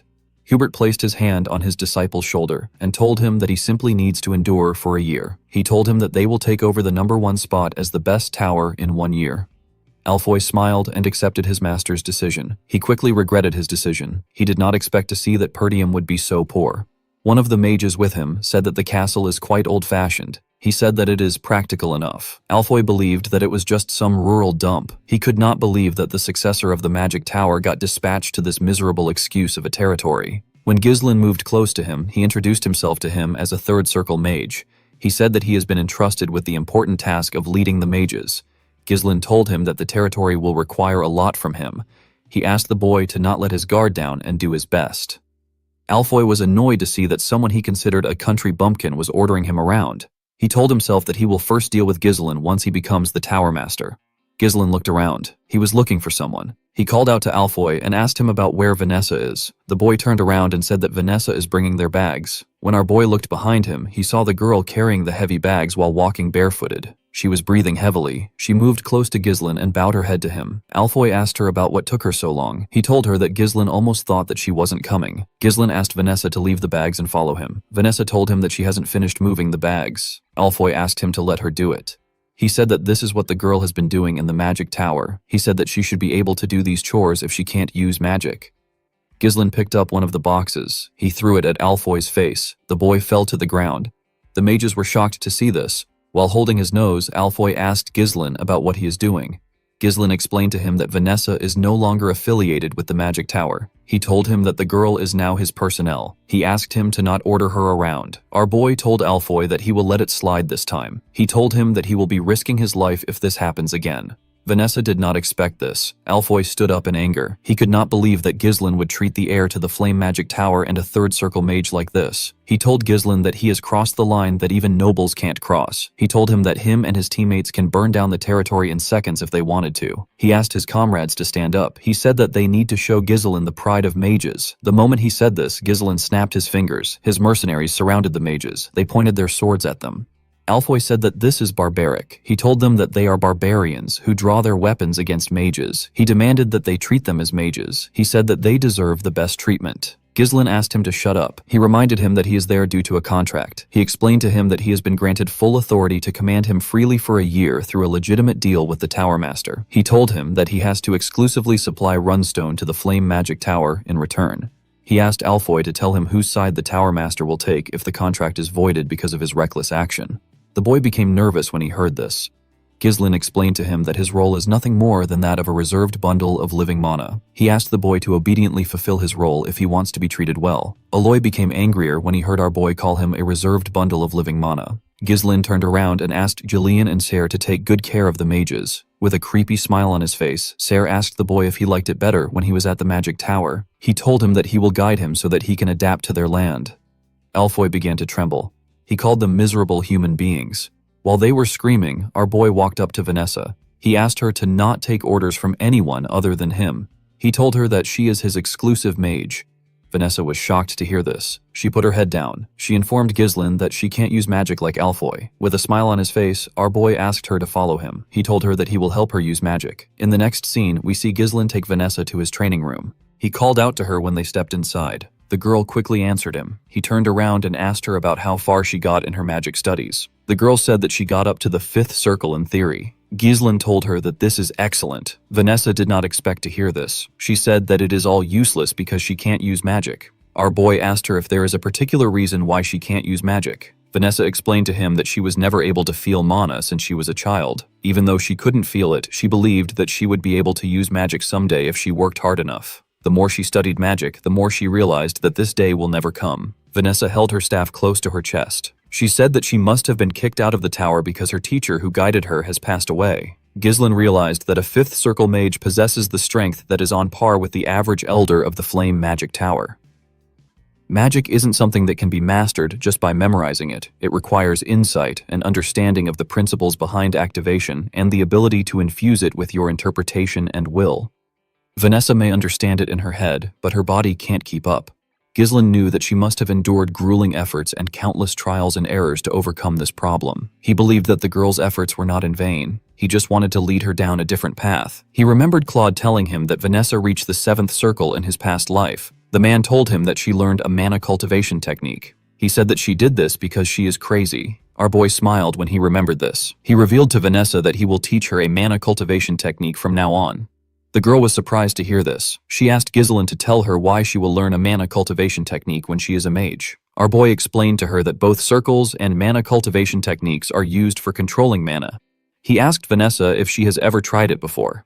Vanessa was shocked to hear this. She said that it is crazy. She asked Ghislain to tell her how she can use magic with a mana cultivation technique. She said that she can become magically crippled for the rest of her life if things go wrong.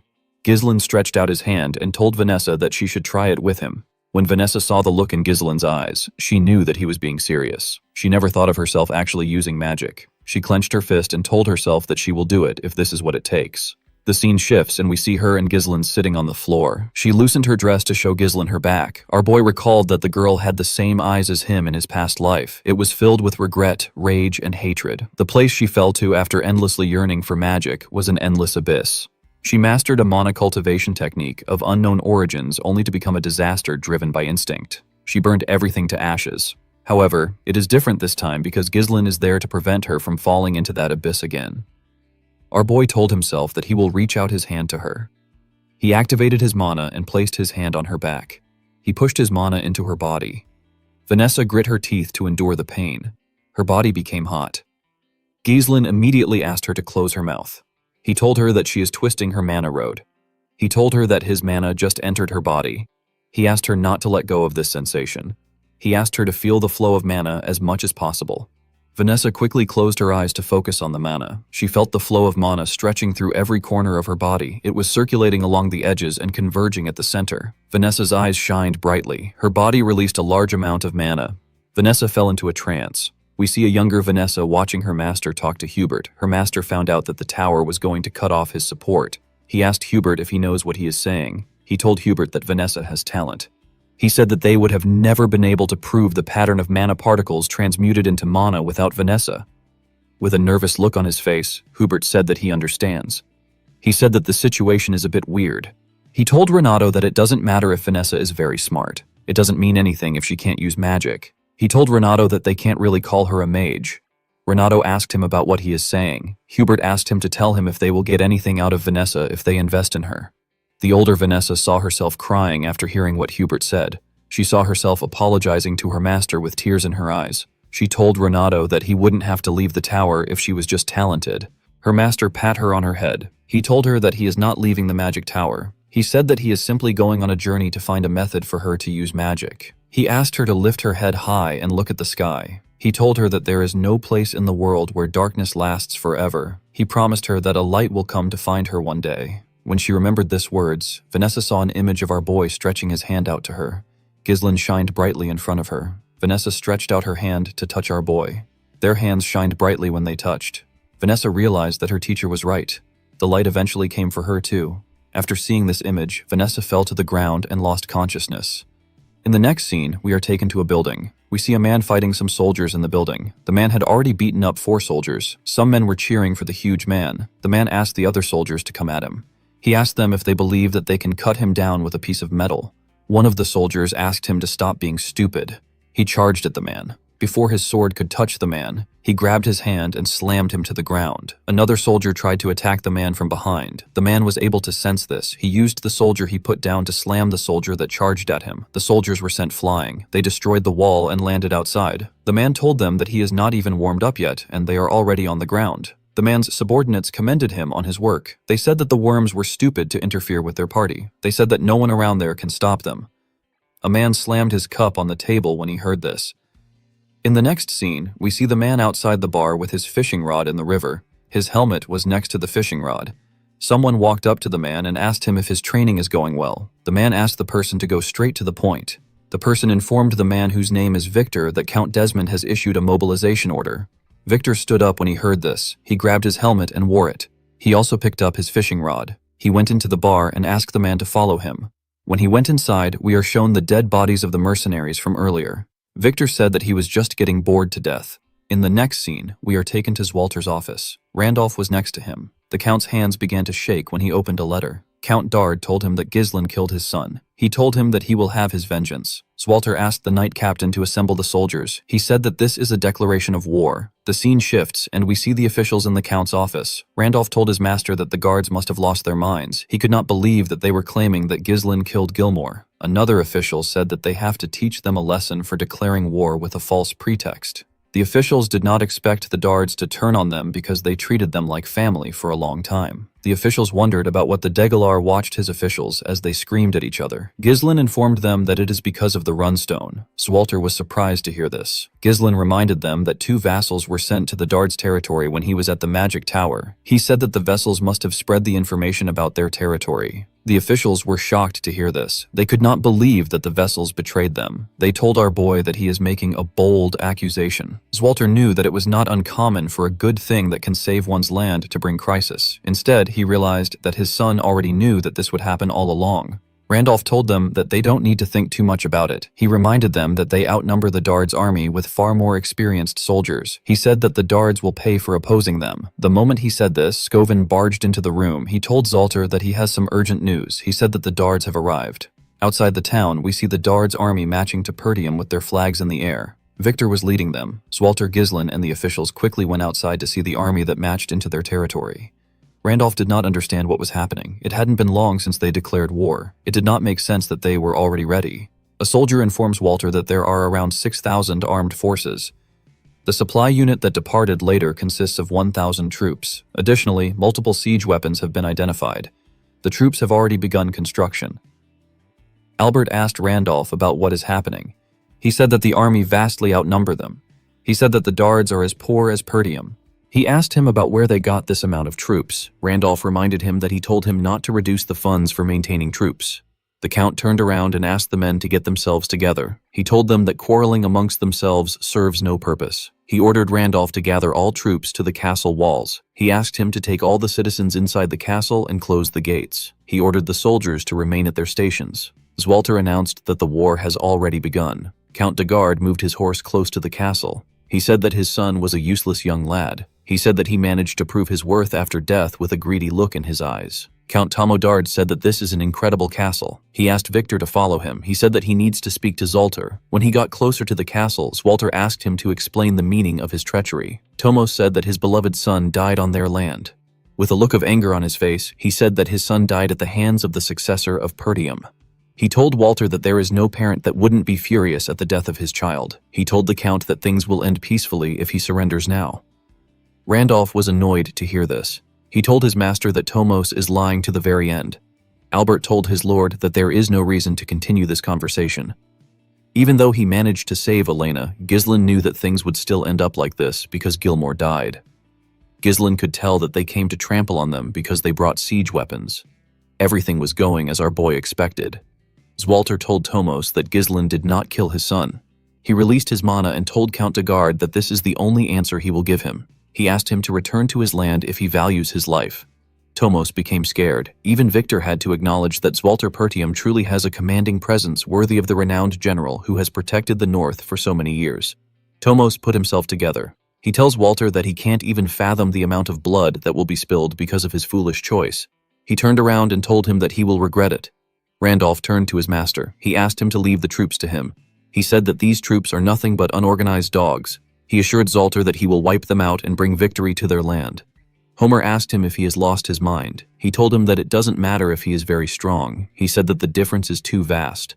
Albert told him that one lost battle can cost them their lives. Randolph told them that they can't just stand by and watch.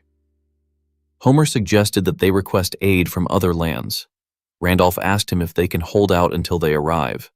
Someone said that they may have to abandon the castle and retreat to the northern fortress as a last resort. Due to the chaos, Zwalter could not get his thoughts together. After the sudden declaration of war, their enemies appeared fully prepared.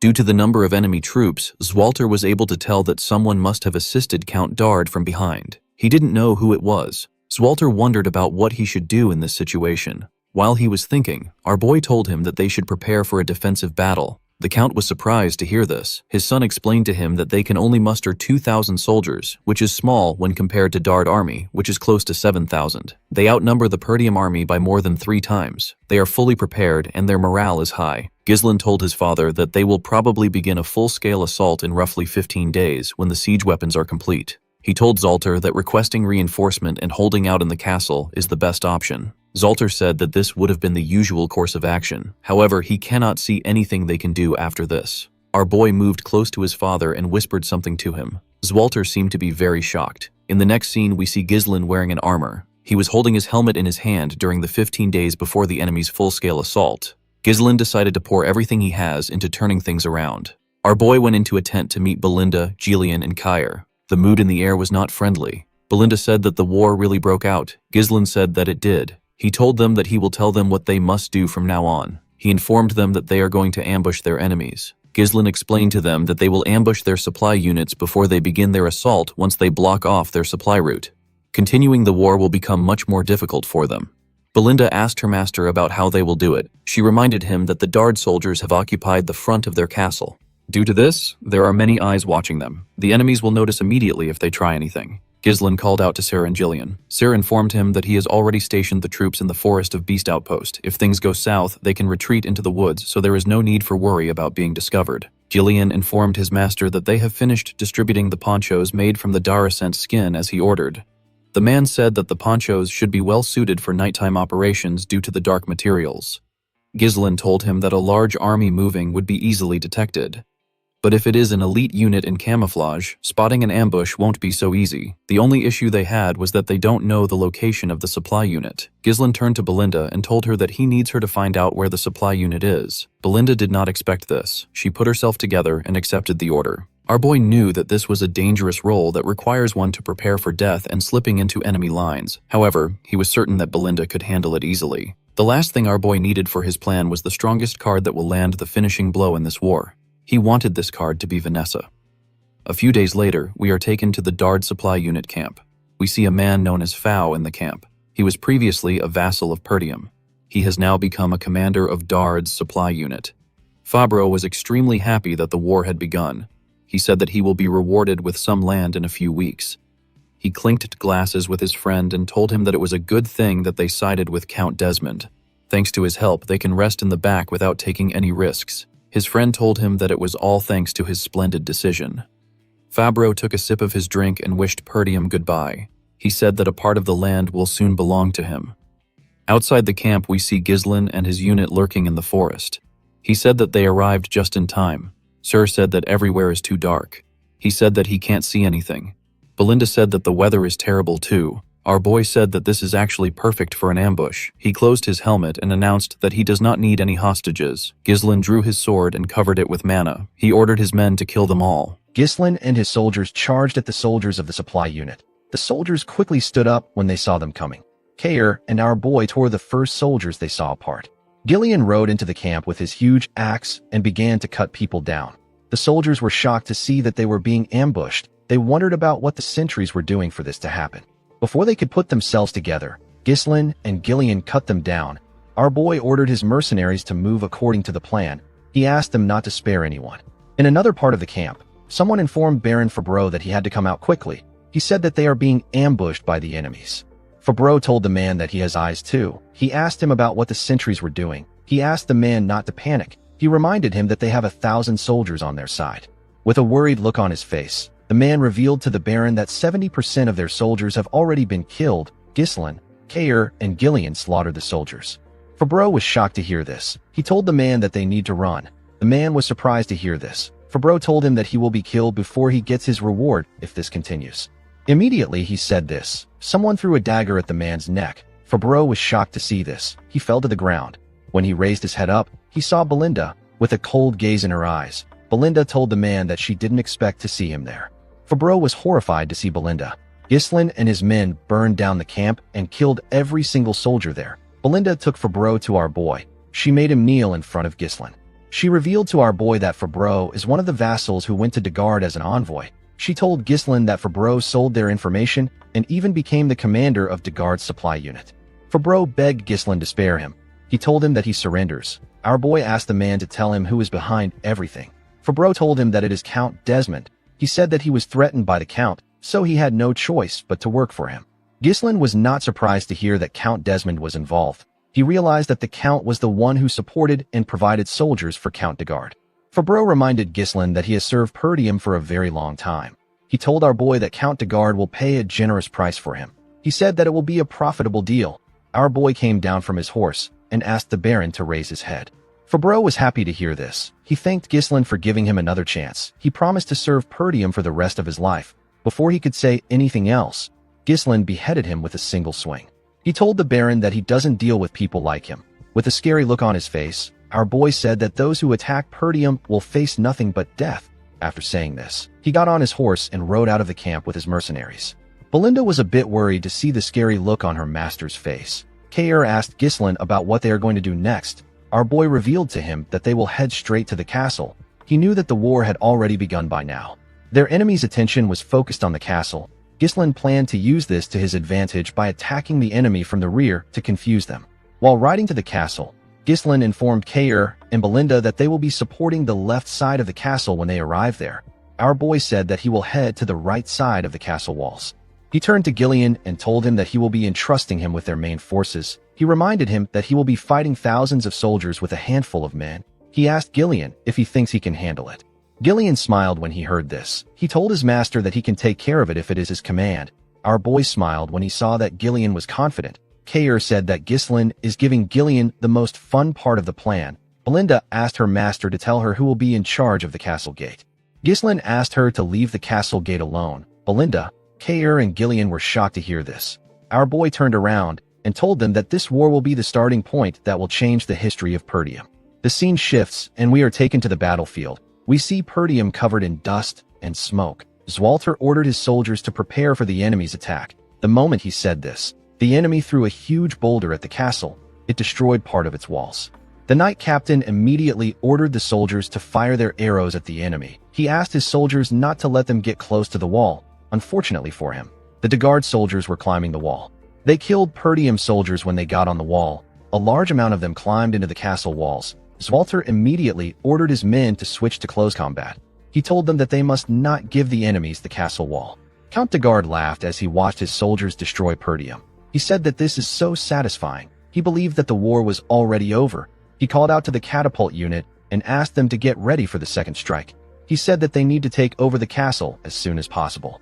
Victor could not believe that this was the end of the Northern Wolf. He expected something more from Zwalter. At the castle wall, we see a huge man charge at Zwalter. The Count blocked his attack and cut him down in a swift manner. He moved close to Randolph. He and the knight captain were surrounded by the Degard soldiers. Randolph told his master that the castle gate is another problem they have to deal with. He said the enemy will break it down any minute from now. He asked the Count to tell him what they should do. Zwalter asked him to leave the castle gate alone. He told him that they will only be protecting the wall. He turned to Scovin and asked him about what happened to their backup. Scovin informed him that all the territories they sent messengers to have refused to help. The Zimbar and Rayfold territory said that they couldn't send aid due to internal affairs. Scovin told his master that all the messengers they sent to the Loges territory have gone missing, so they didn't get anything back. Randolph was shocked to hear that no territory sent them help. He called them ungrateful bastards. At the Degard's camp, a soldier ran to meet the Count. He told him that something bad has happened. He said that their supply unit has been compromised. Tomos was surprised to hear this. The soldier informed him that a soldier they sent out for a supply request hasn't returned. He said that something might have happened to him. The Count asked the soldier not to jump to conclusions so quickly. He asked the soldier to tell him how the fools at Perdium could know where the supply unit is and attack it. Victor noticed that there was smoke in the air. He realized that it was coming from the direction of the supply unit. He did not expect that Perdium still had someone who could think like this. Victor became excited. Tomos turned to him and asked him about what they should do. He said that the war just started and they don't have their supplies. Victor tapped the Count on his cheek. With a serious tone in his voice, he told Count Degard that they don't need any supplies. He said that they simply have to take over the castle today. The Count was shocked to hear this. Victor took a look at the castle walls. He noticed that the assault on the left and right walls, which began some time ago, still hasn't broken through. He realized that it was because Perdium's elite unit and the Northern Wolf were holding down the line. While looking around, Victor noticed that the castle gate was free. He raised his sword and pointed it at the gate. He ordered the soldiers to advance. He told them that they shall break down the castle wall today. He got on his horse and called out to a man known as Adon. A soldier who was wearing a weird armor and holding a huge sword and shield stepped out on a horse. Victor informed Adon that he is going to personally head out to break through the castle gate. He ordered Adon to stay there and protect the base. As Victor rode his horse forward with his soldiers, Adon turned around and moved to the base. At the castle wall, we see the enemies climbing into the walls. Zwalter and his knights cut them down immediately they arrived on the wall. While fighting, Scovin saw something. He quickly asked his master to look forward. When Zwalter raised his head, he saw some siege towers moving towards them. Zwalter was surprised to see this. He did not know how they figured out the height of their castle. Randolph said that they are already too busy with the soldiers around them. He said that they won't last if the towers reach the wall. Zwalter quickly turned to his soldiers. He asked them if the catapults are ready. The soldiers informed him that they just finished their preparations. Zwalter ordered them to fire immediately. He told them that they need to stop the towers from approaching. The soldiers quickly fired a huge rock at one of the towers. The enemy was shocked to see the rock. They wondered about how Perdium was able to quickly make a catapult before the huge rock could destroy the tower. Victor grabbed a spear and covered it with his mana. He raised his hand up and threw the spear at the rock. The spear destroyed the rock when it touched it. Everyone was surprised to see that the shot was actually intercepted. Zwalter and his men could not believe what they just saw. They all wondered about who did it.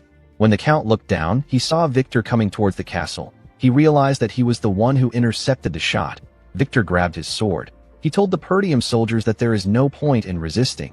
He told them that their demise is predestined and it will take place no matter how much they resist. He raised his sword and ordered his soldiers to charge with the siege ram. He asked them to charge towards the castle gate.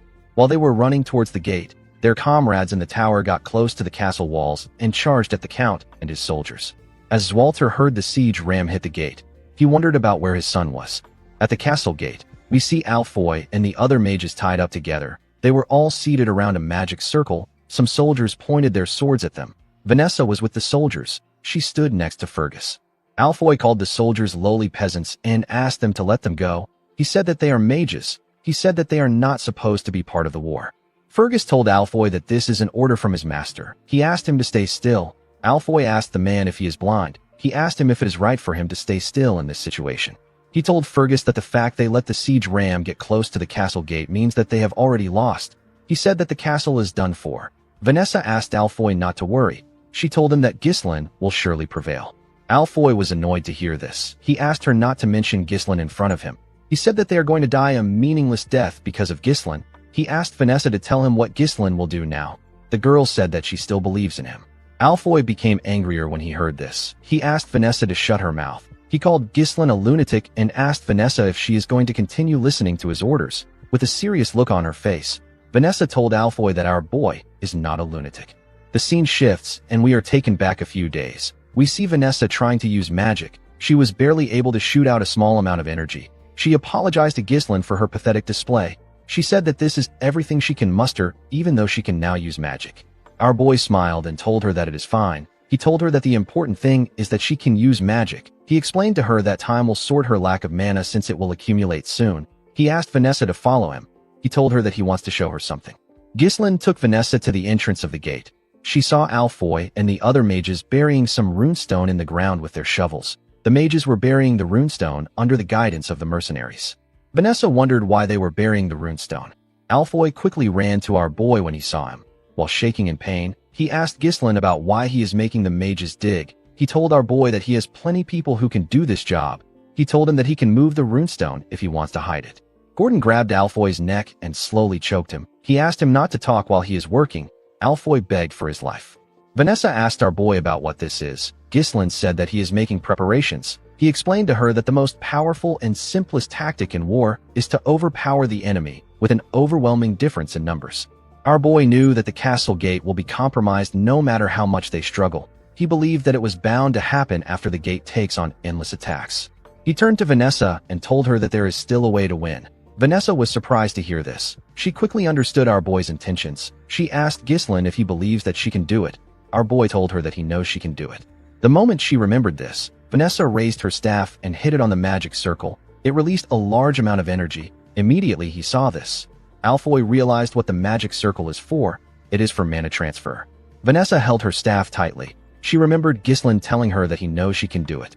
While she was using the magic circle, the soldiers noticed that the siege ram was hitting the gate harder. One of them asked the others to hold on until the signal comes.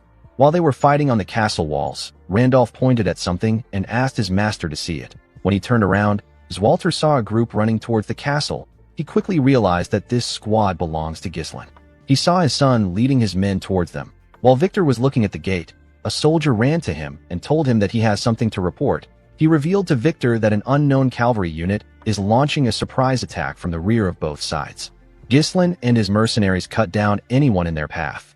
Our boy tore the soldiers who attacked him apart with a single swing of his sword. The enemy was shocked to see that they were being ambushed. They heard that no support would come to Perdium. They didn't understand what was happening. The archers quickly fired their arrows at Ghislain. They wanted to kill him before he got close to them. Ghislain didn't fear the arrows. He charged at them bravely. When he got close to them, his horse jumped. The soldiers were shocked to see him flying.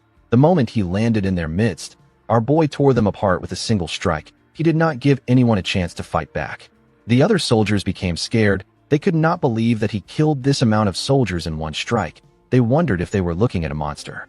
Ghislain raised his sword and opened his helmet. He ordered the soldiers of Perdium to rise. He told them that their counterattack begins now. Ghislain and his soldiers charged at the enemy. Belinda and Kair charged at them from the left, and Ghislain charged at them from the right side. Victor was in the middle. At the Degard main camp, Gillian tore the soldiers apart with his group. He called out to Gordon and the eye patch man whose name is Torrent. He told them that he will draw the enemy's attention. He asked them to spread out wide and disable their key facilities. The two men accepted his order. Torin smiled when he saw how the enemies were panicking. Gordon told them that their base will be in ashes by the time they return. Count de Garde did not understand what was happening. He did not know why they were the ones being ambushed. A soldier pushed him back and told him that he needs to leave right now. Before the Count could run, Gillian charged at him. He told Thomas that he will take him as a hostage. The Count became scared when he saw the man coming towards him with his huge axe. Before Gillian could reach the Count, someone swung his weapon at him from the side. Gillian was able to sense the attack. He used his axe to block it. He was attacked by Adon. The attack pushed him back. Thomas fell to the ground when he saw this. Gillian could tell that this man was strong. Adon told our man that he has a lot of guts to attack the main base with a small force. He introduced himself as Adon Prasso. He asked Gillian to state his name, like a badass. Gillian raised his axe and told the man that he has no name. He said that he is merely a weapon for his master. At the left fortress wall, we see Belinda use a rope to tie some soldiers up and throw them at Kair. With a smile on his face, Kair tore the soldiers apart. Belinda was annoyed to see this. She asked him to stop splattering blood on her. Kair called her an old lady and asked her to handle it herself. He said that he can't worry about this. Belinda became angrier when she heard him call her an old lady. At the right side of the castle walls, Ghislain was cutting down the enemies without any issues. They began to run out of fear. They knew that they were going to die if Ghislain got close to them.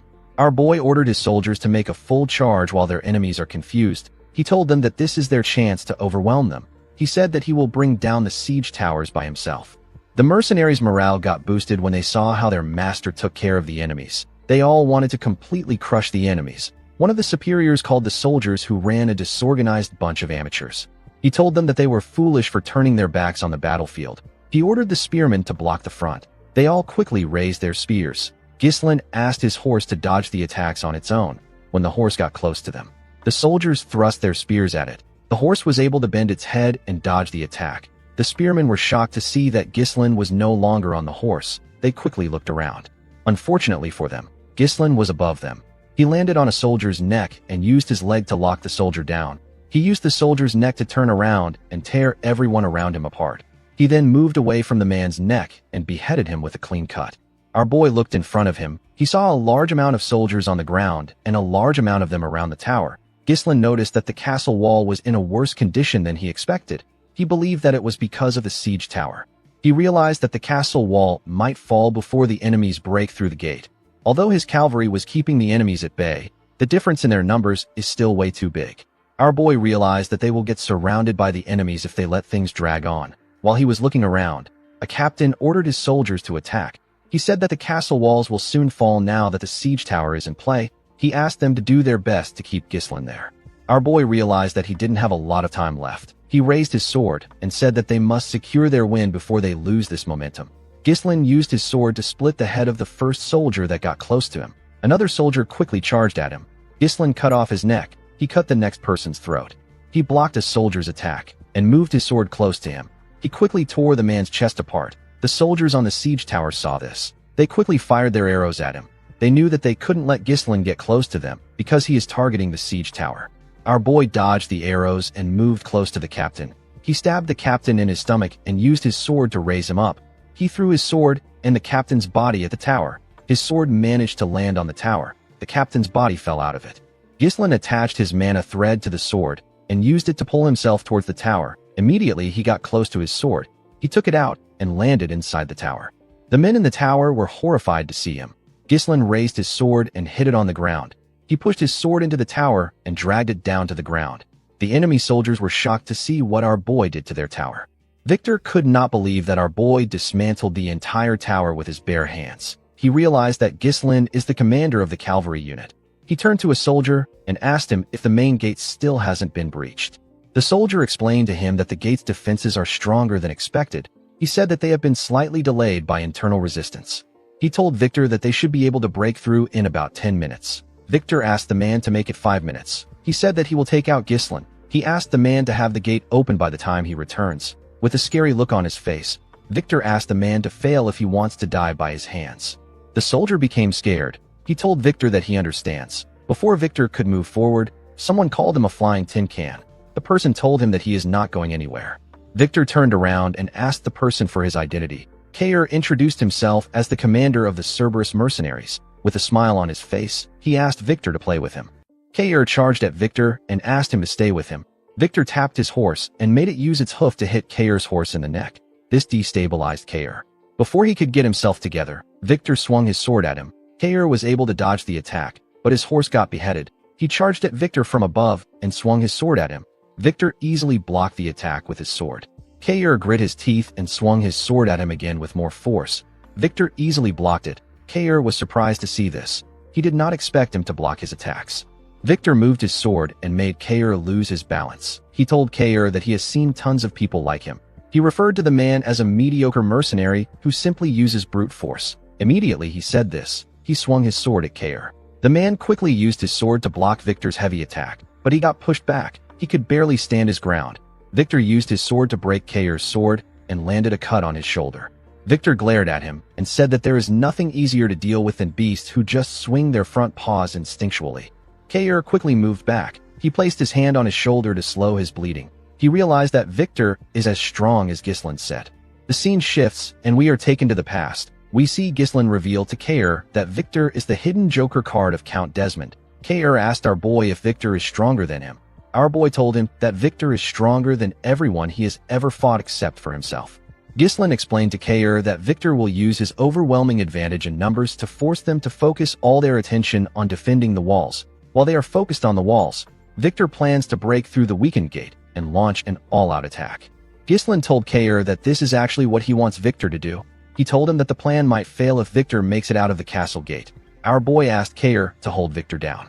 Upon remembering what his master said, Kair smiled and stood up. He said that our boy is asking for too much. On the other side of the battlefield, we see Gillian clashing with Adon. Adon used his shield to block Gillian's attacks. Count de Garde called out to the knight. A soldier held him back and asked him to be careful. Torin, Gordon, and the other mercenaries fought the soldiers behind Gillian. They were doing their best to reduce the number of enemies so that they don't get in Gillian's way. Gillian was annoyed to see that Adon was blocking his attacks. He didn't want to waste time with the knight. He noticed that Adon's shield can take attacks from all angles. Unfortunately, Gillian couldn't pierce through it. He wondered about the last time he met someone this sturdy. The moment he thought of this, he swung his axe at Adon with a large amount of force. He told the knight that he can no longer waste time with him. The knight was able to block the attack with his shield. Adon asked him not to waste his time. He told Gillian that he can't break his shield. He pushed Gillian's axe aside and thrust his huge sword at him. Gillian was able to push his sword aside with the handle of his axe. Adon turned his sword and used it to behead Gillian's horse. Gillian did not expect this. As his horse fell to the ground, Adon raised his shield and asked him to fall. He covered it with his energy and used it to push Gillian back. Gillian used his axe to block the attack. While he was fighting the knight, the enemy was hitting the gate with their siege ram. They eventually destroyed it. Zwalter and his soldiers were horrified to see this. However, our boy did not panic. Alfoy called out to Vanessa. He asked her to do something since she took their mana. While draining their mana, Vanessa said that it is not yet time. Victor raised his sword and ordered his soldiers to attack and take over the castle. The soldiers quickly ran into the castle. Victor turned to the soldier next to him and ordered him to bring Count de Garde there. He said that he is going to eliminate the enemy commanders. The soldier accepted his order. Kair stood up with his body covered in injuries. He raised his sword and told Victor that he is not going anywhere. Victor asked Kair if he does not know when to run away as a mercenary commander. He asked the man to tell him why he wants to fight him again. On the other side of the battlefield, Adon told Gillian that their gate has been torn down. He told Gillian that he is lost. He said that it was unexpected that they boldly launched a surprise attack. He told Gillian that the result didn't change in the end. He told him that the biggest mistake he made was filling the strike team that would decide his fate with mere mercenaries. He told Gillian that no matter how skilled a mercenary is, they can't defeat a highly trained knight. At the same time, Victor asked Kair to act like a mercenary if he is one. He advised him to know when to run if it is not worth it. Victor and Adon told both Kair and Gillian that there is nothing in this war worth throwing their lives away for. Kair laughed when he heard what Victor said. He asked Victor if this is important. He smiled and told him that mercenaries and knights are not important in the battlefield. Gillian also said the same thing to Adon. He told him that what matters the most is winning or losing. The moment he said this, Gillian stood up and charged at the man. Kair also charged at Victor. Adon raised his sword and told Gillian that he doesn't want to hear the loser's excuse. Gillian blocked his attack and pushed his axe into his sword. He used his axe to pull Adon down from his horse. Adon did not expect Gillian to pull him down with the inside of his axe. Gillian quickly took his axe out and swung it at the knight. Adon was able to block the attack with his shield, but Gillian's axe struck his horse's neck. Adon got slammed to the ground. He raised his head up and called Gillian a wretched mercenary. Gillian jumped and swung his axe at him. Adon quickly used his shield to block the attack. While standing on top of the knight, Gillian told him that even the sturdiest defense has a gap. He took out a sword and revealed to the knight that he has already offered his life to Ghislain to serve him as a weapon. He raised his sword and told the knight that he must bring only victory to his master. The moment he said this, he stabbed Adon in the head. On the other side of the battlefield, we see Kair running towards Victor. Kair knew that Victor was much stronger than him. He knew that he could die fighting the man, but he still charged at him because Ghislain asked him to hold Victor down. Kair believed that he can slow Victor down if he can land one strike on him. He remembered asking Ghislain about how he is going to do something. Our boy asked him about what he means. Kair asked him to show him how he used the moves he used when they had their duel. With a look of embarrassment on his face, he asked Ghislain if he can teach him how to use his moves. Our boy smiled when he saw the look on his face. He revealed to the man that it is not about the movement. He explained to him that anyone who runs into him would probably look down on him. Kair raised his sword and ran towards Victor. The man told him that he is just an animal that charges forward. He blocked Kair's attack and swung his sword at him. Kair dodged it by moving to the side. He threw his broken sword at Victor with a large amount of force. The knight used his sword to send the sword flying. He told the mercenary that fools like him always make hasty decisions in desperation. They are oblivious to the fact that this might be their last decision. Victor raised his sword and thrust it at Kair. He asked him to die. As the sword got closer to him, the man remembered that our boy told him that he will be able to land a proper strike if he can hide his true intention when his opponent is close to him. Immediately, he remembered this. Kair dodged Victor's blade. Victor was still able to leave a cut on his shoulder. Kair grabbed Victor's arm and used it to push himself up. He grabbed his broken sword that was in the air. Victor was surprised to see this. Kair charged at him with his broken sword. Victor was barely able to dodge the attack. Fortunately for Kair, he was able to stab Victor's horse. The horse screamed out in pain. It fell to the ground. Kair also fell to the ground. Victor was able to get off the horse before it fell down. He did not expect Kair to make an irregular movement to catch the blade that he deflected. He realized that Kair threw his sword at him in order to shift the extremely disadvantageous situation to his favor. Victor knew that only those prepared to face death could reach this caliber of skill. He told Kair that he is not as thoughtless as he believed. He walked up to him and said that it is not uncommon for one to surpass their limits at the crossroads of life and death. He told Kair that he missed his chance because he met the wrong opponent. He raised his sword and asked the mercenary if he has any last words. Kair raised his head and smiled at Victor. He told him that he landed a hit. The knight was surprised to hear this. Before he could question Kair, someone threw some daggers at him. Victor was forced to move back to dodge the dagger. The person who threw it was Belinda. Our favorite maid jumped and took out a rope with a hook. She threw the hook at Kair and used it to hold his jacket. She landed on a horse and used the rope to drag Kair with her. Victor didn't chase after them. He was more worried about what Kair meant when he said that he landed a hit. He knew that he lost his horse because of Kair's attack, but he would have still been able to kill him if Belinda had not interfered. Victor knew that Kair wasn't so stupid that he would trade his life simply to kill his horse. He realized that the mercenary was risking his life for something important. He turned to his dead horse. Victor quickly raised his head to see his soldiers. He watched them as they rushed inside the castle. He looked past them to see Vanessa gathering mana. He quickly realized that Kair's goal was to hold him down there. While gathering mana, Vanessa remembered our boy telling her that the situation can be flipped to their advantage even if the enemies get right under their noses after breaching the castle gate. He told Vanessa that the situation can be flipped with the help of her magic. Vanessa asked Ghislain if he really thinks that she can do it. Ghislain smiled and told her that he is certain that she can do it. The moment she remembered this, Vanessa released her magic. A bright blue light shined in the eyes of the soldiers. Vanessa activated a spell known as Flame Strike. A ridiculous amount of fire got released. The fire destroyed the castle wall and broke outside. It burnt everything in its path. Zwalter and his allies were shocked to see the scale of the attack. Ghislain and everyone on the battlefield could see this ridiculously powerful flame. The soldiers burnt to death. They screamed out in pain. The soldiers outside began to retreat. Before they could get far, Ghislain attacked and cut them down. He ordered his mercenaries to surround the castle gate and not allow a single enemy escape. Victor was able to survive the fire thanks to his armor. A soldier carrying a shield ran to meet Victor. He informed him that most of the soldiers have been burned to death. He told them that they need to retreat. Victor said that this is irritating.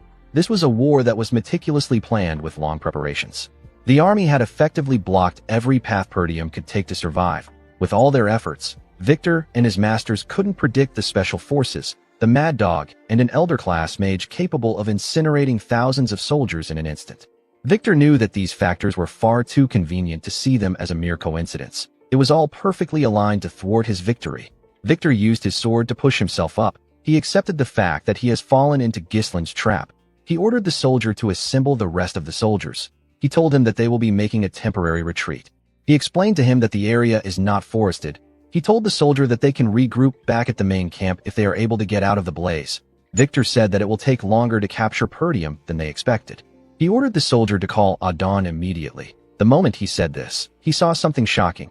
He saw Gillian walking towards him with Adon's helmet in his hand. With a serious look on his face, Gillian asked the knight if he is the commander of the Degard army. Victor could not reply. He was in shock from seeing Adon's helmet in Gillian's hand. Gillian threw Adon's helmet on the ground and told Victor that his main force and army are done for. He pointed his axe at him and asked him to surrender. Victor released his mana and asked Gillian not to make him laugh. He raised his sword and asked Gillian if he really believes that his war will end this way. He told him that he will simply cut off everyone's head by himself. He covered his sword with his mana and said that the war has just began. While the enemy soldiers were rushing to retreat, Zwalter ordered his men to fire at the enemies. He told them that the enemy is trapped. Gislin ordered his mercenaries from the ground. He asked them not to allow any of their enemies escape from the fire. He told them that this is their golden opportunity to turn the tides of the war. Gislin asked his soldiers not to spare anyone. While the mercenaries were tearing the enemies apart, Belinda called out to her master. She moved close to him and asked him if he is hurt. Our boy said that he is fine. He asked her about how she and Kair are. Belinda turned to Kair to see if he was conscious. The man raised his hand and gave our boy a thumbs up to show that he is fine.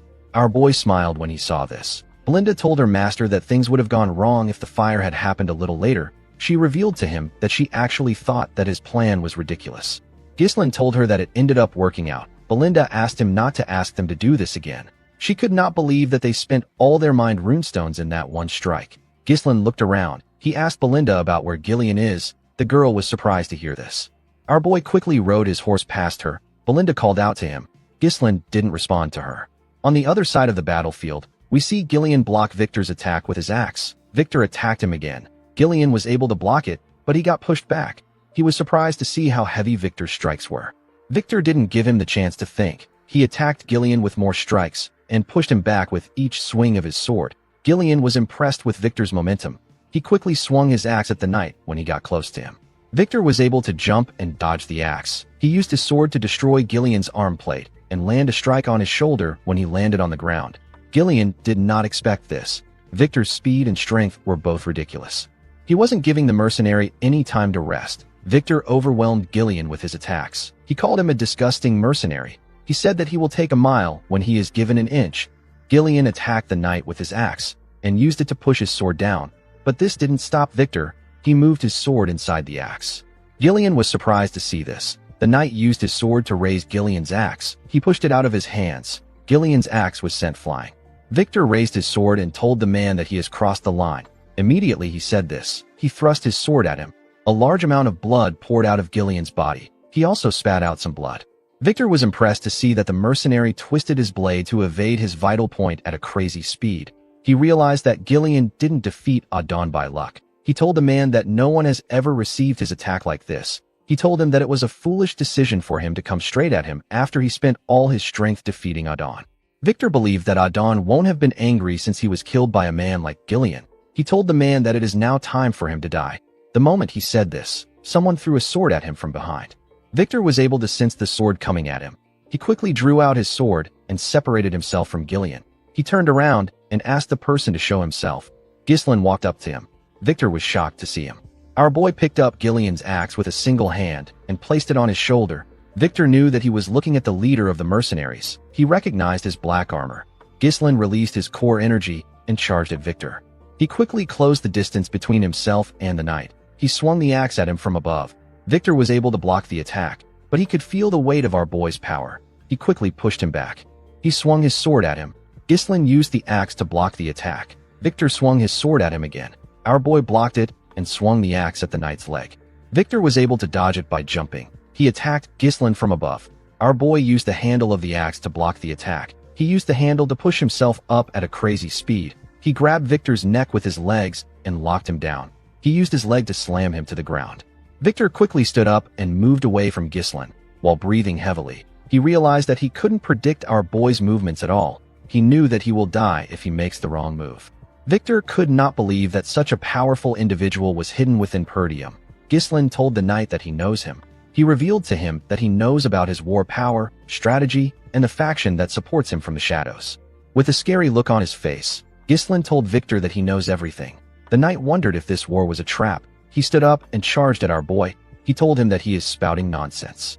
As he clashed with Ghislain, Victor told himself that it is impossible for Perdium to know about this grand project that they have been conducting in absolute secrecy. He blocked Ghislain's heavy attack and told himself that he is the hidden joker of Count Desmond.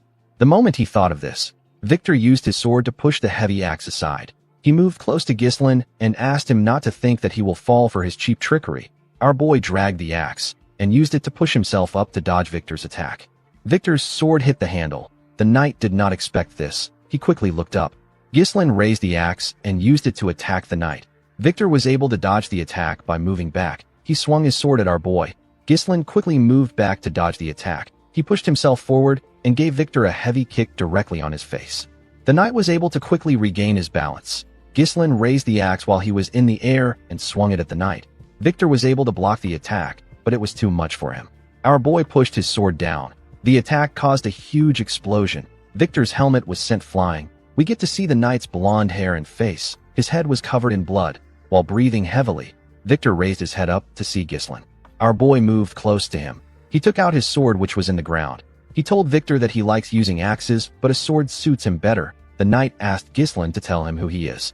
Our boy grabbed his helmet and told the man that he is the young lord of Perdium. He took off his helmet and introduced himself as Ghislain Perdium. Victor couldn't believe his eyes. He began to laugh like a crazy person. He couldn't believe that the strongest knight in the north lost to a mere scoundrel. Ghislain told him that he wants to show him the real strongest knight in the north. Victor smiled and told Ghislain that he is arrogant. The knight wasn't interested in knowing how our boy set up a trap like this. He understood that it is fundamental to use every means possible to gain a decisive victory. The process of war is not important. The important thing is that the winner is the last person standing. Victor took a stance and released his mana. He seemed to be excited for the fight. Ghislain raised his sword and took a stance. He agreed with what the man said. He asked Victor to come at him. Everyone on the battlefield was dealing with the enemy.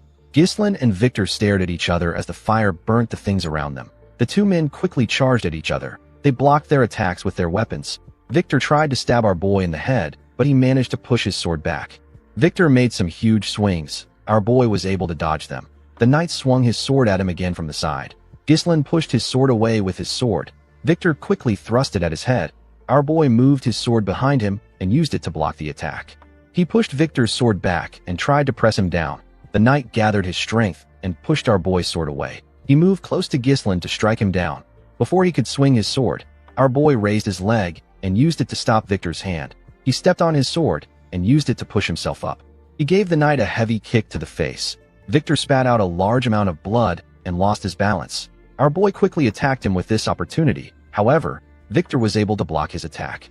He gathered his strength and pushed Ghislain's sword down. He pushed our boy back. Our boy was able to safely land and regain his balance. He noticed that Victor's attack left a scratch on his armor. The knight smiled when he saw what he did. He raised his sword again and charged at Ghislain. Our boy blocked his attack and swung his sword at him. Victor blocked the attack with his sword. He quickly turned around and used his cape to block Ghislain's vision. He swung his sword at our boy from his blind spot. Our boy was able to dodge the attack by jumping above the knight and his sword. Before he could land on the ground, Victor swung his sword at him. Ghislain was able to turn and use his sword to block the attack while in the air. He landed on the ground and charged at the knight. Victor was able to block his attack. He pushed our boy back and swung his sword at him. Our boy was able to easily block the attacks. He and Victor swung their swords at each other at the same time and locked their swords together. They pressed their swords against each other. They were trying to suppress themselves. They both grit their teeth as they glared at each other. Victor managed to take control and push Ghislain's sword down. He quickly dragged his sword up and swung it at Ghislain's head. Before his sword could reach our boy, he pulled his sword from the ground and used it to block the attack. Ghislain grabbed Victor's breastplate and used it to drag him. He kicked his leg and made him lose balance. He then threw the man with all his might.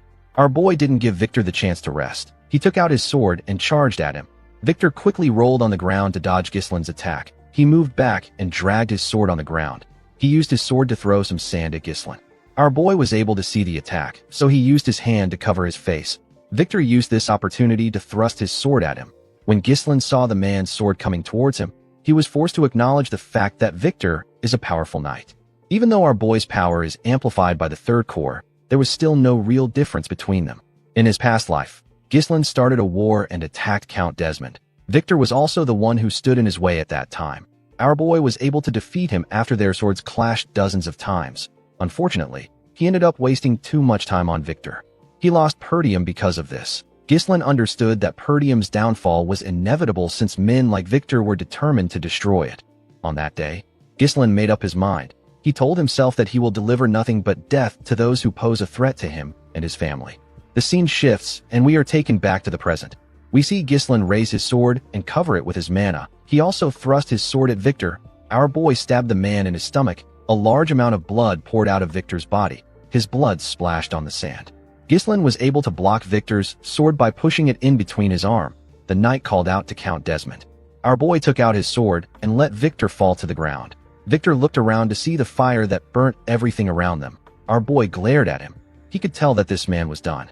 He turned around and decided to leave. Before he could take a step forward, Victor called out to him. He told him that he has one thing to ask him. He asked Gislin to tell him who he is. He said that the Gislin he knows is just a loser in Perdium. He is the trash of the North. Victor smiled when he said this. He realized that this was stupid. Our boy's identity didn't matter anymore. Victor told Gislin Perdium that he enjoyed their fight. After saying this, he passed away. Our boy turned around and walked away from the man. In the next scene, we see Gislin supporting Gillian's arm. He held the man's hand and assisted him in walking forward. When our boy raised his head up, he saw his father and the soldiers waiting for them. Everyone was breathing heavily. When our boy turned to the side, he saw Belinda and his mercenaries waiting for him. Gislin smiled. He asked his soldiers if everyone is still alive. Belinda and his mercenaries quickly ran to him. The mercenaries spoke about how this was their first time experiencing a war like this in their entire careers. One of them asked Gislin about the magic that was used. Another person told him that he had goosebumps all over his body. Gislin thanked the mercenaries for following him. He told them that they did a great job. While holding his shoulder, Kair referred to Gillian as Gramps and asked him if he really needs someone to carry him just because he got stabbed. Gillian said that it is nothing. Belinda asked him to stop spouting nonsense. She asked the man to let her see his wound. Gislin asked Belinda about where Vanessa is. The woman revealed to him that Vanessa passed out because she used all her energy. She said that Fergus moved Vanessa and the other mages inside the castle. While Belinda was talking, someone called out to our boy. When Gislin turned around, Randolph hugged him tightly. He told him that he is proud of him. He told our boy that he is truly the successor of Perdium. Gislin told the knight captain that he also did a wonderful job.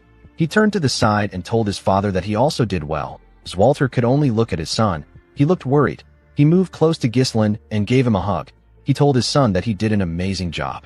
Gislin was shocked to hear this. Zwalter told his son that he thought his plan was impossible when he first heard it. He never expected that Gislin would actually be successful. Gislin told his father that he was only able to carry out his plan because he fended off the enemies from the castle wall. The count smiled and told our boy that he is wrong. He said that he did everything by himself. He raised his son's hand and screamed that they were victorious. He announced that Perdium had won the war. The men joined the count in screaming. They were all excited. The mercenaries also joined them in screaming. Gislin was shaken by the sound of their voices. He smiled and told himself that this is what he came back for. Our boy suddenly clenched his fist. He remembered Duke Delphine. He told himself that the war isn't over yet. Randolph told his master that he is going to check on the state of their soldiers. He asked the count about what he will do. Zwalter advised his son to check on his soldiers too. He asked Gislin to rest for now because there will be much to do later. Our boy declined his father's request. Zwalter did not expect this. Gislin told his father that they don't have time to waste. He explained to him that they need to secure a formal surrender from Count de Garde as quickly as possible. Zwalter asked him not to worry about it. He said that he will head out tomorrow. Gislin told him that it will be too late by that time. He said that he is going to head to the de Garde territory with his mercenaries immediately. He told his father that he needs him to grant him the authority of a lord's deputy. Randolph was surprised to hear this. Zwalter asked his son if there is a need to be so hasty when he and his mercenaries are exhausted. With a serious look on his face, Ghislain told his father that the war isn't over yet. The Count was surprised to hear this. Our boy explained to him that Count de Garde broke their alliance and declared war on them to seize their territory. He told Zwalter that they can't afford to give the Count time to think. If they let this slide, he will strike them again.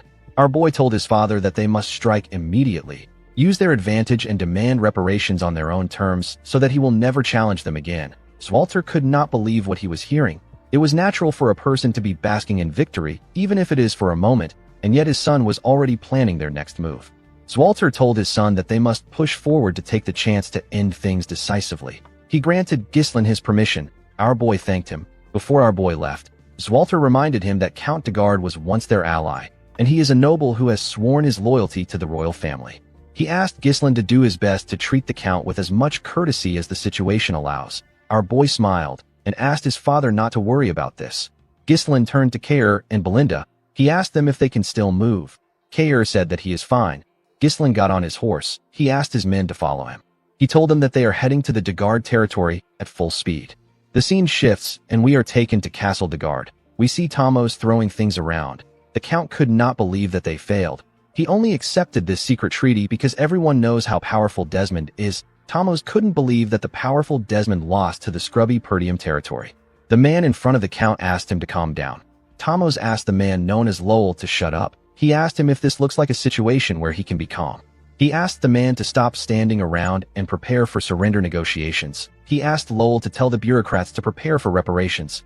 Lowell asked the Count if he is serious. Thamos said that Zwalter is an idiot known for respecting customs and honor. He was certain that Zwalter would accept the negotiation.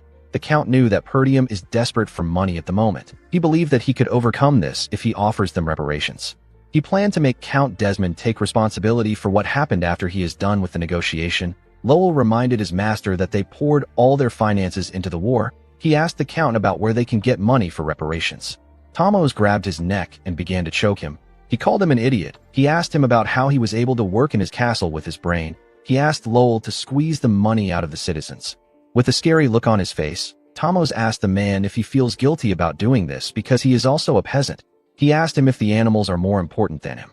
While struggling to speak, Lowell told the Count that the peasants are not more important than him. Thamos threw him to the ground and asked him to know his master. He ordered the man to get moving. Lowell spat out some blood. He glared at the Count. He was tired of his tyranny. He was forced into administering this territory.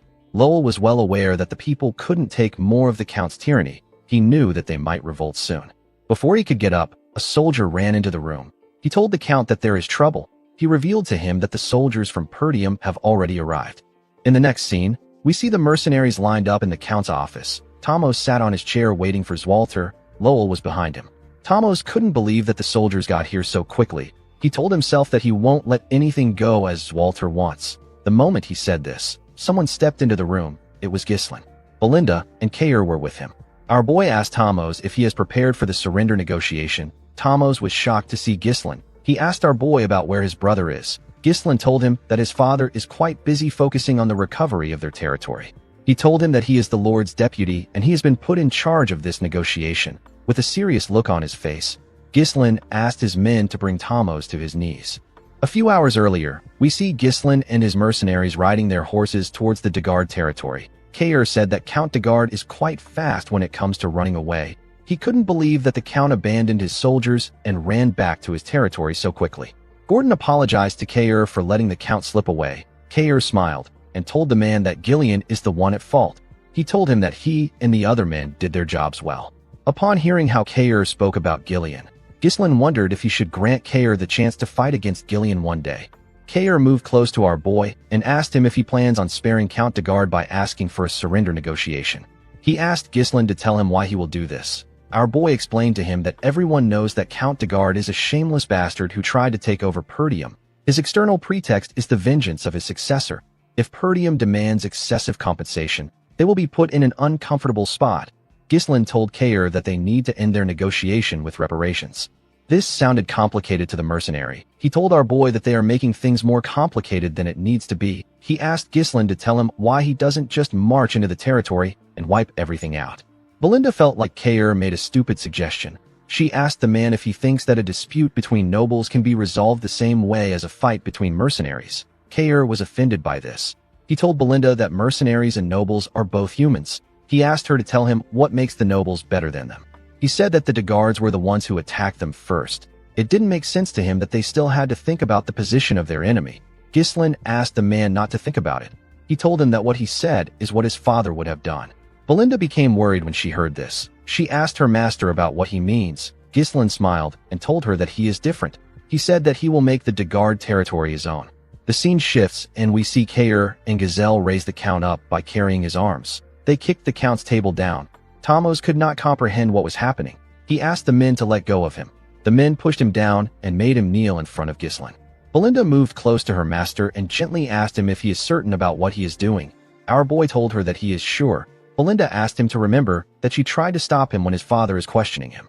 Tamos told Ghislain that he has sworn his allegiance to the kingdom. He asked our boy if he thinks that he can get away with doing this to the king's subject. He ordered Ghislain to show some respect. Our boy pointed his sword at him. The Count quickly became silent. Ghislain explained to Tamos that he is a traitor who was deceived by the enemy's sweet temptations. He broke their alliance and tried to seize Perdium for himself. Our boy told him that only death awaits those who dares to harm Perdium. The Count became scared. He asked Ghislain to stop playing around. He couldn't believe that our boy was really going to kill him. Ghislain explained to him that he must also risk his life if he pushes countless lives into the battlefield. He told him that he must pay the price that such actions deserve. Tamos began to laugh. He realized that Ghislain was an insane bastard. He was really going to kill him. Our boy raised his sword. Before he could swing it, Tamos asked him to wait. He said that he has a price to pay. He told Ghislain that he will give him the territory. Belinda and Lowell were shocked to hear this. Ghislain simply smiled. He knew that Tamos would do this. He reminded the Count that one must be from the same bloodline or a rightful successor to inherit a territory. Otherwise, they would be against the inheritance law. A domain isn't something that a person can just trade like battering goods. Tamos told our boy that he will handle those issues himself. He asked him not to worry about it. He told him that they will say that he is a distant blood relative. Tamos revealed to Ghislain that he will have his people forge the inheritance rights. He told him that all he has to do is accept it. The Count turned to Lowell and asked him to stop standing around. He ordered him to bring a pen and paper. Ghislain decided to press the Count more. He told him that he is not sure about the arrangement. Tamos told him that he will still pay reparations. He said that he doesn't have money right now, but he can get some by taxing the citizens. He begged Ghislain to give him some time. Tamos begged our boy to spare him. Ghislain asked the man if he really values his life this much. He told him that he will give him a chance. Tamos was happy to hear this. Ghislain dragged his armor. He took the Count outside the castle and threw him to the ground in front of his subjects. The people were surprised to see someone throw their lord to the ground. Tamos turned to Ghislain and asked him about why he put him in front of the peasants. Our boy advised him to watch what he says. He revealed to him that the people get to decide whether he lives or dies. The Count did not know what he meant. Ghislain called out to the people of Dagard and introduced himself as the young lord of Perdium. He announced that their lord declared war against Perdium to avenge his successor and was defeated. He told them that the Count wants to collect reparation from the people. He asked if there is anyone that would like to volunteer. The people were shocked to hear this. The Count took a lot from them in order to start the war, and now he wanted to take more. The people said that the nobles should handle their issues among themselves. Ghislain announced that he will offer them mercy as the deputy lord of Perdium. He told them that he will also give them a choice. Ghislain asked the people if they will save their lord and pay him massive reparation or let him die and have their land absorbed by Perdium. He revealed to them that they won't have to bear the weight of defeat if they do this. Tamos could not believe what he was hearing. He did not expect that Ghislain would insult him in this way. The moment he thought of this, someone threw a rock at his head. Tamos was shocked to see this. Before he could react, more of his citizens threw heavy rocks at him. The citizens picked up pitchforks and stones. They moved close to their lord. One of them told Tamos that he took his mother's keepsake and the bread for his children. The citizens asked him if he knows the amount of people that have suffered because of him. Tamos couldn't respond. The citizens attacked him with their pitchforks and stones. They beat Tamos as if they had forgotten that he was their lord. They didn't give him the chance to beg. The man could only cover his head and scream out in pain. Ghislain walked up to his men and told them that they can go back now. He said that the war is over. He turned to Belinda. He said that he has something to say to his father. Belinda believed that our boy must have a plan to deal with his father. She told him that she is not worried. The scene shifts, and we are taken to Perdium. We see Zwalter and his council looking shocked after finding out that Count Dagard is dead. Zwalter asked his son to repeat himself. Ghislain told his father that the Count is dead again. Zwalter asked his son if he remembers that he asked him to treat the Count with as much respect as the situation allows. Ghislain assured him that he did not forget his words. He explained to his father that he judged that this was the best course of action after seeing the Count for himself. He told him that the Count would have attacked them again if they spared him.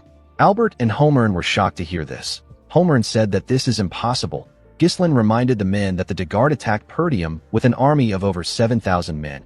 He told them that this isn't something that the Dagards could do by themselves.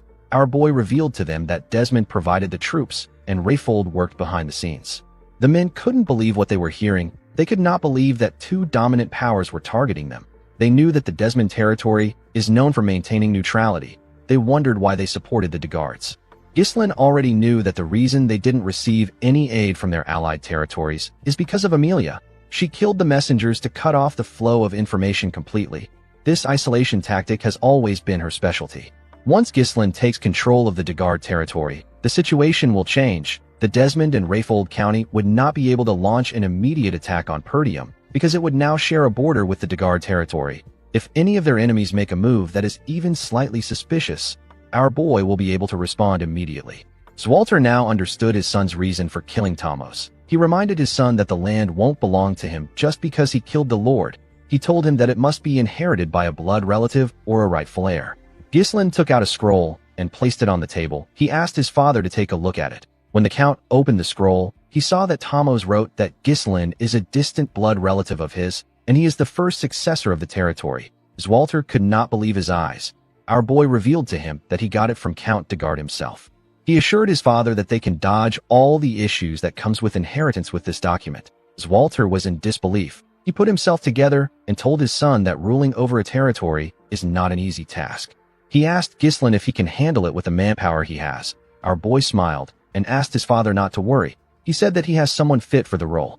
The scene shifts, and we are taken to the Austin territory in the Siren Kingdom. We are shown a bar in the territory. We see people screaming inside the bar. They were watching some men gamble. Some of the people were surprised to see that a man with green hair was going all in. The man with green hair used a cup to pick up 4 dice. He shook the cup multiple times. He placed it on the table to show it to his opponent. His opponent was a huge bald man. The bald man had 2 bigger men behind him. The bald man asked the man known as Claude if he knows what will happen if he plays a trick on him. Claude smiled and told the man that he doesn't have to be so nasty. He said that it is all for fun. He raised the cup and revealed 4 dice that were perfectly stacked on each other. The dice were showing the same numbers on each sides. With a smile on his face, Claude asked the man to hurry up and place a bet. In the next scene, we are taken to a hall. We see the soldiers and the mercenaries seated in the hall. Ghislain, Zwalter, and Randolph were on stage. Our boy knelt in front of his father. Zwalter acknowledged his son's immense contributions. He announced that Ghislain will now be granted the title of Baron of Fenris under the name of His Majesty. Immediately he announced this. The mercenaries and the soldiers began to cheer. They all shouted our boy's name. Ghislain has now become a lord. The scene shifts, and we are taken to the past. We see Ghislain in his father's office. A map was on the table in front of him. Our boy explained to the council that the Dagard territory is composed of a total of 5 baronies. This is excluding the lands that are governed directly by the territory. Ghislain said that he plans on establishing his base in the Fenris barony, which is at the center of the territory. He asked the council if they have any questions. Everyone knew that their questions and opinions didn't matter. Albert moved close to his master and whispered something in his ear. Zwalter asked his son to do whatever he likes. He said that this is something that someone had to do eventually. Ghislain thanked his father for granting him his permission. Zwalter cleared his throat and told his son that their territory has suffered quite a bit of financial bleeding due to the war. Ghislain asked his father to tell him what he means by bleeding. The Count told his son that he can sell some runestones to provide some support for them. Ghislain revealed to his father that he doesn't have any runestone at the moment. Zwalter was surprised to hear this. Our boy reminded him that he used all the runestones to blow up the castle gate. He asked his father not to worry. He said that he will mine more and get some for him. The scene shifts, and we are taken back to the present. We see Belinda greet her master with a bright smile on her face. She asked her master to sit down and eat his meal. Gillian bowed his head and referred to our boy as young lord.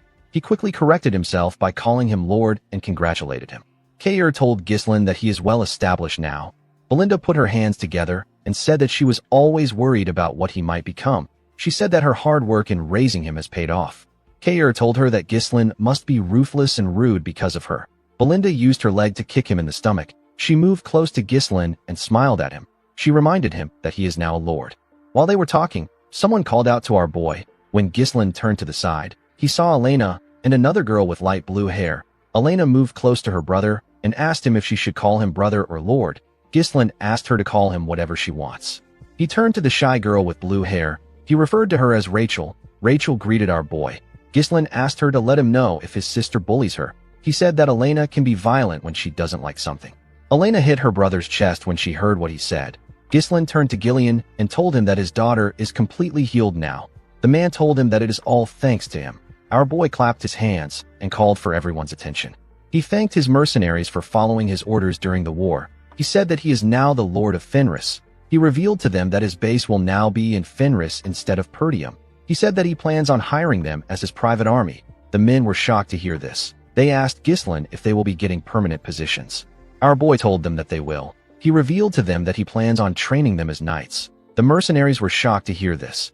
Ghislain explained to them that what they displayed in the recent war already shows that they are worthy as knights. He assured the men that they are qualified.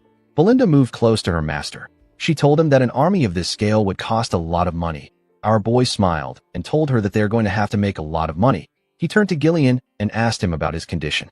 The man said that his body is in a good state. Ghislain ordered him to lead the people to Fenris and wait for his arrival. Gillian was surprised to hear this. He asked his lord if he won't be following them. Our boy revealed to him that he has somewhere to visit. He explained to Gillian that Fenris will be in poor public order since the war ended. He asked the man to first go there and solve this issue before anything else. Gillian did not seem excited to take on the job. It was like his master was pushing him away. Ghislain told the man that he is one of the people he trusts the most. Gillian did not expect to hear this. Our boy tapped his arm and told him that this is the reason he left the task to him.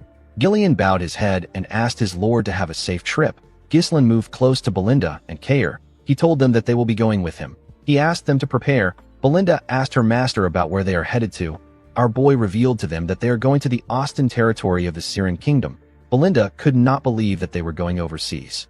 Kair asked our boy if he is referring to the territory that is famous for its games. Belinda told her master that she loves to travel. Kair asked our boy if they will be playing some games now that the war is over. Ghislain told him that they are not going there for entertainment. In the next scene, we see Vanessa ask someone to let her suck it one more time. Alfoy was shocked to hear what she said. He quickly moved back. He asked her to tell him what she wants to suck.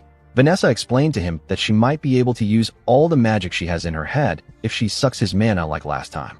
Alfoy asked her about why she would take his own mana. The girl told him that Ghislain said that he is a mana battery. Alfoy was shocked to hear this. Ghislain stepped into the room and told him that he is still as energetic as ever. Alfoy asked our boy to do something about Vanessa. He said that she keeps trying to take away his mana. Our boy ignored him and asked Vanessa if she is feeling alright. The girl said that she is fine.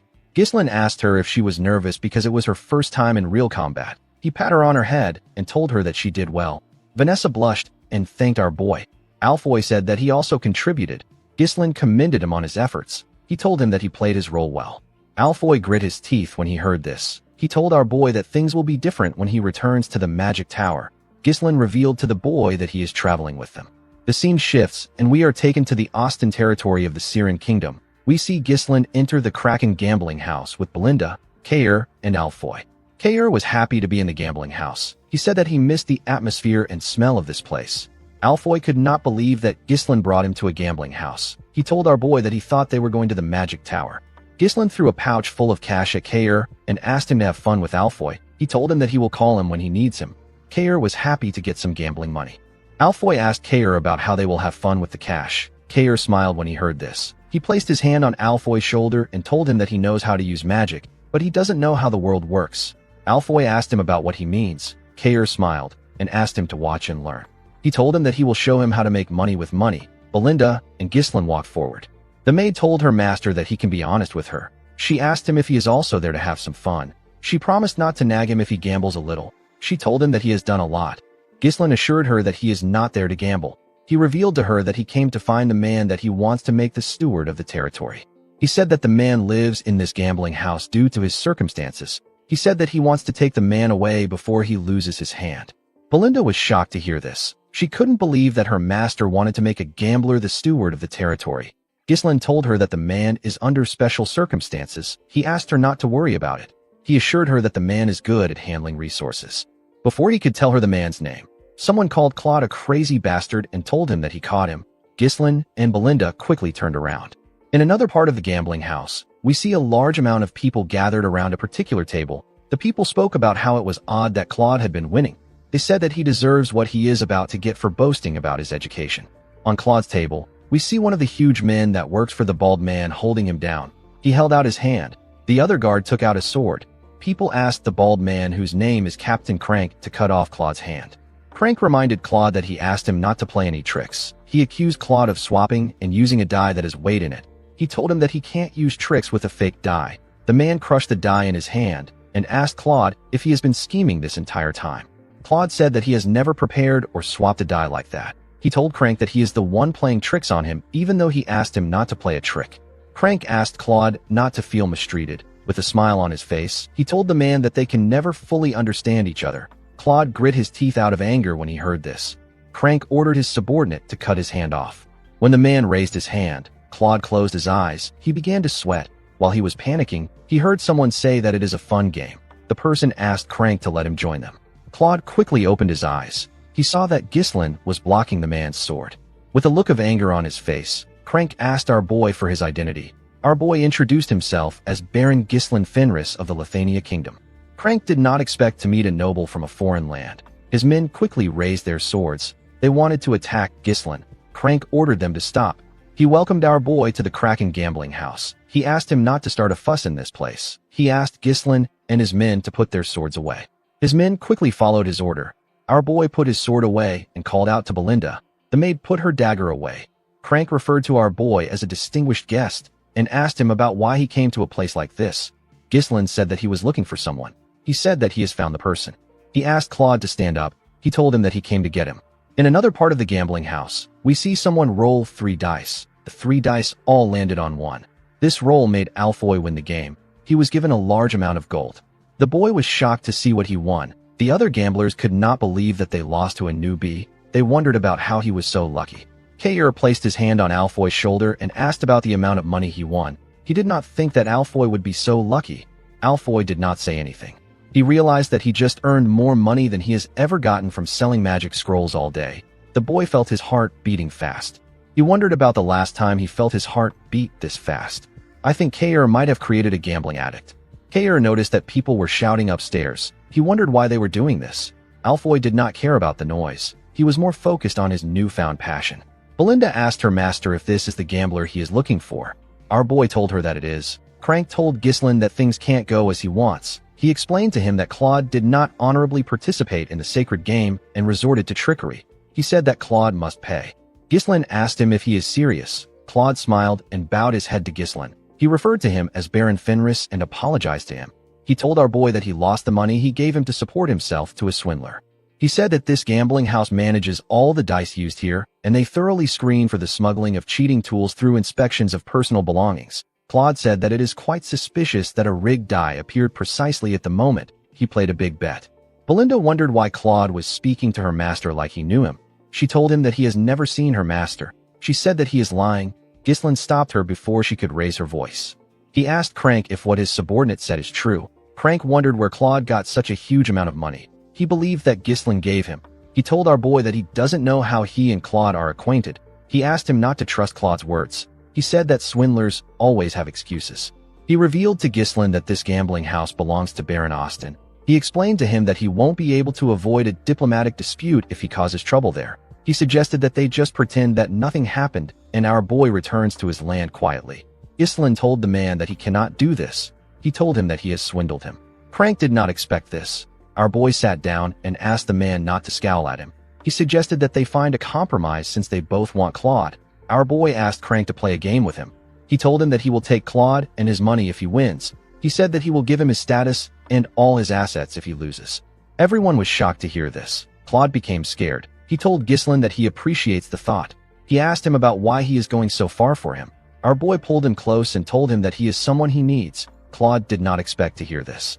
Crank laughed and said that he doesn't remember the last time he saw a noble with this much gut. He accepted Ghislaine's offer and told him that a person must gamble if they are at a gambling house. Everyone around them began to cheer. They couldn't believe that some no-name noble was challenging Crank. They were all happy to witness a big match. Crank placed the dice on the table and told Ghislain that the person with the lowest number wins. There is no such thing as a tie in this game. Crank laughed and said that nobles these days don't seem to understand the rules if they are too complicated. Ghislain told him that he understands. He asked him to start. Crank was annoyed to hear this. He told our boy that he is hastier than he thought. Someone took out a coin and tossed it up. Ghislain chose heads and Crank chose tails. The coin landed on tails. Crank was asked to start first. The man picked up the cup and said that he will go first. He began to shake the cup. He shook it vigorously. Belinda believed that he was doing too much. She did not know why he was taking all the time in the world to throw a single die. While shaking the cup, Crank swiftly opened the bottom of the cup and did something to it. Immediately he did this. He slammed the cup on the table. When he removed the cup, it was shown that the die landed in 1. The dealer announced that he got 1 point. Everyone began to cheer. They couldn't believe that the game was over the moment it started. They said that people need to stop bothering Crank. Belinda became scared. Claude didn't know what to say. Crank apologized to Ghislain. He said that the game ended too quickly after they caused so much noise. Ghislain asked him to keep quiet. He told him that he has a big mouth. Crank did not expect this. He believed that our boy was bluffing. He assumed that Ghislain was pretending to be calm. He was certain that our boy was panicking. He believed that Ghislain was wasting his time. Crank used a special custom-made cup with a bottom that opens depending on how it is held. He took out a weighted die that always lands at 1 between his fingers. The motion of shaking the cup is used to conceal the process of switching the die. No one has ever caught Crank using this trick. He smiled and told himself that our boy cannot avoid defeat, no matter how hard he tries. Ghislain covered his hand with his mana and pressed it against the cup. A small wave of energy covered him. The energy dispersed when our boy released his mana. He placed the cup down and reminded the man that he said that the person with the lowest number wins. The moment he said this, our boy removed the cup and showed everyone the crushed die. He told Crank that he got 0 points. The man was shocked to see this. Everyone around the table were also shocked to see that Ghislain turned the die into dust. They wondered if this counts as a loss for Crank. Crank stood up and pointed at our boy. He told him that this doesn't count. He said that it is trickery. He told Ghislain that he can't do this even if he is a noble.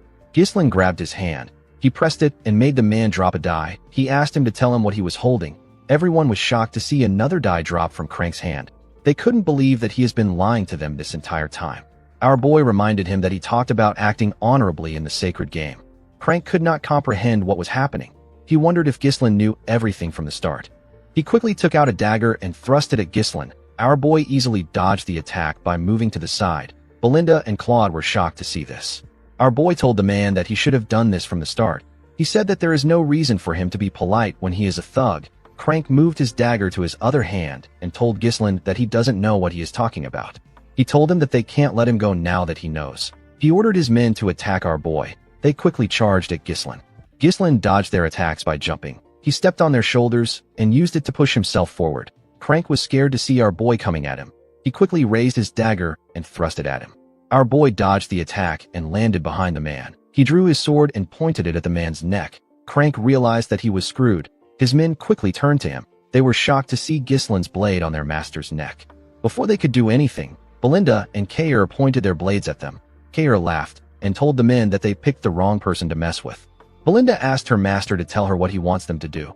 Ghislain said that he will be taking the money and Claude with him. Crank told him that he can't do this. Our boy reminded him that this gambling house is the main source of income for Baron Austin. Yet, the manager and overseer of the establishment was caught attempting to rig a game against a foreign noble. Ghislain asked the man if he knows what will happen to a gambling house that has lost its credibility. He moved his blade closer to Crank's neck and asked him if he knows what will happen if he tries to bring up this issue again. Crank could tell that Ghislain was going to kill him. He put his dagger down and said that he understands. After subduing the man, Ghislain turned to Claude. He asked him to follow him. To his surprise, Claude was no longer there. He ran away. Belinda was annoyed to see that the gambling addict ran away and took her master's money with him. She said that the man is ungrateful because he would have lost his hand if they didn't help him. Kair said that Claude might have just ran away to a different gambling house. Belinda suggested that they search for him. Ghislain asked her not to bother. He said that he already knows where Claude is headed. In the next scene, we see Claude riding a horse somewhere. He carried a bag full of coins with him. He wondered about who Ghislain was. He didn't know why he helped him. He knew that he was only able to get the money thanks to Ghislain. He felt bad for what he did. He convinced himself that he really needs the money. The scene shifts, and we are taken back 1 year into the past. We are shown a poorly built cabin in the woods. Inside the cabin, we see Claude pouring gold coins on the table. He asked a lady wearing a hood to see what he got. This lady's name is Anna. Claude told the woman that he got everything through gambling. He said that gambling isn't all luck. There is a certain winning formula. He told her that they won't have to hide anymore if he can keep making money like this. He said that they can live a normal life again. Anna asked him to stop. She begged Claude to stop. With her trembling hands, Anna told him that she is aware that her father, who is his teacher, didn't pass away because of him. The woman couldn't even look at Claude. His body was covered in bruises and his face was swollen. Claude told her that it is his fault. He said that he made his teacher a traitor because he was stupid and immature. The scene shifts and we see Anna tied up.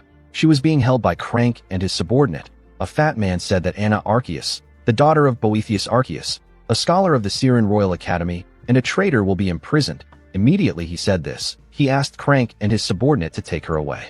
Claude struggled to get up from the ground. He called out to Anna. The fat man turned to him and asked him to bring him 2,000 gold within a year. He told Claude that Anna is supposed to die, but he will set her free if she can get the ransom. Claude held on to the bag of gold tightly. He said that he will free Anna soon. At the Austin castle, we see the fat man from before writing something. The fat man turned out to be the Baron. Baron Austin found out that the prison camp is full. He didn't like what he heard. He saw the prisoners as lowly bastards who waste food. He said that there is no reason to keep them alive if they can't collect their ransoms. He asked a knight named Rogier to execute anyone who doesn't pay their ransoms within a week. The knight accepted the order. He reminded his master that it has almost been a full year. The Baron quickly realized that the knight was talking about the traitor's daughter. He asked him if he has heard anything about Claude. Rogier said that Claude is only wasting his time at the gambling house. The Baron said that Crank is doing his job well. He had planned to make Anna a maid, but he didn't think it was wise to hire a traitor's daughter. He asked Rogier to execute the woman along with the others, and to make sure that Claude never finds out. Rogier asked his master about what they should do if Claude pays the ransom one day. The Baron asked the man to take the money and eliminate him later. He knew that no one would care about a dead gambler. He smiled and said that this can only happen if Claude is able to pay the ransom. Immediately he said this, a soldier stepped into his office. The Baron asked him about why he came to see him at this late hour. The man revealed to him that someone known as Claude is making a fuss and shouting about how he wants to pay a ransom. Baron Austin and his knight were shocked to hear this. A while later, we see Claude place the money on the Baron's table. He told him that the bag contains 2,000 coins. There were 4 soldiers in the Baron's office. Claude asked him to release Anna. Baron Austin carefully looked at the coins. He was surprised to see that the coins aren't fake. He asked Claude about where he got the money from. The man told him that he won it in a bet. The Baron ordered his men to lock Claude up. The man was shocked to hear this. Before he could do anything, the soldiers grabbed him from behind. Claude asked the Baron to tell him what is happening. He told him that he brought the money he asked for. The Baron said that the source of the money is too fishy. He told Claude that he has to confirm things from Crank. He asked him to stay in prison if he doesn't want to be executed. With an evil smile on his face, Baron Austin said that he can't believe a gambler really got the money for the ransom. Claude screamed at the Baron as he got dragged away. Before they could drag him out of the office, the soldiers got hit in the neck. They both passed out. The Baron and his knight were surprised to see this. Our boy tapped Claude on his shoulder and told him that he did a good job. The man was shocked to see him. Ghislain walked forward and greeted the Baron. The fat bastard asked him to tell him who he is. Ghislain snapped his fingers and introduced himself as Baron Ghislain Fenris from the Lithania Kingdom. Immediately he said this. Belinda and Kair brought Crank into the room. Belinda used her rope to push him and make him kneel. Baron Austin was surprised to see Crank. Kair moved forward and drew out a chair. Ghislain sat down and placed his legs on the table. He asked Baron Austin to bring him a cup of tea. The Baron was annoyed to hear this. Rogier drew his sword and told Ghislain that he is acting insolent. He asked our boy to stand up and show the Baron some respect. The moment he said this, Kair pointed his sword at him and asked him to step back. He told him that he can't handle this situation. Rogier was annoyed to hear this. Baron Austin could not believe that Ghislain was acting violent in front of him. He ordered his men to get our boy out. Ghislain assured him that he is not there to cause trouble. He said that he only came to receive compensation. Baron Austin asked our boy about what he means. Ghislain called out to Belinda. Immediately she heard her name. She pushed Crank forward. Our boy grabbed the man's chin and told the Baron that the manager of his gambling house was caught cheating in a game against him. He told the Baron that he and Claude almost lost their life savings on the game they bet on. Baron Austin quickly realized that the money in front of him was gotten from the game. Crank told the Baron that Ghislain is lying. He said that our boy was the one who cheated. Belinda was annoyed to see that Crank was still lying. She kicked his head with her leg. Baron Austin did not expect Crank to cause trouble for someone like Ghislaine. He believed that the man should have carefully chosen his opponent. He asked our boy to tell him what he wants him to do. Our boy said that it is unacceptable to cheat in a gambling house where trust and credibility is the utmost priority. He asked the Baron to give him and Claude a fair compensation. Baron Austin said that Crank just said that he is lying. He told Ghislaine that he doesn't know who to believe. He asked him to meet a judge if he is looking for a just solution. He said that the situation has nothing to do with him. Ghislaine told him that the situation actually has something to do with him. Baron Austin asked him to tell him how it concerns him. Ghislaine explained to him that the Kraken Gambling House is a place where many nobles from various countries visit to indulge in gambling. At least half of the Baron's total income comes from the gambling house.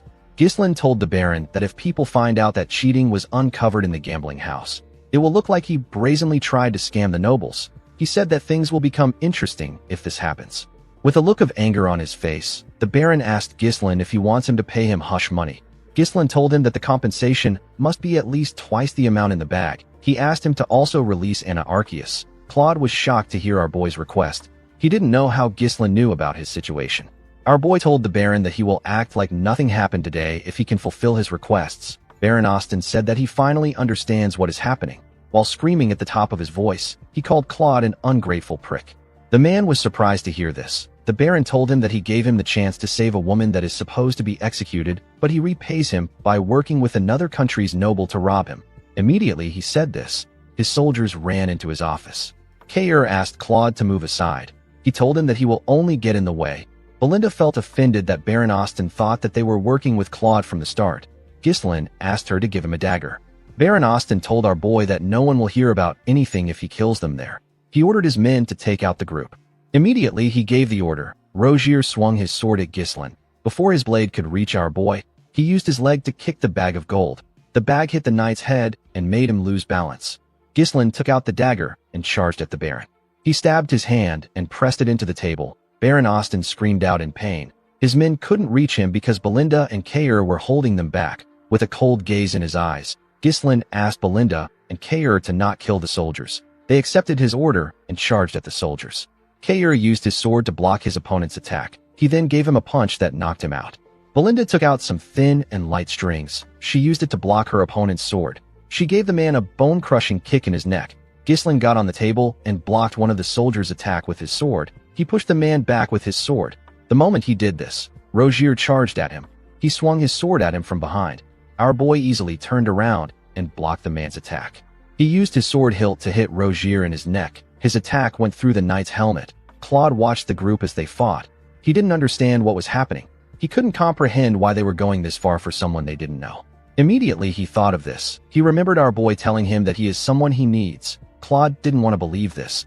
Life had already taught him that there is no such thing as kindness without a reason. Ghislaine and his subordinates took out the entire unit. While crying, Baron Austin called our boy a scoundrel. He couldn't accept the fact that Ghislaine wounded a noble. Our boy took out the dagger. He told the Baron that he will be taking the money and Anna.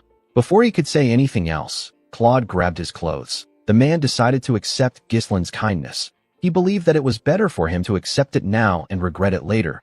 With a confident look on his face, he told the Baron that he can come to the Fenris territory of the Lithania kingdom if he has a problem with them. He told him that he will treat him like a guest. The next day, we see Kair and Belinda riding their horses in front of Ghislaine's wagon. Claude sat with our boy. Ghislaine asked him if he is certain that he doesn't want to live with Anna. Claude said that Anna will find it more comfortable to stay in her homeland without the person who caused her father's death. He looked up and said that he didn't even save the girl by himself. Ghislaine smiled when he heard what he said. He told himself that he has now repaid his debt to his friend. It was a debt that he owed him when he was obsessed with revenge. He recalled how he held Claude's dead body in his hands. Ghislaine looked at the sky and said that he feels much lighter now. He looked at the land in front of them and asked Claude to tell him how he likes the place. Claude asked him to kill the lord of the land if he gets the chance. He said that the land looks a bit strange, but it will be easy to take over. Ghislaine asked him if he is suggesting that he harms himself. Claude was shocked to hear this. He couldn't believe that this poor-looking countryside belongs to our boy. He told him that he only followed him because he looked rich. Ghislaine grabbed his head and moved him closer. He revealed to Claude that he is now the steward of their land. He told him that everything he sees will now be under his management. Claude realized that he messed up. He told Ghislaine that he takes back everything he said. He begged him to take him back to Anna. Unfortunately for him, it was too late. The scene shifts, and we are taken to the Desmond territory. We see Count Desmond sitting on his throne. His officials sat on a round table in front of him. The Count mentioned Perdium and Fenris. His officials became nervous when they heard him speak. With a serious look on his face, Count Desmond mentioned our boy's name. He raised his hand and ordered his officials to send a messenger to Amelia. He said that they will be moving up their plan. In the next scene, we are taken to Gislin's castle. We see our boy standing in front of his men. He was dressed like a proper noble for once. He thanked them for gathering there. He told them that they need to get to work. Everyone accepted his order. The state of the territory that was just freed from Count Degard's tyranny was abysmal. Gislin appointed Claude to various administrative roles and began to restore order in the territory. As they walked around the town, Gislin asked Claude to do a census and track down every last person. He asked him to purchase at least 6 months of food supplies in bulk. He told him that solving the food crisis is the top priority. Claude accepted his order and wrote it down. Since they will soon start farming, Gislin asked Claude to assign oxen with plows to the farming households in order to get the land tilled. He asked him to also check if they can clear parts of the nearby forest to secure more arable land. Claude was surprised to hear this. He asked our boy if they are really going to farm on the dried-up, withered land. Gislin told him that they are. He explained to him that they will grind the bones of the blood python and use it as fertilizer. He asked Claude to replace all the outdated structures because they are useless. He asked him to construct a warehouse and a sewer. As he heard Gislin's orders, Claude realized that he was dead. He is the general administrator, inspector, clerk, treasurer, auditor, tribune, requisition officer, customs officer, tax collector, food officer, liquor control officer, and he still held many more positions. The poor bastard shouldn't have accepted Gislin's kindness. He should have left Anna and ran away. Later in the day, Claude went to meet Gislin. He told our boy that the work is too much for one person to handle. Gislin asked him if he has even tried. He asked him to use this opportunity to test his limits. He told him that he can hire more people if needed. Claude realized that he wasn't getting through to Gislin. He quickly turned around and began to run. Our boy didn't even bother to look at him. He called out to someone known as Wendy. A woman came out of nowhere and charged at Claude. She easily caught up to him and tied him up with her strings. The beautiful woman with platinum blonde hair introduced herself as Wendy. She told Claude that she has received an order from head maid Belinda and has been assigned as his bodyguard. She told him that she looks forward to working with him. Claude screamed out for help. Since they were still in the early stages of development, Gislin needed Claude to hold out. Our boy remembered that these kinds of things were quite easy for Claude in the past. A noble by right has the responsibility and duty to protect their people. However, this territory has a lot of issues. The citizens don't trust nobility due to the exploitation and oppression they faced from the greedy lords. They have lost the will to work due to endless poverty. There is also the issue of starvation. The more these problems are ignored, the more the nobles end up isolating themselves. Gislin knew that he needed to resolve the basic issues quickly if he wanted to restore the foundation of this territory. Unfortunately, our boy was met with another problem. There was not enough funds to resolve their issues. Gislin explained to his group that he won't be able to pay their wages in 3 months if they keep spending money on the territory. Gillian said that this is truly an important issue. Kair didn't understand why our boy was bothered about money. He reminded Gislin that he can just mine some runestone. Our boy explained to him that the runestone has more uses for it other than just selling it.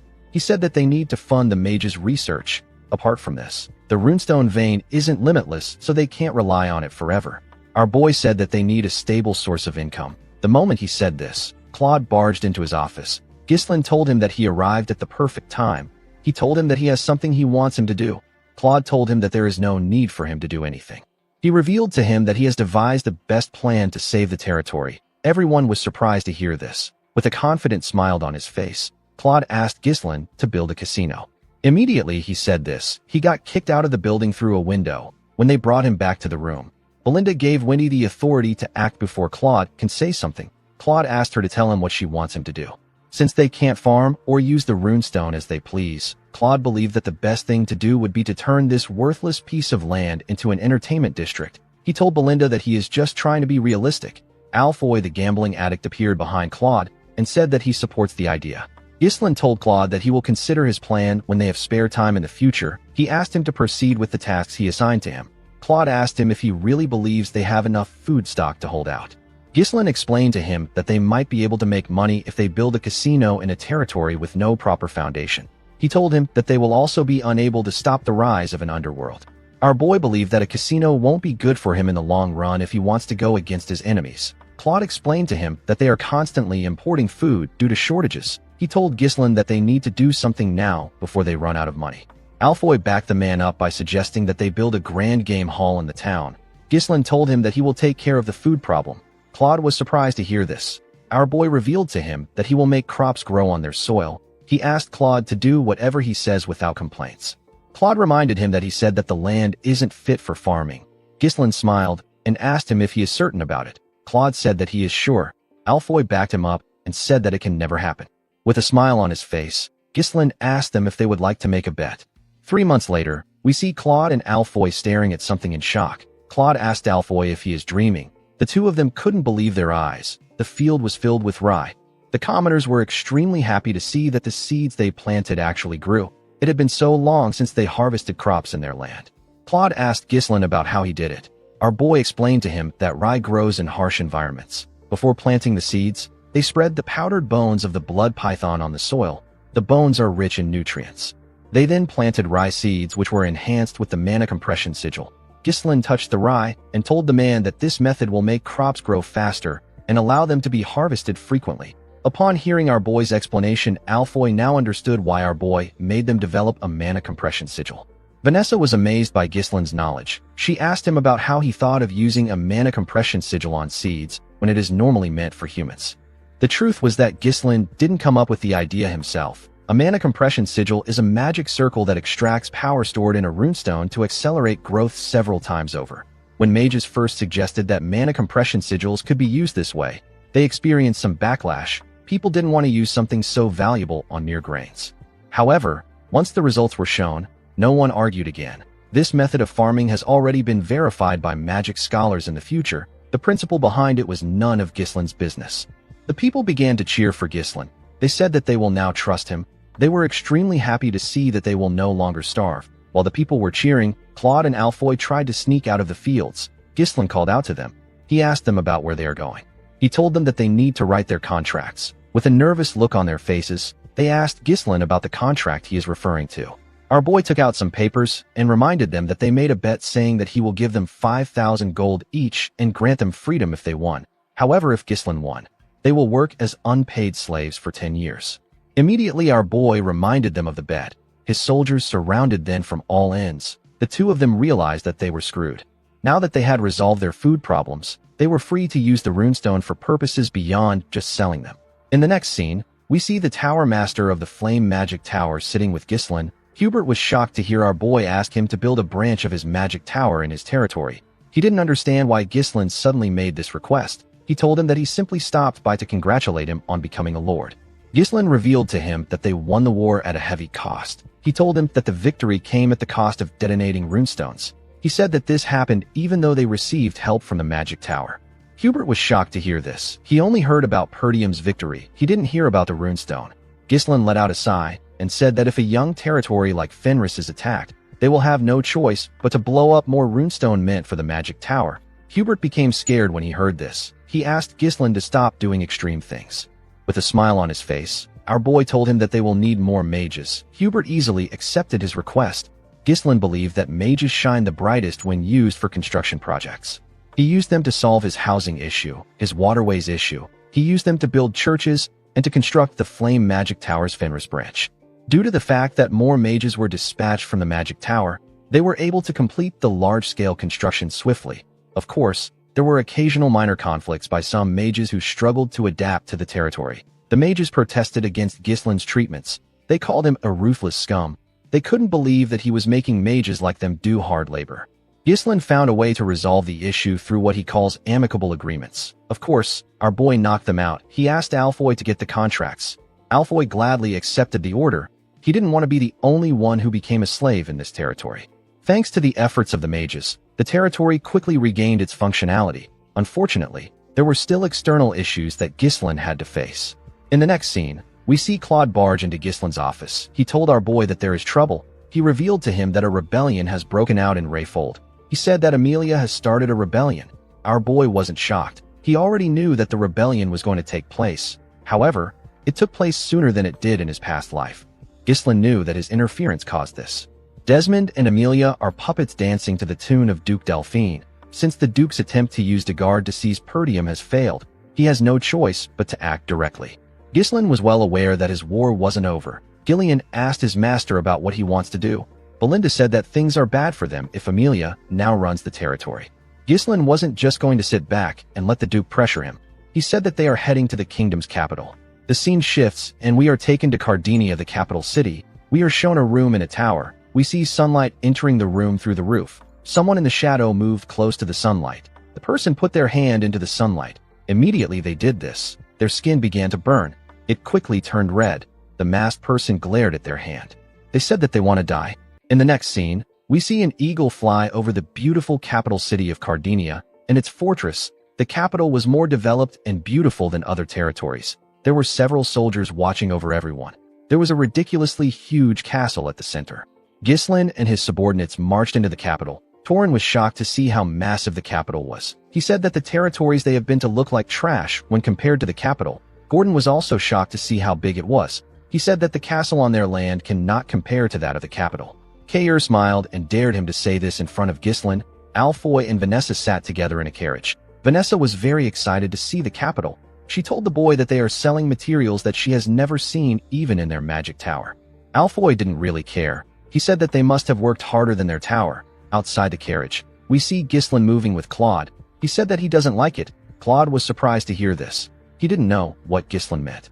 Our boy said that he wants to tear the capital down because it feels like it is boasting. Claude didn't know what to say. He moved close to Wendy and asked her about what is wrong with their master. Wendy simply said that anything their master says is correct. Claude wondered if Ghislain also had a twisted side to him. He felt like our boy was holding a grudge from his past life. Ghislain stared at the city's fortress. He referred to it as the impregnable fortress. People used to say that Cardinia was blessed by the goddess. Our boy once brought down this blessed city. He died in this place. He attacked the capital city to kill Duke Delphine, who had seized the throne at that time. Unfortunately for Ghislain, the Duke wasn't there, due to the fact that he was blinded by revenge.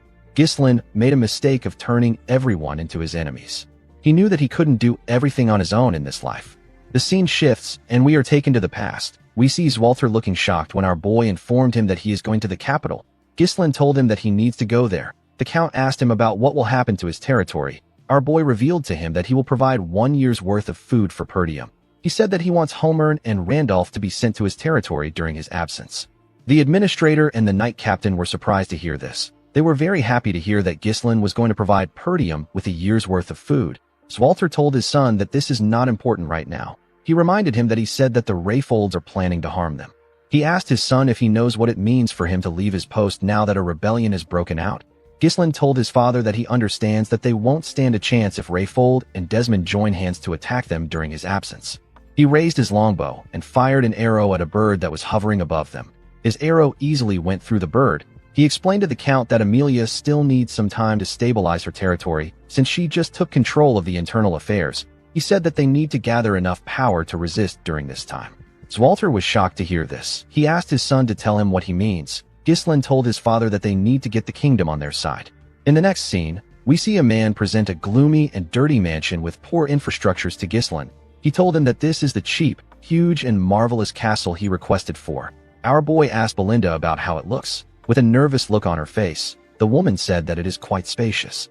Alfoy and Claude moved close to the man and asked him to tell them what is wrong with the mansion. The man was also aware of the state of the mansion. He told the men that the place has been unsupervised for a long time.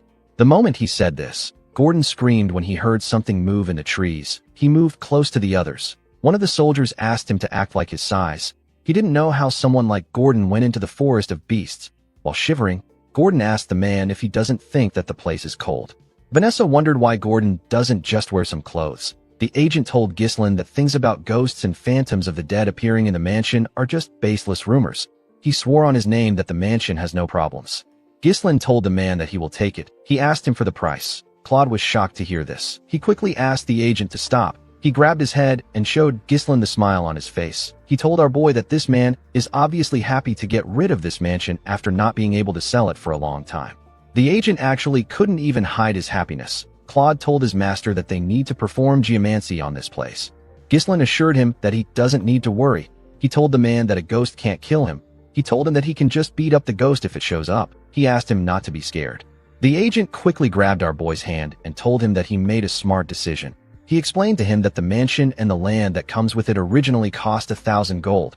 He told him that he will sell it to him for 500 gold due to their poor management of the place. Ghislain said that he will pay 200 gold. The man was shocked to hear this. Our boy reminded him that he said that there are ghosts in the mansion. He said that he is very scared of ghosts. He told him that he can go somewhere else if he doesn't want to sell it for 200 gold. The agent explained to him that this is the only mansion in the capital going for this price. Our boy told him that the maintenance costs of a cursed property like this will end up higher than the property value. He reminded him that he will still have to continue paying the annual land taxes if he is unable to sell it. The agent became nervous. With a smile on his face, Ghislain asked the man if he knows anyone else who would buy this mansion other than him. While our boy was talking, we see the masked woman who was in the tower watching him from the roof. Immediately, she got a look at Ghislain. She disappeared. After our boy bought the mansion, Belinda and the others went inside. Belinda told the men that they need to remove all the gloominess in this mansion. The men quickly began to clean the building.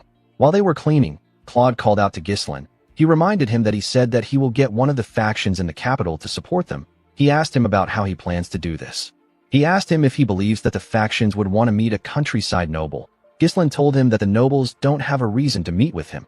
He said that he will give them a reason to meet with him. In the next scene, we see a large amount of ingredients on a table. There were numerous cauldrons next to this ingredients. Claude asked his master about why he prepared these things. Alfoy asked him if he is going to perform some sort of alchemy.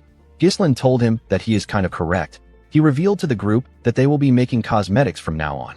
Alfoy and the others were shocked to hear this. Our boy explained to them that he is going to make some samples and send it to every noble house in the capital. Claude asked him if he plans on using this to establish connections across the capital. Belinda wondered if this would really work. Ghislain smiled and told them that they will understand what he means once they use one of the products. He assured them that the nobles won't be able to resist his product. Nobles see exceptional looks as a symbol of power and dignity. They were the kind of people who would stop at nothing to look beautiful or handsome. In the future, it will be revealed that the cosmetics which are made from mercury and cinnabar powder are incredibly harmful to the skin. Duke Delphine created an improved line of cosmetics to address this issue. He made a massive profit from this. Ghislain stole the recipe for this cosmetic when he plundered the Duke's house. This dream cosmetics that resolved all the flaws of the old products is known as Deneb. Our boy asked Vanessa to use her magic to oxidize the zinc and turn it into powder. He placed beeswax into a preheated steamer and let it melt. He then added evening primrose seed oil and shea fruit extract. Once removed from the heat, the zinc oxide powder is added. After this, our boy blended an oil extracted from the blessing of the fairy. The moment he did this, the product released a scent into the air. Vanessa and Alfoy were shocked to smell the amazing scent the product released. Claude wondered why a mere baron would even know how to make something like this. Ghislain gently shook the cream. He told his subordinates that it is not yet finished. He explained to them that they need to leave it for a day in order for the cream to solidify. Ghislain knew that once anyone uses Deneb, they will not be able to get themselves to use other products. This products will become essential to the nobles. Our boy smiled and said that he will make good use of this product. He turned to Claude and asked him to wrap the product up. He ordered him to send it to the nobles as a gift. Claude was surprised to hear this. He asked our boy if he won't even test it. Ghislain assured him that it is fine. While they were talking, the masked woman watched them from a window. She was staring at the product. Later in the night, we see a heavy rain falling in the capital. Everyone in the mansion was asleep. The masked woman appeared in the mansion. She appeared in the room where the products were. She moved close to the wrapped products and picked one up. She opened the product and gently touched the cream. While she was looking at the cream, Ghislain appeared behind her. He asked her if she is the ghost from the rumors. The woman was shocked to hear his voice. She quickly turned around. Ghislain told her that he can guarantee the effects of his product.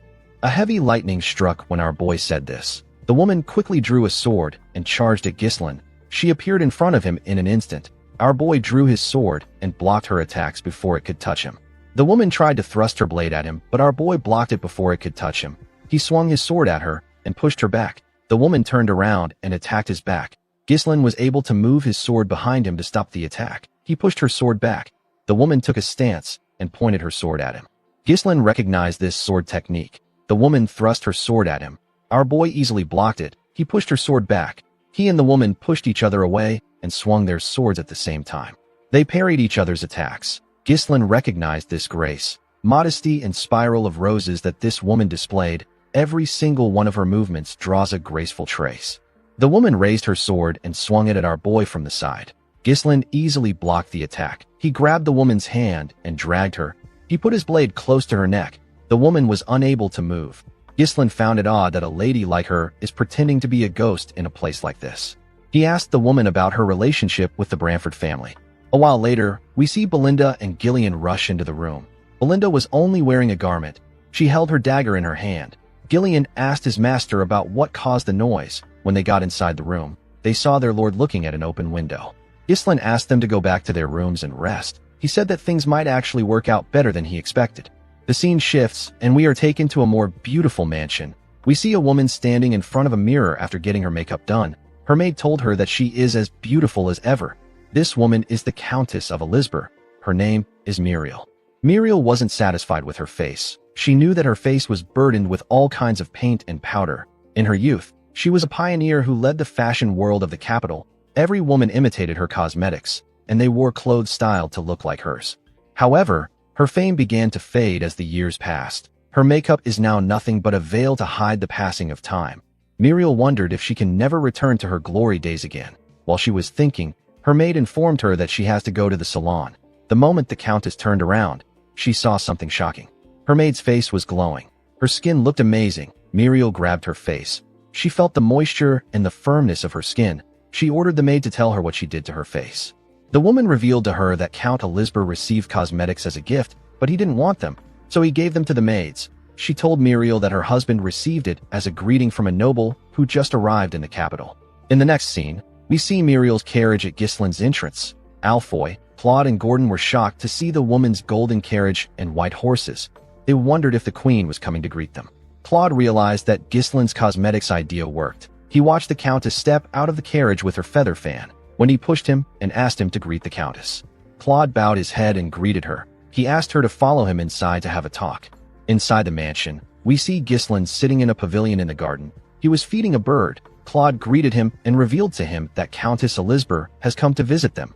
Our boy fed the bird and stood up. The woman asked him if he is Baron Fenris. Ghislain kissed her hand and introduced himself as the lord of the Fenris territory in the northern region. He told her that he is honored that she came to a secluded place like this. The Countess told our boy that he didn't send her any gifts. She said that he only gave it to her husband. She said that her fame wasn't great enough to reach the place he lives in. Ghislain smiled and told her that this is not true. He explained to her that he thought that it would be impolite to give the madam who leads the fashion world something that wouldn't satisfy her. Muriel liked that our boy praised her. She told him that he is not completely clueless. She said that they need to go straight to business. She sat with Ghislain in the pavilion. She asked our boy to give her his cosmetics. Ghislain asked her if she has used it. The Countess told him that it is excellent. She said that she no longer needs the other cosmetics she uses because of the product. She revealed to Ghislain that she wants to monopolize the product. She told him that all he needs to do is focus on developing and delivering the products. Our boy told her that he can only allow her to buy in bulk. The Countess gently smiled when she heard this. She told him that it will be very difficult for him to do business in the capital on his own. She explained to him that it will not be easy for him to enter the network of influential figures even if his product is good. Due to the fact that our boy settled in an old mansion, the Countess assumed that his finances are not very great. Belinda was annoyed to see the Countess talking down to her master. Claude found Muriel's words to be weird because they only settled in the mansion out of Ghislain's stubbornness. Our boy told the woman that the supply price will be a bit high. He asked her if she is okay with this. The Countess laughed when she heard this. She revealed to him that the Elizabeth family is one of the wealthiest family in the capital. Ghislain told her that each unit will cost 100 gold. The Countess was shocked to hear this. She asked our boy if he is joking. Ghislain assured her that he is not. He said that the Queen of Socialites has set her eyes on a product, so it must be worth a lot. Muriel blushed for a moment. She quickly put herself together. She believed that our boy was a sly fox. If it were jewelry or furniture, the price would make sense. It is completely absurd to sell a single jar of cosmetics for 100 gold. In order to make any profit, Muriel would need to raise the retail price above the supply price. Our boy was basically telling her to give up on the monopoly. She was annoyed to see that Ghislain was toying with her. Our boy smiled when he noticed that she was angry. He told the Countess that he has another offer. Belinda moved close to him with a box. Our boy explained to her that he can give her honor even if he cannot give her an exclusive deal. Muriel asked him about what he means. Ghislain placed the box on the table and opened it. He presented 15 cosmetics to Muriel. The woman was shocked to see this. Ghislain told her that this is the cosmetic he made by himself. He told her that it is called deneb. He said that it is a gift to commemorate their connection. He picked up one of the deneb and explained to her that there are still many nobles who don't know how effective deneb is. He said that this is a product that can change the market. He told Muriel that she can be the one to change the market. Muriel let down her feather fan and smiled. She told Ghislain that he is a baron who only knows how to pick the prettiest words. She closed the box and accepted his offer. She stood up and moved her fan close to him. She told Ghislain that he will distribute the cosmetics and she will lead the trend. Our boy smiled and said that this is excellent. He walked the countess back to her carriage. Before getting in, Muriel asked Ghislain to let her know if he needs anything. She told him that she will help him out if it is within her power. Ghislain asked her if she can grant him a request. Muriel was surprised to hear this. He asked her if she can relay some words to Marquis Branford. He asked her to tell the Marquis that Baron Ghislain Fenris can solve his daughter's problem. The scene shifts, and we are taken to the Branford territory. We see someone telling an old man with red eyes what Ghislain said. This man is the Marquis. In the next scene, we see Claude throwing money in the air. He screamed that they have hit the jackpot. He was very happy. He realized that the Countess was really famous. He couldn't believe that the expensive cosmetics were selling like hotcakes. Kayer was also surprised to see how much they made. Alfoy the gambling addict was amazed to see how much they made. He said that he can gamble until the day he dies with this money. Claude advised Ghislain to forget their land. He said that they should just stick to the cosmetics business. Wendy quickly tied him up to shut him up. Belinda wondered why he was so excited when it wasn't even his own money. Gillian commended his master for easily securing a place in the capital. Ghislain said that this is not enough. What he really wanted was something else. Later in the night, we see Ghislain walk to his pavilion. When he got there, he saw a knight waiting for him. The knight informed him that Marquis Branford has summoned him. The scene shifts, and we see Ghislain and his subordinates walking to the Marquis's huge mansion. When they got to the entrance of the Marquis's office, 2 guards opened the door for them. When our boy stepped inside, he saw the Marquis and the knight that came to summon him. There was also another man next to the Marquis. Marquis Branford didn't pay attention to Ghislain. He was looking at a book. Our boy bowed his head and greeted him. He introduced himself to the Marquis. Marquis Branford raised his head when Ghislain greeted him. He called our boy the son of Count Zwalter Perdium and the heir of Perdium. He called him an arrogant brat who won the war against Degard, killed the count, and seized the lord's seat. The Marquis told Ghislain that he is completely different from his father. Our boy was not surprised to hear this. He knew that the Marquis had been watching the situation unfolding in the Northern Territories. Marquis Branford is a minister and the greatest authority in the kingdom. He is the leader of the royalist faction that opposes Duke Delphine. All the kingdom's affairs pass through the Marquis's hands. If it weren't for Countess Muriel, who is a fellow royalist, Ghislain wouldn't have been able to meet him this quickly. The man next to the Marquis drew a chair out for our boy. The Marquis asked him to sit. Ghislain noticed that the Marquis had a deneb on his table. He sat in front of him. The Marquis told our boy that he heard that he claimed that he can solve his daughter's problem. Ghislain told the man that he can cure her illness. The Marquis let out a sigh and closed his book. He told Ghislain that he has never even met his daughter, whose name is Rosalind. He asked our boy about how he plans to cure an illness that they have been unable to cure for years without even knowing her symptoms. Ghislain informed the man that he heard some rumors while staying in the capital, and he gathered information on his own. He told him that he has cured an illness before. The Marquis told Ghislain that he likes his confidence. Before our boy could reply to him, the Marquis asked him to leave. Ghislain did not expect to hear this. The man told him that he is not the first person to claim that he can cure his daughter's illness. He said that all the others have failed. Each one of them had to pay the price with their lives for not taking responsibility for their words. The Marquis picked up the deneb. He said that he doesn't want a talented young man to waste his life. Ghislain understood the Marquis's cold consideration. He knew that the man would have already tried everything possible to cure Rosalind's illness. He asked him if he doesn't plan on curing his daughter. The man said that it is not a big deal. He said that having bad skin cannot kill her. Ghislain told the man that his daughter won't agree with him. The Marquis knew that our boy was right. He told him that he brought him there because he wanted to confirm it by himself. He asked Ghislain if he is confident. Our boy placed his hand on his chest and told the man that he is different. The Marquis could tell that he was serious. He asked Ghislain to do his best if he is determined to risk his life. He ordered the man next to him to provide Ghislain with everything he needs. He asked him to reward our boy well if he succeeds. Ghislain told the Marquis that a reward is not enough. He asked him to give him something that he desires. The Marquis did not expect to hear this. He asked our boy to repeat what he said. Ghislain told the man that he is the pillar supporting the kingdom. He asked him if granting him one small wish would be difficult. The Marquis asked our boy if he is really asking for compensation just for treating his daughter. Our boy told him that he is. He asked the Marquis to tell him the value of being the pillar of the kingdom and the greatest authority if he cannot even protect his own family. He asked the man to tell him the use of his authority. Belinda was surprised to hear what her master said. Claude was scared. He didn't know why Ghislain was speaking so boldly. The Marquis told our boy that the price of demanding something from him is not cheap. He told him that he has to put everything he has on the line if he wants to get what he wants. The moment he heard this, Ghislain remembered his county, his sister, his father and his officials, his comrades and soldiers. This were the most important people to him. With a serious look on his face, the Marquis stretched out his hand and asked Ghislain if he can do it. Our boy looked into the man's eyes. He put himself together and shook his hand. The Marquis was surprised to see this. Our boy told him that he will put everything on the line. The Marquis looked into his eyes. He could tell that Ghislain was being serious. He turned to his assistant and asked him to inform the royal treasurer to prepare to cut off all support for Perdium. He asked him to instruct the commander of the guards to surround Ghislain's mansion in the capital. He forbade all entries and exits. The Marquis stood up and told Ghislain that he has 1 week. He asked him to bring Rosalind to him in perfect condition within this time. Our boy smiled and said that he can do it. Belinda became nervous when she heard this. Claude was annoyed. He couldn't believe that Ghislain put them in another issue when they just solved their money problem.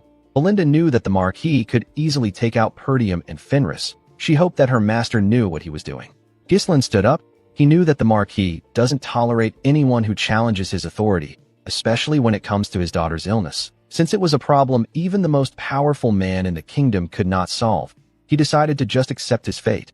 Our boy knew that he had to succeed. He walked out of the Marquis's office.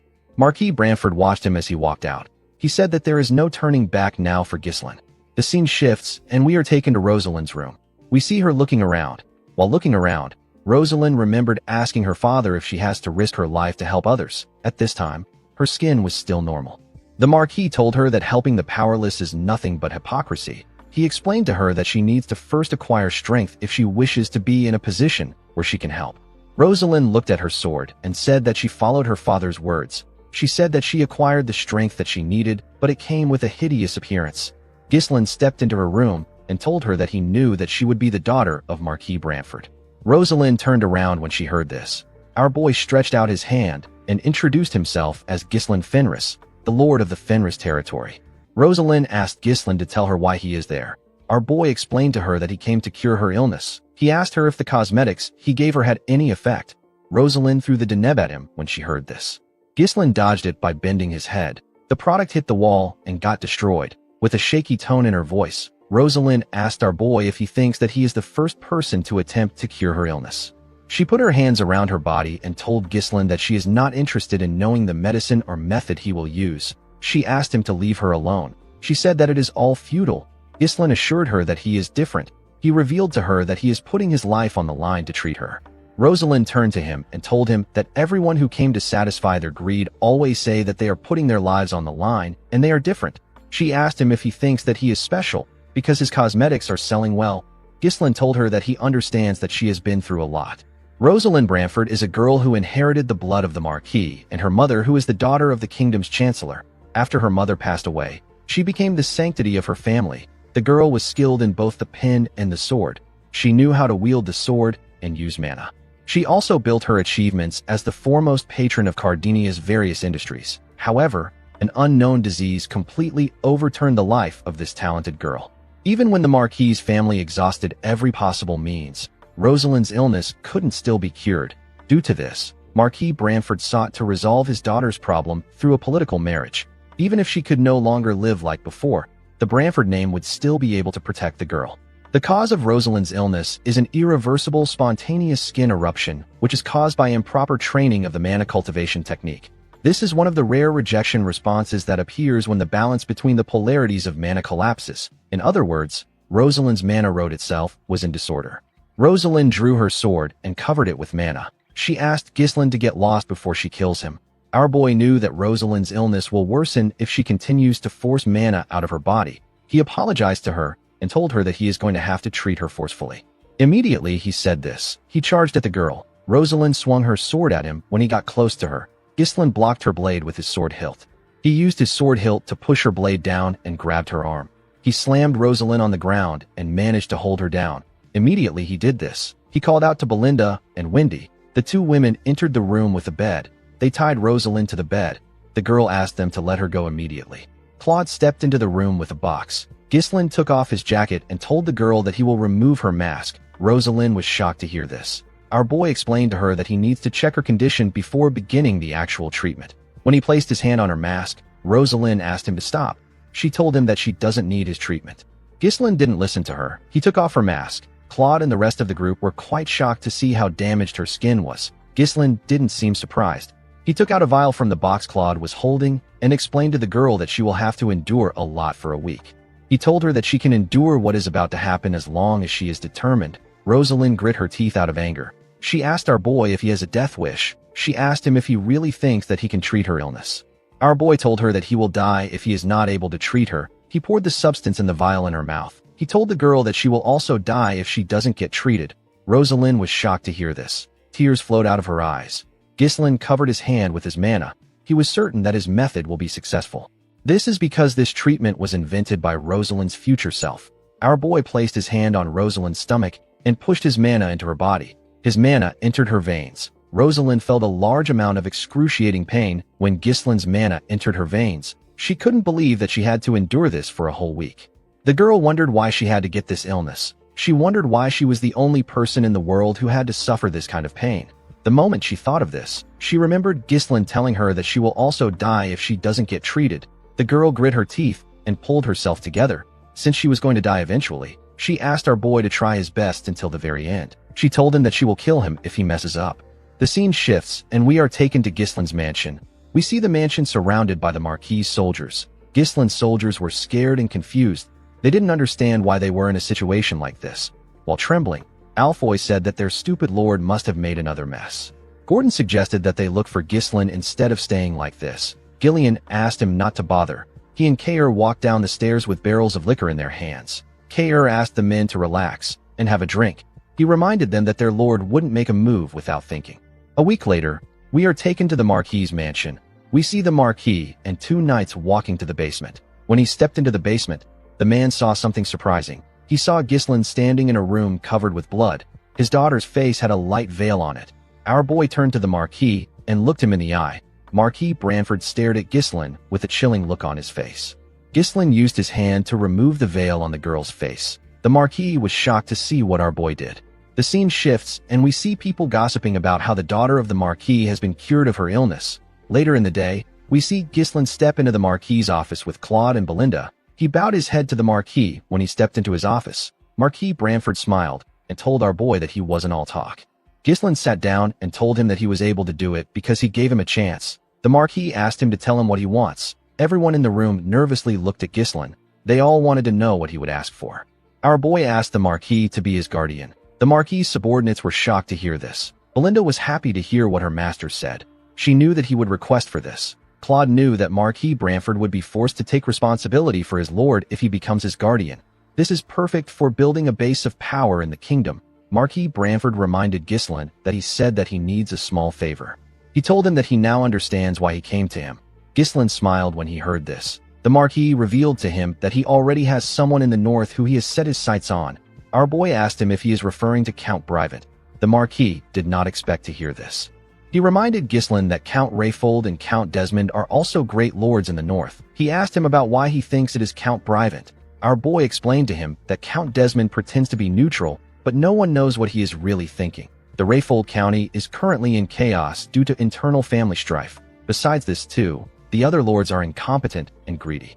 On the other hand, Count Brivant is wealthy and close to the royalist faction. He also possesses the military power of the Flame Magic Tower. The only person that the Marquis could set his eyes on is Count Brivant. Marquis Branford asked Ghislain if he is saying that he is more worthy than Count Brivant. Our boy smiled and asked the man to be honest. He asked him if he doesn't find the Count to be unsatisfying. Marquis Branford began to laugh when he heard this. He told Ghislain that he is correct. He said that the Count is a good man, but he is lazy, indecisive, and easily influenced. Our boy told him that the Count would have already been influenced by the Duke because of his personality. He asked the Marquis to be bolder if he is going to grant his wish. He asked him to make him the representative of the North. Marquis Branford did not expect this. He told Ghislaine that he now knows why he risked his life for this. He stood up and asked everyone present to bear witness. He announced that he will support Ghislaine as his guardian. He said that our boy's enemies are now his enemies. Everyone who wants to face Ghislaine must remember that the Marquis stands behind him. Marquis Branford turned to our boy and asked him to swear that he will consider his honor in everything that he does. Ghislaine went on his knees and drew his sword. He held his blade and swore that he will consider the Marquis' honor. The moment he did this, someone congratulated him. Our boy quickly turned around. The person told him that she couldn't greet him properly because of the chaos. The girl with the blue fan told Ghislaine that although her father has rewarded him, she is the one who is truly indebted to him. Immediately she said this. Rosalind closed her blue fan and revealed her beautiful face and shining red eyes. The girl told our boy that she will become his guardian. In the next scene, we see a party taking place in the Marquis' mansion. We see nobles dancing and talking to each other. Some of them talked about how Rosalind's illness was cured by some no-name noble with cosmetics. Someone said that it might be the Deneb that Countess Muriel has been advertising. A noble lady asked the man not to make her laugh. She said that a cosmetic product cannot cure an illness that even doctors couldn't cure. Another man said that Marquis Branford wouldn't host a banquet for no reason. He said that he heard that the Marquis has already decided on whom to support. While the nobles were chatting amongst themselves, someone asked them to look up. Everyone quickly turned to the door. They saw Ghislaine walking with Belinda by his side. The woman wore a beautiful dress. Belinda grabbed her master's hand and asked him to take it out of his pocket. She asked him to put a smile on his face. Ghislaine wasn't really interested in doing this. He asked the woman if she doesn't think that she is a little overdressed for the event. Belinda smiled and asked her master if he knows when she will get the chance to come to a banquet like this. She said that she cannot miss a banquet hosted for him by the real power of the kingdom. Ghislaine said that he is not certain if the banquet is for him. Immediately he said this. The doors slowly opened. Someone announced that Marquis Branford is entering the hall. Everyone quickly turned to the door. They saw the Marquis step into the hall with a lady by his side. Rosalind gently walked down the stairs. She put her blue fan away and revealed her face to the nobles. She asked them if they have all been well. The nobles began to cheer when they saw Rosalind's face. They couldn't believe that the rumors were true. One of them said that she is even more beautiful than before. Belinda said that she almost didn't recognize the girl. She told our boy that no one would believe that this was the same person who had a bad temper a few days ago. While looking at the nobles, Rosalind turned to our boy and carefully looked at him. Ghislaine didn't know why she did this. The Marquis thanked everyone for attending his banquet. He said that today's banquet is to celebrate his daughter and to allow him to officially announce that he has decided on his ward. The nobles were surprised to hear this. They couldn't believe that the rumors were true. Marquis Branford told them that some of them might already know our boy, but most of them don't. He said that Rosalind was able to break free from the illness that has been oppressing her for years thanks to the efforts of Baron Ghislaine Fenris. The Marquis said that his family will do its absolute best to help Ghislaine as its guardian. He asked the nobles to treat our boy the same way they treat him. He smiled and asked them to enjoy the banquet. Immediately he said this. The nobles turned to Ghislaine and glared at him with a scary look in their eyes. They looked like predators that have found their new prey. Ghislaine realized that the Marquis might be careful when making a decision, but he is decisive when it is time to act. He remembered the Marquis asking him to attend the banquet so that he could introduce himself to the nobles of the faction. He told our boy that the nobles can provide him with help in the future. Ghislaine noticed that most of the kingdom's important figures attended this banquet. He didn't like interacting with nobles, but he understood that the banquet would benefit him a lot. While he was looking around, he heard some people gossiping. Some wondered if Ghislaine deserved to be under the Branford family. Some said that his family doesn't even have any real power. Belinda was annoyed to see that they were looking down on her master. While the nobles were talking, someone called out to Ghislaine. Our boy and Belinda quickly turned their heads. Rosalind bowed her head and told Ghislaine that she would like to extend her gratitude to him. The nobles were shocked to hear this. The hall became quiet. Rosalind asked him not to pay attention to the petty noise. She said that it is natural for rumors to follow a popular figure. Ghislaine said that he is not interested in this kind of popularity. He told the girl that their intense gazes are almost burning his skin. Rosalind told him that today is a special day. She explained to him that the nobles have confirmed that she has officially returned to the public's eye, and they found out that her father has become his guardian. She said that the nobles must be itching to do something. She stretched out her hand and told Ghislaine that they need to greet the nobles. She said that everyone is waiting. Our boy carefully turned and looked at Belinda. The woman smiled and waved at him. Ghislaine smiled and grabbed Rosalind's hand. The girl explained to him that the royalist faction is divided into 3 main groups. The first group belongs to the wealthy house of Elizabeth, which dominates the capital's culture and commerce. The second group is under the Chief Justice who oversees law and administration. He is the eldest son of the Royal Chancellor and Rosalind's in-law. His name is Sir Bilor Norton. The third group is under Marquis Morris Macquarie. He is the commander-in-chief of the kingdom's army. He is in control of the nation's military might. Rosalind explained to Ghislaine that this people are the high nobles of the Lithania kingdom who wield immense power over administration, finance, and the military. She told him that whoever he chooses to greet first as the northern representative will either raise or diminish their prestige. The moment he heard this, our boy remembered the Marquis telling him that the world he is about to step into is completely different from the one he comes from. Rosalind told him that he has to choose well. Ghislaine carefully looked at the nobles. He let out a sigh and walked forward. He moved close to Count Elizabeth and bowed his head to introduce himself to him. Marquis Morris was annoyed to see this. Count Elizabeth greeted our boy with a smile on his face. He told him that his wife has gained some confidence thanks to him. He asked Ghislaine to let him know if he ever needs any help. Countess Muriel moved close to our boy and referred to him as their little brother. She said that our boy is quite loyal.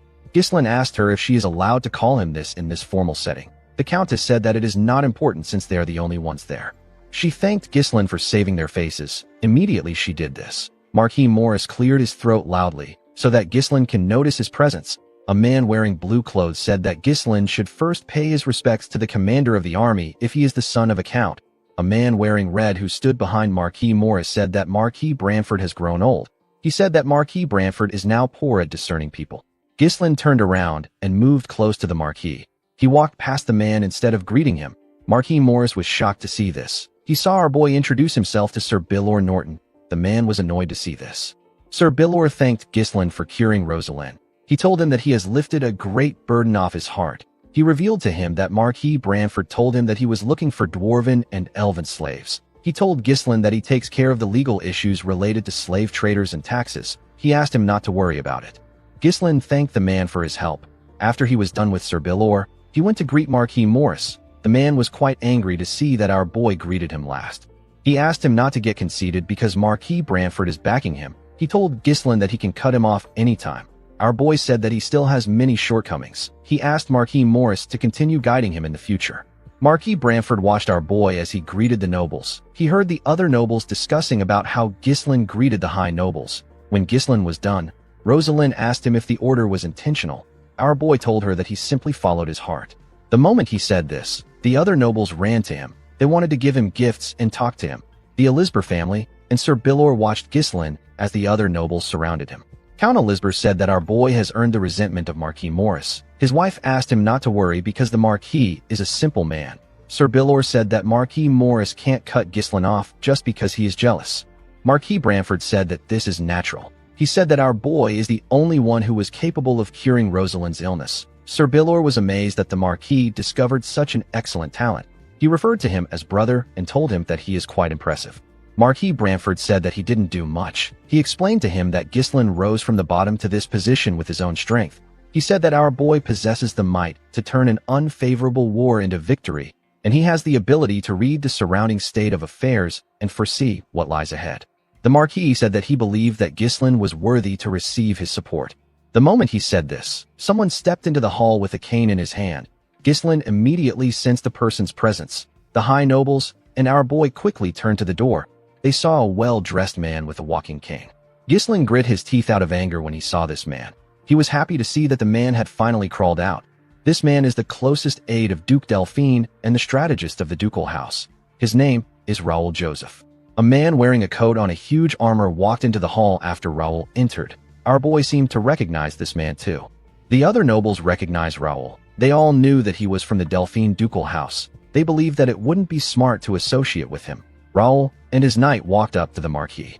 Raoul greeted Marquis Branford. The Marquis told the Viscount that he believed that he had no interest in events like this. The Viscount told him that he simply came there to pay his respects. He told the Marquis that he heard he recruited a young lion. The Marquis told him that his lion is not special enough to interest the Duke. He asked the Viscount about the identity of the person behind him. Raoul told the Marquis that it is his escort. He said that it is not someone special enough to interest him. The Marquis's knight told the Viscount that his escort needs to remove his helmet and reveal his face. He asked the escort knight to show his face. The man didn't do anything. The Marquis's knight was annoyed to see this. He placed his hand on his sword and asked the escort if he didn't hear him. Before he could draw his sword, Marquis Branford asked the man whose name is Tolio to stop. He said that it is okay. With a serious look on his face, the Marquis asked Raoul to enjoy himself since he has come a long way. He asked him to take care of himself before he leaves so that he doesn't dishonor the Duke's name. The Viscount smiled and thanked the Marquis for his consideration. He turned around after thanking the Marquis. Marquis Branford could not believe that he was not informed that someone like Raoul, who is a significant figure in the Duke's faction, was in the capital. He couldn't believe that the man managed to avoid his eyes and ears. He realized that the Duke's influence has reached the capital. Raoul and his knight walked up to Ghislain. Our boy looked the Viscount in his eyes. He glared at the man to show his disdain for him. Raoul did not understand why Ghislain was glaring at him. This was his first time meeting him. He asked our boy if he knows him. Ghislain put himself together and stopped glaring at the man. He told him that he knows him. He said that he heard many things about him in the capital. The Viscount told Ghislain that he also knows him very well. He said that our boy put on an amazing show in the northern region. Ghislain was not surprised to hear that the man knew about what happened in the north. This is because Raoul was the one who made all the plans to bring Perdium to its knees. The Viscount suggested that they move somewhere else since they have greeted themselves. He told our boy that he has something to tell him privately. In the next scene, we see Ghislain in a room with the Viscount and his knight. Raoul decided to be straightforward. He told our boy that they are interested in his cosmetics. He explained to him that he came to the capital because he heard that a product that was good enough to cure Rosalind's skin and bring it back to life had appeared. He said that they were actually developing something similar. Ghislain wasn't looking at the Viscount when he was talking. He was staring at the knight behind him. Our boy turned to the Viscount and told him that he will have to apologize to him if he came to talk about an exclusive contract or technology sharing. The Viscount told him that he did not come there to engage in such a tedious talk. He said that a brilliant young man like him is rotting away in the countryside with nothing. The Viscount said that a scoundrel suddenly made a name for himself, led a war to victory, and secured a successful position in the capital. He asked our boy if this is by luck or skill. Ghislain told Raoul that he improved by studying a bit. This wasn't the answer Raoul wanted. With a smile on his face, the man asked our boy to come to the Duke's faction. Our boy was not surprised to hear his offer. Raoul said that there is an expiration date to talents and abilities. He told our boy that his life will end before he gets the chance to show his talents if he stays in a harsh place like the North. He told him that he will be worn down by barbarians and foreign wars. He said that this is not the first time he has seen brilliant young men waste away like this. He stretched out his hand and told Ghislain that he won't have to worry about this if he joins them, because they have the power to change his life. Our boy reminded the man that he has already joined the Royalist faction. Raoul told him that he cannot really say that he joined the faction when it has not been that long. He revealed to our boy that they can provide some fine lands in the south and give some to his father too. He said that Count Perdium must have been through a lot of troubles to protect the kingdom from the barbarians. He told our boy that the Count can't fight forever. He said that it might be time for him to retire. Ghislain already knew that Raoul would try to convince him like this. Even though our boy already joined hands with the faction that opposes the ducal house, the Viscount is still trying to win him over. He spoke as if joining their side would somehow solve all of Ghislain's problems. He tried to sweet-talk and coax our boy to make him one of their own. Ghislain was certain that the man has used this same tactics on many people. He knew that this tactic was nothing more than a scheme to keep an uncontrollable variable within his grasp. He told the Viscount that the North is actually a better place than he thinks. Raoul told him that he doesn't have to decide right now. He said that he is planning on staying in the capital for a while. He asked our boy to take his time to think. Ghislain told the Viscount that he has a counteroffer for him. Raoul did not expect to hear this. Our boy asked the man to join their side. Raoul glared at Ghislain when he heard this. In the next scene, we see a carriage leaving the Marquis's mansion. Raoul and his knight were inside the carriage. The knight asked him about how he feels about Ghislain now that he has seen him. The Viscount said that our boy has strange eyes. He said that he wants to gouge them out. The knights revealed to him that Ghislain tried to kill him. Raoul was surprised to hear this. The knight told him that he could feel our boy's killing intent. He said that Ghislain was gauging his skills during the entire conversation. Our boy was wondering about how fast he could kill the Viscount after getting past the knight. He and the man locked eyes. They fought with their minds. In his mind, Ghislain swung his sword at the Viscount in an instant, but his attack was blocked by the knight. The knight pushed Raoul away and blocked our boy's attack. Although his first attempt was stopped, Ghislain didn't give up. He tried again, but his attacks were blocked by the man. Our boy and the man glared at each other. Our boy increased his speed and swung his blade at the man. The knight easily blocked his attack. He pushed Ghislain's sword back. Our boy gathered his strength and pushed his sword away. He and the knight quickly swung their blades at each other. Their fight came to a standstill. Ghislain realized that he couldn't get his way. He glared at the man. He grit his teeth and gave the Viscount the offer to join them. Raoul smiled and told him that he now understands why the Marquis likes him. He stood up and told Ghislain that he enjoyed talking to him. He told him that he will see him again in the future. Our boy said that he is also looking forward to it. After Ghislain said this, the knight glared at him with his green eyes. Our boy looked him in his eyes and told him that he looks forward to seeing him. He referred to the man as the strongest swordsman of the kingdom. His name is Cain Balzac. The swordsman revealed to Raoul that our boy knew him. Upon hearing this, Raoul realized that Ghislain's performance in the north is not a rumor. He said that this doesn't change his plan to take over the north. He said that his plan is only delayed. He told Cain that there are still many methods to use. He said that he will warn Count Desmond about our boy. He planned to tell the Count to consider Ghislain as a knight captain of a territory when facing him. Cain told him that he is wrong. Raoul did not expect to hear this. The swordsman had already seen Ghislain's skills, so he knew that our boy was not some knight captain. He asked Raoul to tell the Count to consider Ghislain as the strongest sword in the north. The scene shifts, and we are taken to Ghislain's mansion. We see the soldiers packing up the things in the mansion. Kair and Claude were in charge of supervising. Kair ordered the men to take every last penny. He warned them not to leave a single coin behind. Gillian controlled the soldiers outside. He told them the places where they were to keep each items. While the soldiers were busy packing up, we see Rosalind looking shocked when Ghislain informed her that he is returning home. The girl asked him if he is serious. Ghislain told her that he has a lot to do. He told her that he will leave the Deneb in the capital to her. He asked her to send the 300,000 gold to him. Immediately he said this. He noticed that she wasn't pleased. Rosalind asked him if he doesn't have anything else to talk about other than money. Ghislain didn't know what to say. He reminded her that she is his sponsor. Rosalind told him that he is cold. She let out a sigh and explained to him that she needs to know more about him as his sponsor so that she can understand him better. She said that she would like to know things like the kind of goal he has for him to devote his life solely to work. Ghislain told the girl that it is nothing much. He said that he simply wants to live his life well without starving to death. Rosalind said that this is not true. She told him that he would have accepted Viscount Joseph's offer and joined the Delphine faction if this was his goal. Ghislain revealed to her that he has set a certain goal for himself as Perdium's successor and the Lord of Fenris. He told Rosalind that he needs her help in order to achieve this goal, but he cannot allow her to share his burden. Rosalind did not like what she was hearing. She asked Ghislain to tell her why he won't share his burden with her. She said that a burden is naturally supposed to be shared. Ghislain pushed her fan out of her hand and grabbed it. He gently raised her hand and kissed it. Rosalind was shocked to see this. She began to blush.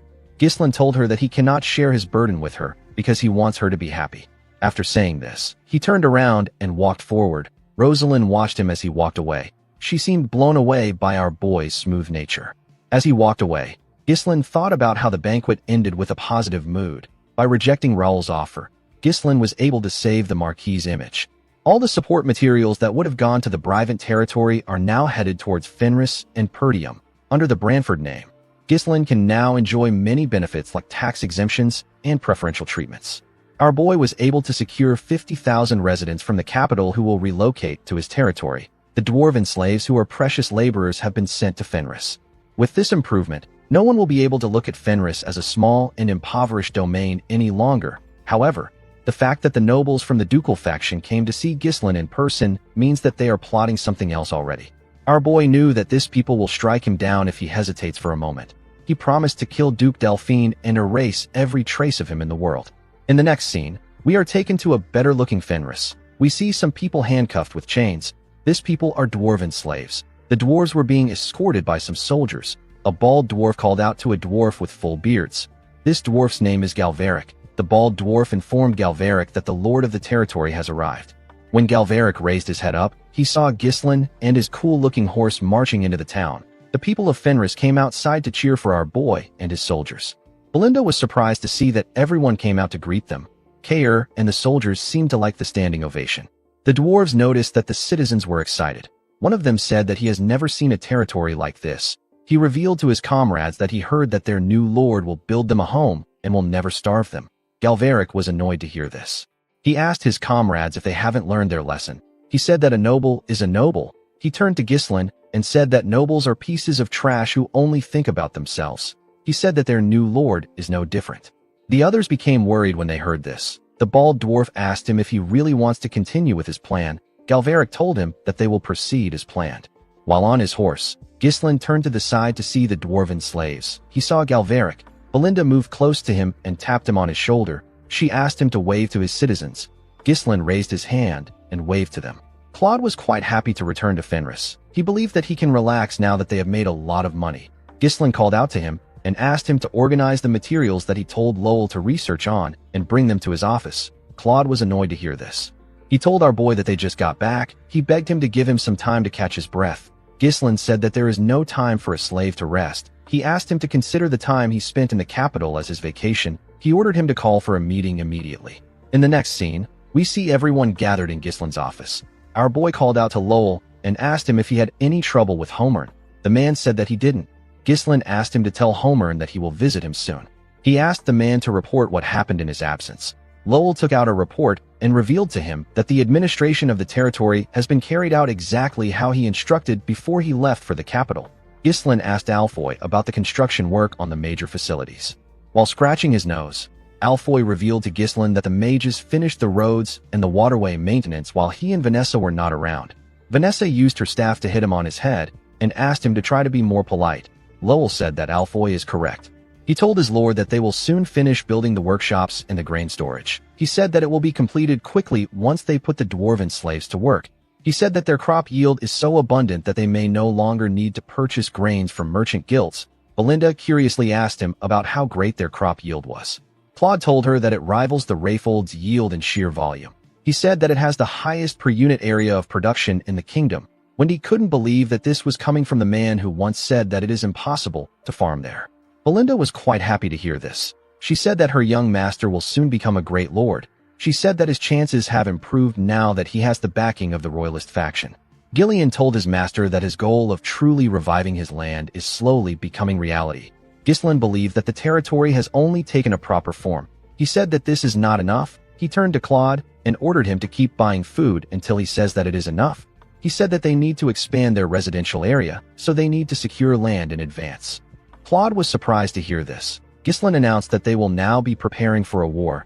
Everyone was shocked to hear this. Claude asked him about what he means. He asked his lord to tell him who will dare to attack him now that he has joined the royalist faction.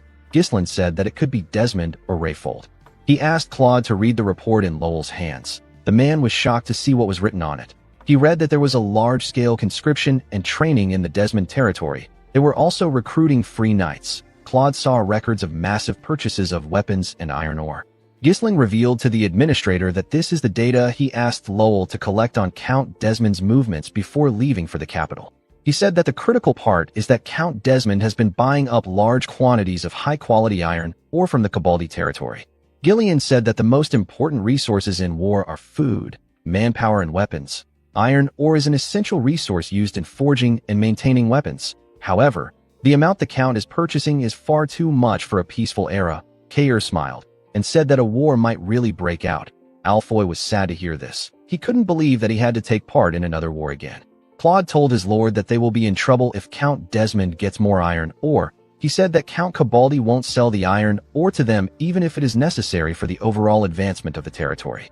Ghislain said that they need to consider Count Cabaldi as a part of the Delphine faction. He said that their enemy can already be ready to attack while they're trying to get their iron ore. He asked the group if they now understand how uncomfortable the situation is. The room became silent. Ghislain told them that he is going to share his plan with them. Everyone quickly turned their eyes to him. He announced that they will be attacking the Cabaldi County first. Everyone was shocked to hear this. In the next scene, we are taken to the Cabaldi County. We are shown the Cabaldi Castle. Inside the castle, we see a man eat a berry and spit out a seed on the table. Count Desmond was sitting across this man. The man with the unique chin is Count Cabaldi. The Count asked Desmond to tell him what he means by strongest sword in the north. Count Desmond revealed to him that he received a report about the Fenris territory from the Duke. He said that the Duke asked them to consider Ghislain as the strongest sword in the north when facing him. He told Count Cabaldi that our boy is an unpredictable individual. He advised him to make preparations for war. Count Cabaldi asked Harold about why he is telling him this. He told Count Desmond that he will be the one to go out to fight. Harold told him that it was an order from the Duke. Count Cabaldi began to laugh like a crazy person. He asked Harold if he lost all his senses after losing to Ghislain. He asked him if anyone would dare wage war on his territory. His territory possesses a double wall that is built sturdier than an ordinary fortress. There is also a moat surrounding the castle. The siege weapons in the castle were forged with the North's finest smithing techniques. Count Cabaldi asked Count Desmond if he is really telling him to make preparations after seeing this citadel that has been handed down for generations. He told him that his castle has never been breached. With a confident smile on his face, he said that it has never happened in history.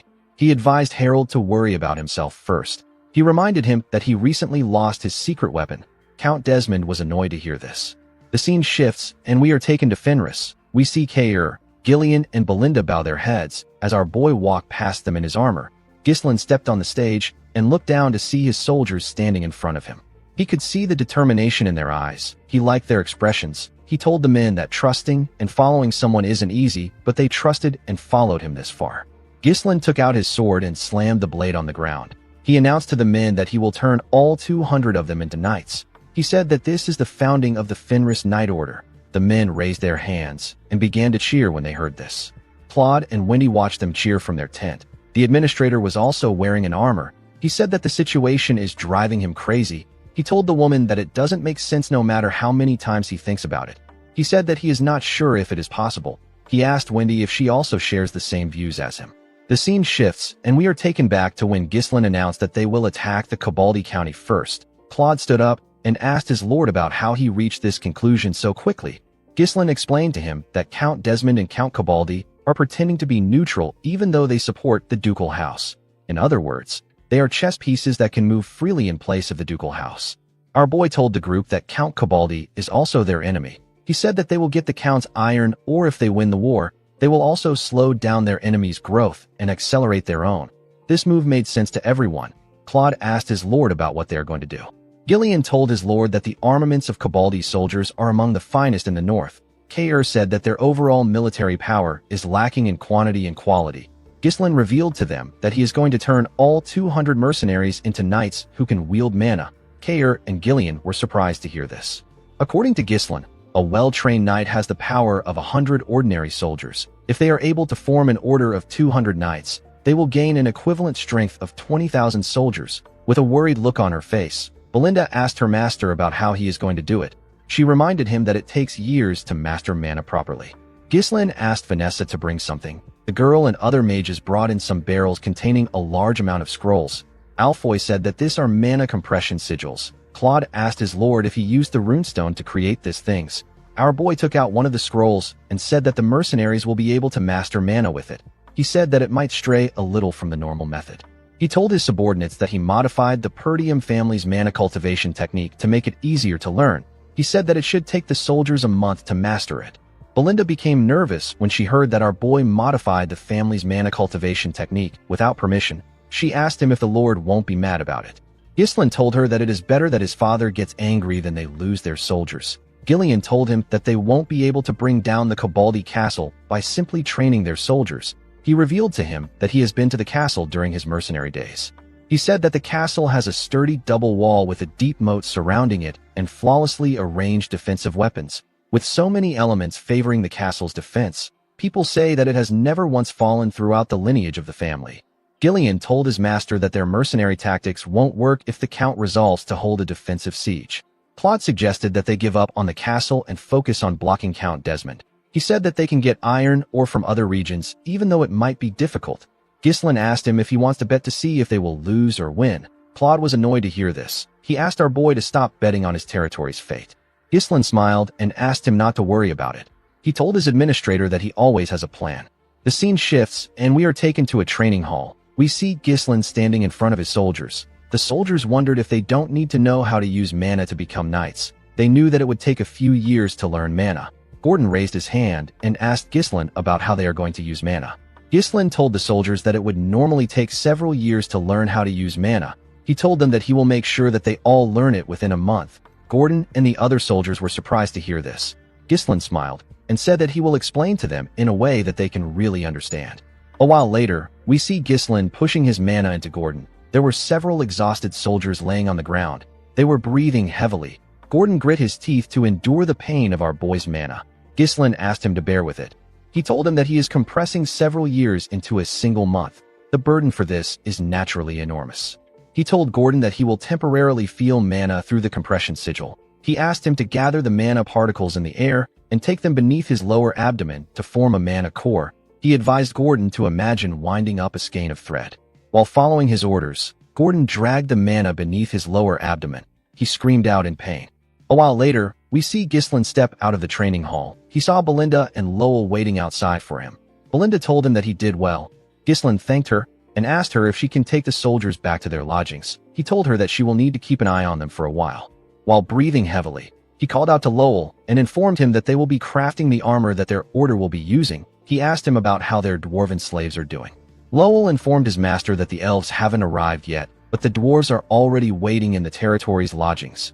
Ghislain turned to the sky when he heard this. He said that the moon won't be rising tonight. The scene shifts, and we are taken to a forest outside the town. We see someone push his hand out from the ground. The person created a huge hole and came out of the ground. The person turned out to be Galveric. His comrades were behind him. Galveric asked his comrades to come out after looking around. One of the dwarves asked Galveric if he is certain that they will be free once they escape this kingdom. Galveric revealed to him that people said that there is a secret autonomous district in another kingdom where slaves of different races live together. He asked his friends to leave with him. He said that the border is right in front of them. The moment he said this, Galveric noticed that his friends were hesitant. They seemed to be shaking. Galveric was annoyed to see them hesitating. He asked them if they have some lingering attachments to the slave life. He asked them to go back and spend their whole lives crafting toys for nobles if they're scared. The bald dwarf said that this is not it. He pointed at something and asked Galveric to turn around. When the man turned around, he saw Ghislain behind him. Our boy told the dwarves that there is no point in running away. The dwarves were shocked to hear this. They believed that Ghislain knew about their escape plan. Galveric couldn't believe that he already caught up to them. The moment he thought of this, he noticed something. He didn't see anyone behind Ghislain. He asked him if he came alone. Our boy told him that he did. The dwarves quickly came together and had a little meeting. They turned to Ghislain and glared at him. Galveric told him that they will be free if he is gone. Ghislain smiled and asked them to do their best. A while later, we see Galveric struggling to get up after taking a beating from Ghislain. His friends couldn't even move. Ghislain moved close to him and told him that dwarves are quite sturdy. Galveric raised his head up when he heard this.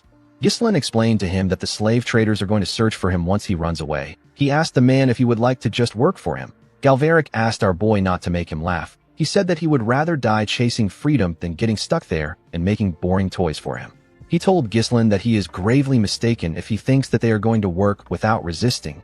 Ghislain smiled when he heard this. He liked the dwarf's resilience. He believed that his behavior was normal since he is someone who will later be called the legendary blacksmith in the future. Galveric pushed himself up and took a stance. Ghislain asked the man to give him 10 years. He promised to build an autonomous district for dwarves in his territory and free them from slavery if they cooperate with him earnestly. The dwarves were shocked to hear this. They all got up. Galveric asked him to stop lying. He told Ghislain that the kingdom legally defines them as slaves. He told him that it will be meaningless for a rural lord like him to give them freedom. Ghislain told the man that laws can be fixed when needed. The bald dwarf informed Galveric that Ghislain is backed by the royalist faction. He said that it might really be possible for him. Galveric clenched his fist out of anger. He knew that he couldn't win this fight. Ghislain told him that he is not interested in some luxurious craftsmanship.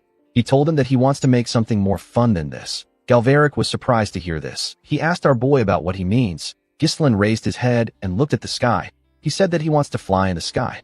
A month later, we are taken to the Cabaldi castle. We see the count reading a letter from Ghislain. Our boy wrote that he is disrupting the fairness of the entire northern iron market with his iron dealings, which are biased toward a certain house. He told the count that he will regret it if he doesn't open the market to Fenris and its neighboring territories. The count asked his subordinates to tell him what he is holding. One of them told him that it is a letter from Baron Fenris. Another official called Ghislain a rude, insolent brat. He said that our boy must be out of his mind. Count Cabaldi smiled and said that this method only works when used by those in power. He said that Fenris must be doing bad for them to send such a terrible letter. One of his officials informed him that Fenris has recently been buying up food in large quantities from other territories, and they are even paying extra money to get it. A man next to the official said that the territory must be experiencing food shortage after taking in immigrants sent by the royalist faction. Another vassal said that he cannot understand why Fenris keeps choosing to do things that bring them losses. He said that harvest season will soon come and prices will drop. The noble next to him asked him not to bother trying to understand the actions of the territory. He said that it is typical for a youngster to act reckless without thinking. Count Cabaldi used a candle light to burn the letter. He told his subordinates that it is natural for Ghislain to run into trouble because he is trying to bulk up a territory that was just on the brink of ruin some time ago. With a smile on his face, the Count said that he is sad that he won't be able to see Ghislain's downfall. The scene shifts, and we are taken to Marquis Branford's mansion. We see the Marquis step into his office. Before he could take off his jacket, the Marquis saw something on his table. He saw a letter on his table. He noticed that his window was open. The Marquis did not expect this. He picked up the letter and opened it. He saw that it was from Ghislain. Our boy advised the Marquis to tell the royalist nobles to stockpile 10 years' worth of food in advance. He revealed to him that a great famine will soon come to the kingdom. This famine is severe enough to shake the entire kingdom. Marquis Branford did not know how to react to this information. The next day, we see Rosalind step into her father's office. The girl told him that she heard that he wasn't in bed last night. Marquis Branford didn't say anything to his daughter. He turned to her and asked her to tell the vassals and royalist nobles that he is calling for a meeting right now. After sending the letter to the Marquis, an unprecedented famine spread across the entire kingdom. Under an extremely arid climate, the rivers laid bare, crops withered and died. Starvation victims appeared one after another, and mass chaos erupted in the struggle for food. It was a natural disaster that went down in history. In this chaotic time, Ghislain decided that it was time for him to make his move. In the Desmond and Rayfold territories, their vassals informed them about how food prices are skyrocketing. They were complaining about how an abnormal weather strikes without warning. The vassals found out about how the royalist nobles already stored food in advance. Amelia and Count Desmond found out that the Fenris territory has successfully harvested its food. The scene shifts, and we see Count Cabaldi slam his hand on his table. He asked his vassals about the food that Count Desmond is supposed to send. He said that Count Desmond should have taken over Fenris in advance and secured their food and land. One of the vassals said that Count Desmond asked them to wait a little longer. He said that the Count has also missed the right timing due to the weather. Count Cabaldi called Desmond a fool. He asked his subordinates about when Harold is going to send the food. One of them said that he knows a way which they can secure food quickly. He suggested that they follow Ghislain's wish and give him iron in exchange for food. Another vassal asked him to stop spouting nonsense. He said that Ghislain belongs to the royalist faction. He told him that the ducal house won't appreciate it when they find out. A man in blue clothes said that the food can arrive at any time. He reminded his comrade that the ducal house and Count Desmond already promised them. He suggested that they wait for them. The man who made the suggestion told the other vassals that there is a limit to the amount of food they can requisition from the citizens. He said that they can barely suppress public unrest by using the army. He told the others that he is not certain if they can hold out until support arrives. The man turned to his lord and told him that it will be bad for them if the military grain runs out and the soldiers begin to starve. He said that the iron fortress, which has never been breached before, will be destroyed by an internal uprising. Count Cabaldi was shocked to hear this. He couldn't believe that his vassals wanted him to crawl to Ghislain. He grit his teeth and put himself together. With a nervous look on his face, he ordered his subordinates to give Fenris iron in exchange for food. The vassals who were against the idea called out to their lord. Count Cabaldi clenched his fist and said that Ghislain will die by the hands of the ducal house. He said that the result won't change even if he gives them some iron. While smiling like a lunatic, the count said that the ducal house or Count Desmond can come to his fortress if they have a problem with him. He told his vassals that no one can take over his fortress. He turned to a guard and asked him to send a messenger to Fenris before everyone starves to death. The guard told him that there is no need for this. He revealed to the count that Baron Fenris is already at their gate with his army. Count Cabaldi was shocked to hear this. He couldn't comprehend what was happening. The scene shifts, and we are taken outside the castle. We see Ghislain and his knights marching towards the gate. The knights were all wearing the same armors. Gordon said that the armor is just too small for him. Torin asked him to shut up. He told him that they used twice as many blood python scales for him. Gordon tapped his breastplate. He told the man that he now has mana flowing through him. He said that no one can scratch his perfect muscles now. The moment he said this, someone hit him in his chest. The man felt some pain in his chest. The person who hit him was Ghislain. Our boy said that the dwarves make really sturdy armors. He moved forward with his badass horse and ordered his soldiers to march forward. Under Ghislain's command, the Fenris Order of Knights marched toward Cavalli Castle. From atop the ancient fortress's thick stone walls, Count Cavalli and his vassals beheld a terrifying sight. The Fenris troops stretched endlessly across the fields like a dark tide. The steel of their armor glimmered faintly beneath the bleak sunlight, and their banners fluttered in grim silence. Cavalli's vassals panicked, their faces pale with fear. One of them stammered that Fenris's army had surrounded the entire castle. The moat that had once been their strongest line of defense had long dried up under the relentless drought, leaving them utterly exposed. The men exchanged anxious glances, whispering among themselves as dread took hold. They wondered aloud what kind of force this was. Such an army was far beyond what a single barony could possibly muster. Some speculated that the royalists might have secretly provided him with troops. Trying to maintain the dignity of his rank, Count Cavalli told his men not to panic. With a forced, trembling smile, he tried to sound confident as he asked what those troops could possibly do before the might of his castle. His voice wavered slightly as he claimed that if they deployed their powerful weapons, the Fenris army would never even reach the castle's shadow. His words offered fleeting reassurance, though doubt still clouded his vassal's eyes. From a distance, Gislen raised his voice and called out to Count Cavalli, asking if he had read the letter that had been sent to him. Already seething at the audacity of seeing an army at his gates, Cavalli shouted back in fury, demanding to know what this outrage meant and how Baron Fenris dared to march upon his castle without warning. His voice echoed across the walls, thick with disbelief and rage. Yet Gislen remained calm, his demeanor cold and steady as steel. In a measured tone, he stated that he had already made his intentions clear.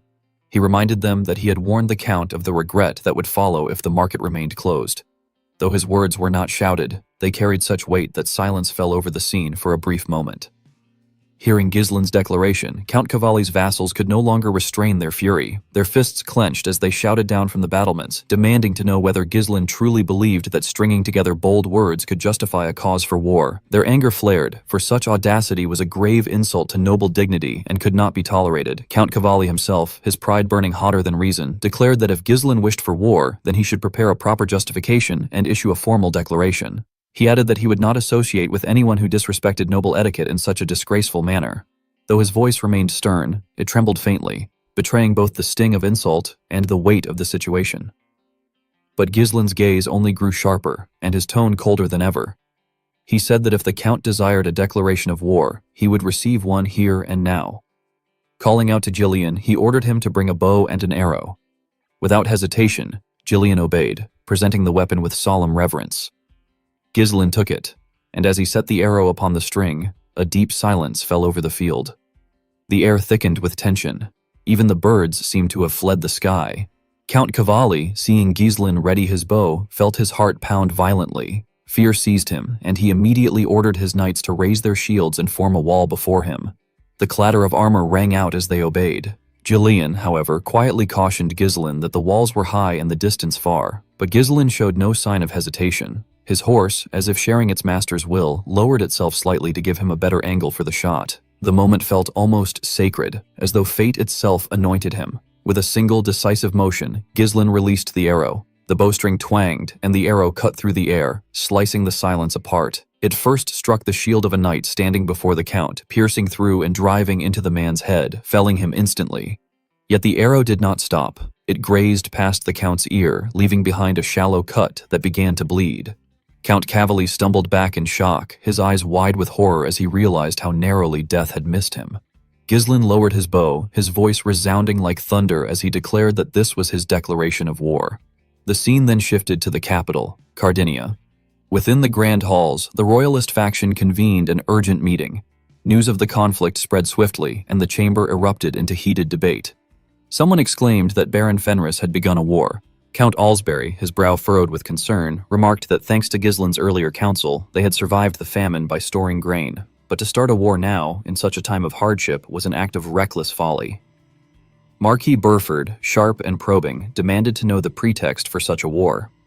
Rosalind, calm yet grave, explained that Count Cavalli had refused to open the iron market to Fenris and the neighboring territories. The refusal revealed that Cavalli had been trading almost monopolistically with Desmond's lands, a scheme that threatened the fragile balance among the nobles. Count Alsbury remarked that one could always find or manufacture a pretext for action if necessary, yet admitted that such a move felt dangerously reckless. The army commander then interjected in a firm tone, asserting that this revelation left no room for doubt. Gislen had to be expelled from the faction before matters escalated beyond control. His vassals nodded in agreement, voicing their full support with unwavering conviction. One of them added that all efforts ought to be devoted to recovering from the drought rather than fueling a war that would only deplete their already weakened resources. But the High Judge, leaning back with a casual air, questioned whether the army commander had simply disliked that young man from the very beginning. The remark struck sharply, leaving the commander momentarily flustered as he struggled to respond without betraying his true feelings.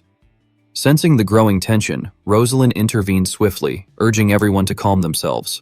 She reminded them that the incident had already occurred and that their task now was to find a solution to break the current deadlock. Endless arguments, she said, would only waste precious time. The army commander retorted that he was calm, exceedingly calm, and insisted that the war was nothing but bait set for the Duke's house to exploit. At that very moment, the chamber doors opened and Count Fod of the Duke's house entered. His confident steps and commanding presence immediately drew every gaze. He declared in a sharp tone that he agreed with the commander's assessment. The room fell into stunned silence. The nobles were taken aback by Count Fod's sudden appearance. Marquis Burford, clearly displeased, narrowed his eyes and demanded to know what Fod was doing there. In response, Count Fod stated that Baron Fenris had attacked Count Cavalli, who was a neutral noble, and that such an act, committed while the realm was still suffering from natural disaster, could hardly be considered the collective will of the royalist faction. His words hung heavy in the air. Marcus Burford fixed him with a cold, calculating stare, weighing his motives carefully. The High Judge, observing the exchange, mused inwardly that the Duke's intelligence network truly was formidable. Count Alsbury thought to himself that the Duke's house had shown its hand boldly from the very start. A sign, perhaps, that they were confident in their position. Rosalind reflected silently that this incident could drive all the neutral nobles to turn against the royalists. Such a shift, she realized, would grant the Duke's house an ideal opportunity to assert dominance. It was no exaggeration to say that her father's next words might decide the faction's fate. If Baron Ghislain were to be defeated, the royalists would lose their influence in the north. Yet even if they chose to withdraw, the outcome would still be the same. Their weakness would be exposed. However, if Baron Fenris managed to claim Cavalli's largest northern iron mine, the royalists could obtain a reward great enough to justify the risk. At last, Marquis Burford spoke in a composed tone, declaring that the justification for war was sound. Count Fod, momentarily taken aback, demanded to know what exactly the Marquis meant by that. Burford replied that this was merely a personal conflict between Baron Fenris and Count Cavalli. It did not represent the royalists' will, and thus the Duke's house had no grounds to intervene. Hearing this, Count Fod grew visibly unsettled. He argued that there was a proper time and place for war, and that to stand idly by now would be equivalent to abandoning their duty as royalist nobles to uphold the kingdom's order. Though his voice remained sharp, it carried an unmistakable note of desperation. Marquis Branford sighed with clear disdain, remarking that he could not comprehend why the Duke's house was so overly sensitive about the issue, as though the county were nothing more than their puppet. Meanwhile, on the battlefield at Count Cavalli's castle, the air was heavy with the stench of blood and fear. The Count screamed in agony, clutching his wounded ear as blood stained his hand. Ghislain, recalling Gillian's earlier warning about the height of the walls, acknowledged his subordinate's foresight and praised him briefly for his excellent judgment. Nearby, Caer smirked and muttered under his breath that the Count would never wear earrings again. The Knights of Cavalli descended into chaos. Some shouted for help to stop the bleeding, while others rushed to shield their lord. Confusion rippled through the battlements, yet despite the searing pain, Count Cavalli regained his composure. Grinding his teeth, he roared in fury, commanding all troops to take their positions and prepare to make the enemy taste their blood. He proclaimed that the majesty of Cavalli Castle, unbroken through all of history, would not fall on that day. His words reignited the troops' morale, and they hurried to their stations. The ballistae were drawn and loaded, their ropes straining under tension as the sound of preparation filled the air. Watching from Ghislain's side, Gillian reported that the enemy forces were preparing to attack. Ghislain nodded calmly, noting that they were masters of defense, and it was only natural for their reaction to be swift. His tone carried no trace of concern or fear, only a composed certainty born of control and confidence. Soon after, the soldiers of Cavalli announced that the ballistae were ready. Count Cavalli, his voice unbroken despite the pain, gave the order to fire. A storm of arrows and bolts was unleashed, darkening the sky as thousands of projectiles descended upon the Fenris troops like an iron tempest. The spectacle was one of terror and destruction, a rain of death meant to obliterate all in its path. Yet Ghislain and his knights did not falter. They stood unmoving, as though the deadly barrage were nothing more than a gentle summer rain. At the final moment, Ghislain gave a command for his troops to raise their shields. In perfect harmony, steel rose in unison. Ghislain himself lifted his sword and effortlessly deflected an arrow mid-flight. Gillian mirrored his precision, and Kair parried with equal grace. Their movements displayed an unshakable discipline and mastery. When the storm of arrows finally ceased and the dust settled, not a single knight of Fenris had fallen. Their formation remained unbroken, untouched amidst the wreckage, while shattered arrow shafts littered the ground around them. From atop his walls, Count Cavalli watched in disbelief, his rage and shock consuming him. His confidence, once towering, now trembled at its foundation. Ghislain sheathed his sword slowly, every motion deliberate. Raising his voice, he asked whether this feeble assault was truly all the Count had to offer, his words cutting deeper than any blade. Then, in a tone of cold authority, he ordered his troops to withdraw to their main position and prepare for the next phase of the operation. While the group was relaxing, Claude laughed, remarking that his lord had chosen the perfect moment to engage in battle. He then turned to Wendy, asking if she agreed, and commented that the cavalry territory probably hadn't stockpiled food the way they had. According to him, if they simply waited, victory was all but certain. Alfoy, looking discouraged, wondered aloud why Ghislain had even brought the mages along. Claude brushed off the question, saying it didn't matter. Since the mages had already exhausted their energy constructing the garrison, they could rest for now. He leaned back against a supply crate, stretched his arms, and sighed contentedly, saying it felt good to finally relax and do nothing for a change. Turning to Alfoy, he suggested they play a game together. Trying to shake off his gloomy mood, Alfoy showed some interest and asked what the wager would be. Before Claude could answer, the tent flap was suddenly thrown open and Ghislain entered, his expression dark and commanding as he ordered Claude to step outside. Both Claude and Alfoy froze in surprise. Claude blinked in confusion, asking why Ghislain was already back, but Ghislain ignored him and strode past, instructing Alfoy sharply to gather all the mages at once. His tone left no room for refusal. Ghislain then declared that from that moment onward, they would begin digging tunnels toward the cavalry castle. The announcement left Alfoy wide-eyed in shock. Claude frowned, clearly puzzled, pointing out that they could win simply by maintaining their current position and questioning whether such effort was truly necessary. But Ghislain replied with unwavering determination that they couldn't afford to just wait. If they wished to end things before the Duke's house could send reinforcements to Cavalli, they had to take action immediately. Soon after, Ghislain reached the forward camp outside Cavalli territory. His eyes were cold and resolute as he looked toward the distant fortress walls, quietly stating that the war would end sooner than Cavalli could imagine. Meanwhile, inside the fortress, Count Cavalli grimaced as he tended to his wound. He cursed Ghislain as an insolent brat for daring to run off after having pierced the ears of his noble self. His vassals stood around him, their faces tight with anger and frustration. One of the men remarked that, faced with Ghislain's overwhelming firepower, they would have been helpless regardless of their efforts. He reasoned that the enemy must have switched to a delaying tactic, aware that the cavalry territory lacked sufficient food supplies. Count Cavalli clenched his teeth in anger and demanded of one of his vassals whether he was suggesting that Ghislain intended to wait until they surrendered. Yet, he reminded them that the Duke's house stood behind the Cavalli domain. With a dark laugh, the Count declared that the Duke's house would never abandon the largest northern iron mine under his control. He was certain that reinforcements would arrive. All they needed to do was hold out until then.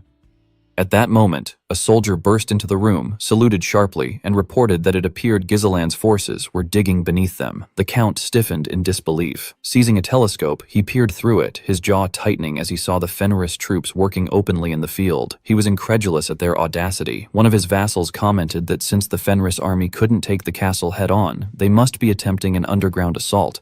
Another vassal quickly added that, given the structure of their castle's foundation, the only place the enemy could possibly emerge would be near the south gate. Count Cavalli's eyes gleamed as a plan swiftly formed in his mind. He commanded his knight, Ja, to station troops at the south gate and ordered that the moment the enemy surfaced, his men were to strike all at once. Once confusion spread among the attackers, they would open the gates and send out the cavalry to annihilate the Fenris troops completely. John then asked what they should do about the walls, to which the Count scoffed, questioning what the enemy could possibly achieve without siege engines. He remarked that since they were mostly infantry and cavalry, a minimal garrison would be sufficient to defend the fortifications. Count Cavalli laughed again, his voice echoing coldly through the chamber. Though taken by surprise, he believed he would ultimately be the one to prevail. As night slowly descended, outside, the dwarves toiled tirelessly, sweat glistening on their foreheads despite the chill in the air. One of them muttered that their lord had ordered them to haul the strange contraption all the way there. Another complained that without fire, it was difficult to see what lay ahead. A dwarf called out to Galbraith, asking whether they had constructed the device exactly as their lord had requested, but wondered aloud if it was even ready for real use. Galberic, brimming with confidence, grinned and asserted that there was no way anything he built would fail. He recalled how, when Ghislain had declared his desire to fly in the sky, every dwarf had been intrigued. Galber had asked him if he had somehow discovered the legendary hot aircraft blueprint, the lost technology of the ancient empire. Ghislain had only laughed and asked what that was, telling them that they would soon understand once they saw his creation. He then produced a large piece of cloth and held it over a fire. As smoke filled the fabric, it began to lift gradually. The dwarves' eyes widened in disbelief. Galber frowned, staring intently and demanding to know what exactly he was supposed to be looking at. Ghislain told him to focus on the cloth itself, on how it swelled and lifted. The heated air, he explained, rose and filled the inside of the cloth sack. Though hot air escaped through a small opening, the fabric remained inflated. Galber, transfixed, murmured that if it were mere wind, the cloth would have fluttered sideways. Instead, it rose upward, and that, he realized, was something entirely different.